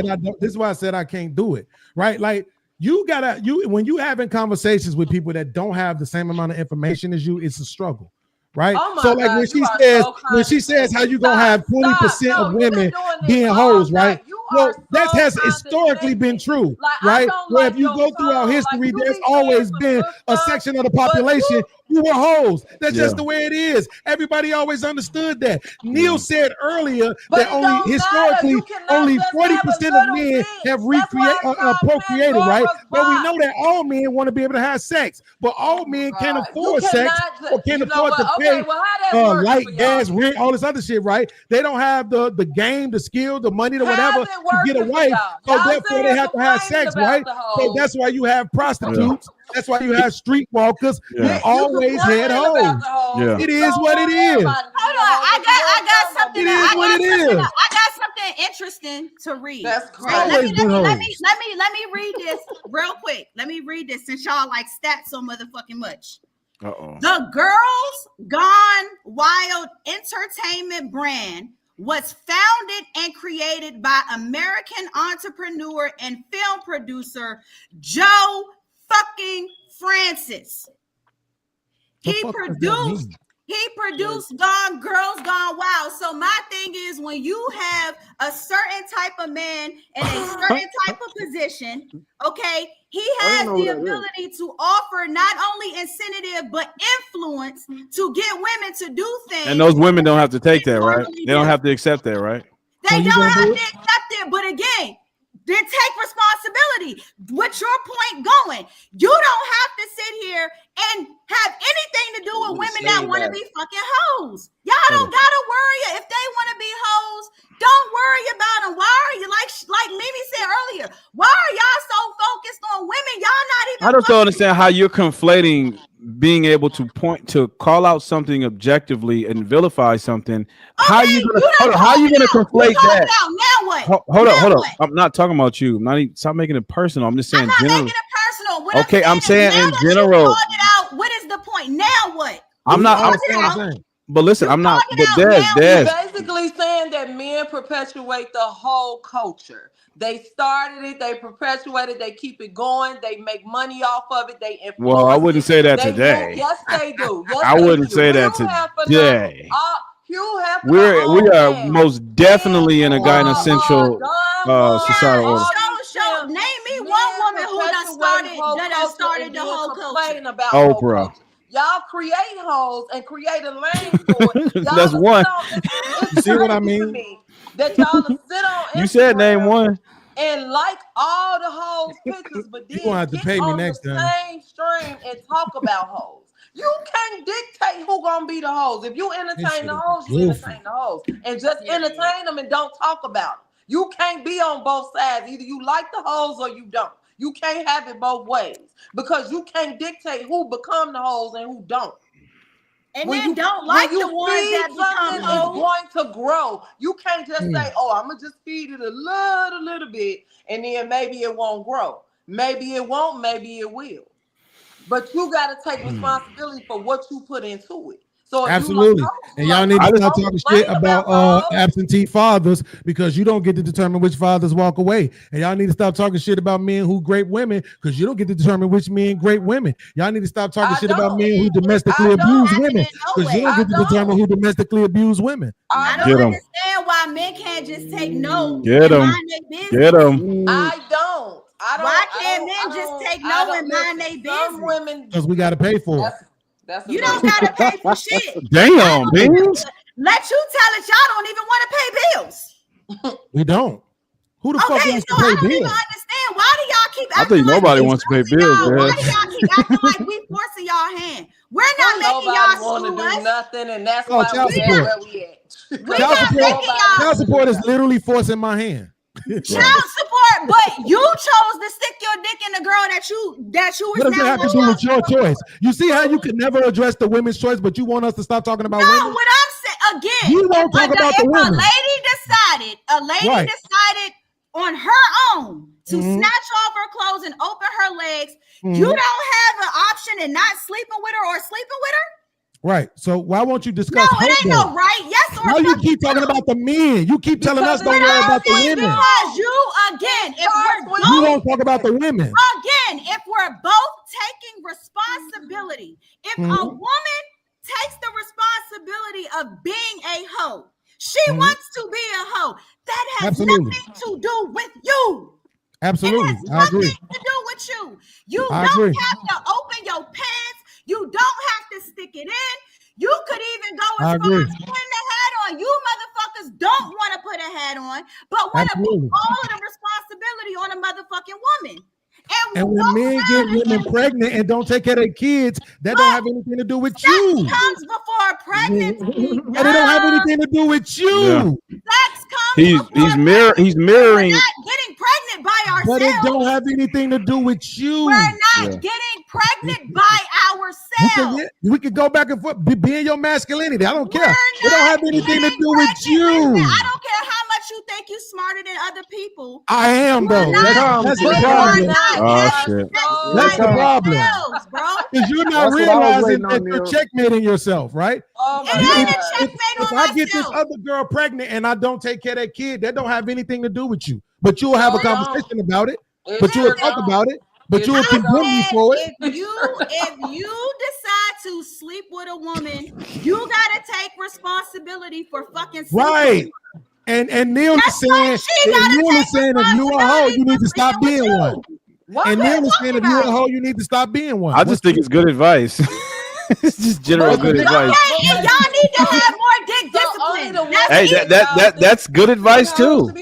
I agree. All you can do is just say shit about the men. I don't understand what the problem is. The problem is that y'all won't say shit about women. Nothing, not one thing. Who decides who the hoes is? That's all I want to know. Who decides? That's all. Who? How we know who to preach to and who not to? Is it a designated whole area? Like, is it a certain type of chick that we should be trying to prevent from becoming a hoe, or like, how do we dictate the good hoes from the bad hoes? Well, see, the problem is that you're running with this narrative that somehow when Dez just came up here and yelled about women being autonomous beings, can run their own lives and make their own decisions, but somehow if they become a hoe, it's on the man. No, somehow they're not autonomous anymore. That's not even what I said. About them, sir. That's what I'm asking you. You're the one complaining about the hoes. Y'all complaining about the hoes. I'm complaining about 80% of the hoes. And the hoes are single mothers, and the hoes I'm only complaining about 80% of the hoes. I don't think I really don't even think you're serious about it. the criteria for who the hoes gonna be if we need Hey Mimi, some if there hoes. was, hey Mimi, True. Mimi, That's the point. Mimi, You do you just think? won't accept that y'all get to make y'all own decisions. Hey Mimi, Why theoretically, y'all Asking you to be the complaining? hoe. hey Mimi, But why y'all Some complaining? of these men will classify a woman as a hoe because she didn't give it up. No, but what I'm asking is no, why are y'all what? complaining Who does about that? the ones that It's have a lot of chosen to dudes be be the mad. hoes if They the be that hoes mad. don't need it? Goodness. You Hey niggas Mimi, just hey be Mimi, mad. do you You got think? approximately 8 minutes before I drop. I know, no, we about to close it out, y'all, because I Recognizing think this is we've fallen to the vortex of Yeah, we have. the We done went down the rabbit hole. the unending, It'll never never ending end. cycle of blame game. So it's all good. It's all good. I think I mean, just to kind of sum up, Des, did you hear anything about the story that we went over earlier? I don't know. Oh, damn, girl. Wish you would have been on that one. Anyways, any closing thoughts about anything, y'all, before I shut it down? You did talk about the stabbing. I know. I wish you would have been on too, Beans. Damn. I mean, I'm like, do y'all understand how incredibly difficult it is? Yes, I do. Do y'all understand how incredibly difficult it is trying to get people to come on and look at us now having a fruitful dialogue? Yeah, got a little out of control, a little bit of this, a little bit of that. Mimi got a little spicy, Beans got a little arrogant, and then you had Dez. Dez just came and just set shit on fire. So you know how Dez do. And Being Jay-Z, arrogant is and then so crazy. I have and then got your to boy come on your JP podcast. and your boy JP stuck. Sleep. JP is over there apologizing to all the hoes. No, that's what you look like. No, he apologized to all his hoes in the early 2000s. JP, man, it's not your fault. It's not your fault, JP. This is my sorry for 2004. Yeah. JP, it's gonna be all right, man. You ain't gotta bear. You ain't gotta bear all that, man, on your shoulders. That's too much for one person. Anyway, look. All I'm saying is crazy. All I'm saying is I'm glad every one of y'all came on. My man D Nice. As a matter of fact, D Nice, I'm gonna let you say the last whatever you have to say real quick, and then I'm gonna get closing thoughts from everybody because I know you ain't had that much speaking time. Go ahead, real quick. I don't even want to touch what we was talking about for the last 3.5 Yeah, hours. just say whatever you want. I would just say on the subject with the two young men, I hope there is some type of positive that comes out of this because it's looking really dark right now, and that's basically it. I got nothing to say. Damn, see what y'all did? Damn. Now I gotta beg his ass to come back. Anyway, all right. Anybody got any other closing arguments to make about anything that was discussed tonight? I got a question. Oh, here she go. Real quick. No, I'm Go ahead. serious. No, I'm just playing. It's just kind of like a piggyback off of kind of what D Nice just said, and I was kind of just sitting here thinking about it. Do you think that so we started out talking about a trending topic, right? But essentially we ended up down like the rabbit hole, how we just said. Yeah. Do you think that we are being subsequently programmed to constantly have these type of conversations? Because I feel like it started out so good, but then we ended up in the same, you know what I'm saying? Like, how do we stop that pattern of always ending up in that conversation? You know that systematic thing you were speaking about earlier, sister? I think that is a prime example of what's going on with our conversations because we go right back to the exact same thing every time. So I think that, you know what I'm saying? Who, me? Okay, maybe, but I've been on a lot of his lives and stuff like that. And this is a deep rabbit hole. This is a deep black hole that we seem to run into every time. And it's not just on this panel. I'm on a lot of different panels and stuff. And this is what it always boils down to. It boils down to either me and you've been on something else together, right, D Nice? Huh? Haven't we been on something else together? Yeah, I think so. Somewhere on TikTok. Okay. Yeah. Oh, straight up? Okay. Yeah, I keep telling you, Neil. I'm trying to build my audience. I'm just quiet. Okay. I just think that more or less that we. What you laughing at, JP? Yeah, please tell me. Nigga. No, yeah, I know. Because I mean, something at funny. what I just said. Something funny. I mean, go ahead. It was a joke that he could have made, but he didn't because I What's the left joke? myself open for it. Oh, okay. All right. So it's an inside joke. All right. No, it wasn't, but y'all just didn't catch it. Went But over I our did, head. though. Okay. I'm glad you didn't say that because that ain't what I meant, JP. Okay, so D-Nice, you was making a point that this is you said all the conversations you've been on, all the panels are always devolved to this kind of like I think this is the new, popular topic is, discussing the traumas of, Black culture and stuff like that. And I think we should get out of that and try to talk more about progress than just going in circles about the back and forth because it never helps. But that's about it. I agree. I totally agree. But nobody's open to having any let's say and we got to take in consideration one more thing. We got to take in consideration we all have different backgrounds that we walk.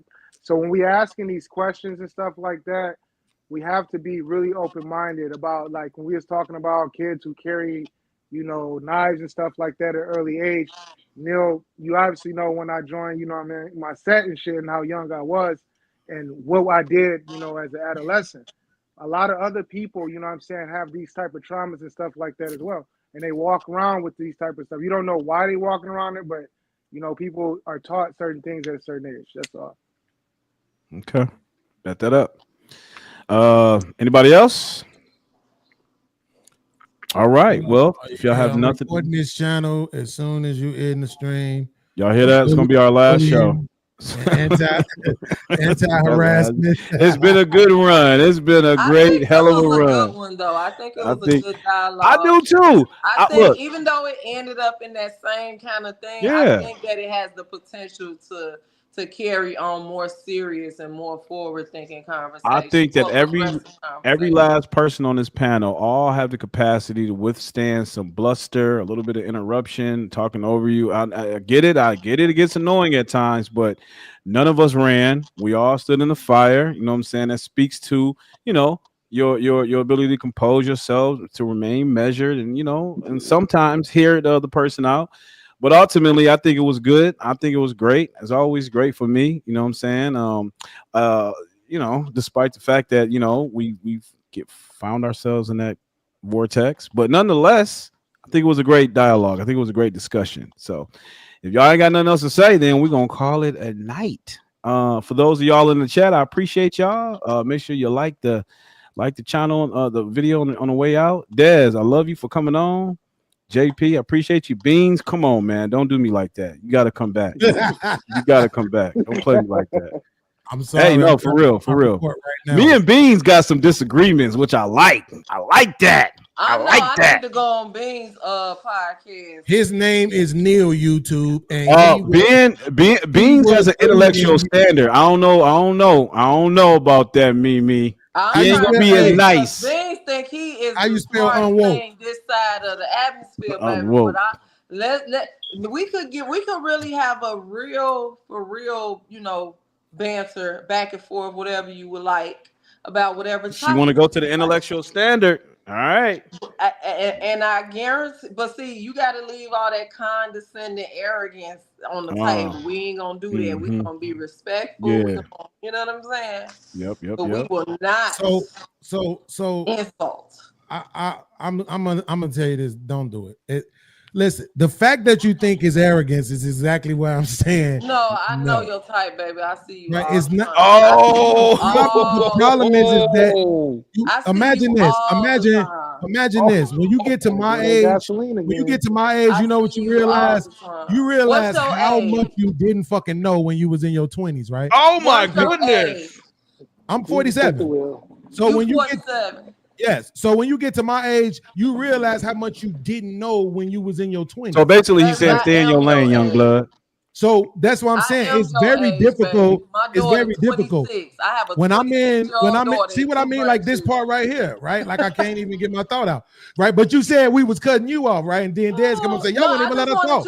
But meanwhile, you have been cutting us off the whole time, right? No, I was right? just saying, don't say when I get to your age because I didn't say when you get to my age. You see what I mean? I never said about. No, I didn't. I said when you get to my age. That is in general. That's not about you. That is a generalized statement. Look, get a room, all right? When something gets to this age, they understand. You motherfuckers are retarded. Okay, it's that simple. Get a room. Motel $60. Me, so it couldn't have been general because we it talked about me coming on because it wasn't show, about you. It was a generalized It statement. should have been towards me. It shouldn't have So Beans, that sound like you was almost Neil, somewhat Neil, inviting her onto your show. Wait, hold on, Neil. You still in your 20s? You in your 40s, Mimi? Yeah, I'm in my damn 20s. See what I'm saying? Shit like that. That explains why you still slow. 40s. I have a 26-year-old. That explains why you're still slow. That explains exactly why you should be a conservative. I ain't say nothing. I didn't say nothing. That explains exactly why. I just turned 26. You around here espousing all this conservative bullshit because you want to be you want to hang with the rich white boys. Well, I'm a young buck.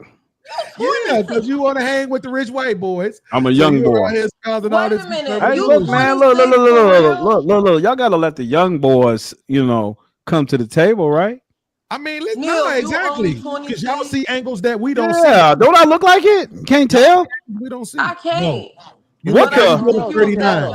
You very Wait a second. Hold up. Now you being straight. Now you be lying and shit. Wait. Hold up, JP. Hold up. How old do I look? 39. No. 30 what? 39. I don't look at you enough black. to know how old you look. So, Mimi, it's okay. It ain't gonna hurt my feelings. How old do I look? No, I don't know exactly. So she ain't gonna give me no number, but she gonna say I don't look like I'm 26 though. Listen to me. That's one thing you do know. Because the 26-year-old look like you now. I know what this looks like, but I've never actually went and looked at you per se. Well, you better go ahead. You better hurry up. But you look, I mean, you sound and you act very mature, and I say that because my daughter. You goddamn right. My daughter 26. Well, thank you. So y'all don't seem that. to be the same age. I'm an old soul. Yeah, you have an old soul. She doesn't for y'all to be the same age. Yeah, you definitely don't sound like you're 26 either. I don't. How old do I? Des, how old do I sound? Your voice sound like your woman sleep fully dressed. Hey man, you better watch your fucking mouth.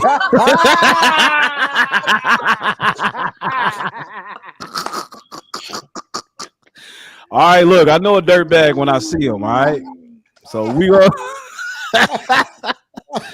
Okay, we taking some parting shots. I like that though. I like that. I appreciate that. Because it's all love. It's all love. Everybody's still welcome on. Even though y'all taking shots, it's all good. No, you very much. I appreciate that. You know what I'm saying? You are very well spoken and mature for your age. Oh well, damn. I've heard that a few times, once or twice. You know what I'm saying? That's why you do. But Beans is right. That is why you have those hangups. I've heard that once or twice, right? So young, yeah. A couple times. Anyway, listen. Hey, did everybody have a good time? Did we all have a good time? This shit, okay. Did we have a good time, everyone? This was a phenomenal. Hell no. Hey, Mimi. Mimi. Get out this shit. I did not know he was 27. Listen. Hey, chill out, man. Mimi, I'm gonna let you know this right now. Outside of Dez, because you and Dez, y'all cut from a different cloth. The fact of the matter is that y'all can come on here and y'all can articulate yourselves, and we may disagree with y'all vehemently. Like I say to Dez all the time. I appreciate y'all being able to just come on boldly, stand on what you believe, even though it's absolutely wrong, completely. We ain't got to go into all that, but I appreciate that y'all are able to at least come on and state your opinion without being scared and soft and needing to be coddled. Like y'all just say what y'all say. You know what I'm saying? Even though it's hella off, it's completely off. Don't make sense. None of it. But y'all say what y'all gotta say. Nigga, please. Damn. Don't you ever say the word God again. Ain't nothing godly about you. Don't you ever in the history of your life say nothing about God again, you heathen. Oh my God. Damn, Beans, you are condescending. A lot. Hey, you know what? I agree with y'all. He is condescending. That ain't even right. He just trying to That ain't even right. Up to come on there. That's all. He trying to fuel the fire to get me to come on there. But I'm gonna let you have that one. Maybe. You leave the God that don't exist out of your mouth. You understand what I'm saying? Don't you mention the God that don't exist ever again. Okay? God exists. As Not long in as your I life. sit before you with breath in my Praise body, the God Lord. exists. Okay. Cletus, I toss this fork between the crack of your ass. I said, I wish you'd put some fat on your head, motherfucker. With breath in my body, God exists. All right, listen, y'all. So listen. How about this? What I originally wanted to talk about tonight, I sent to Dez. I think I sent to you, Mimi, and JP. I want to talk about this other little situation. It's kind of totally unrelated. But I plan on rescheduling that to another day. I would love to have y'all back on if possible, if y'all schedule permit. I get that. Everybody work, everybody got lives. But I would love to have all y'all on. But with that being said, ladies and gentlemen, we shutting it down. So I'll holler at y'all. It's been real. Peace. Hey, peace, D Nice. Peace, JP. Peace, Beans. Peace, Dez. Peace, everybody. Y'all have a good night. Holla. Oops. Why you got this shit off?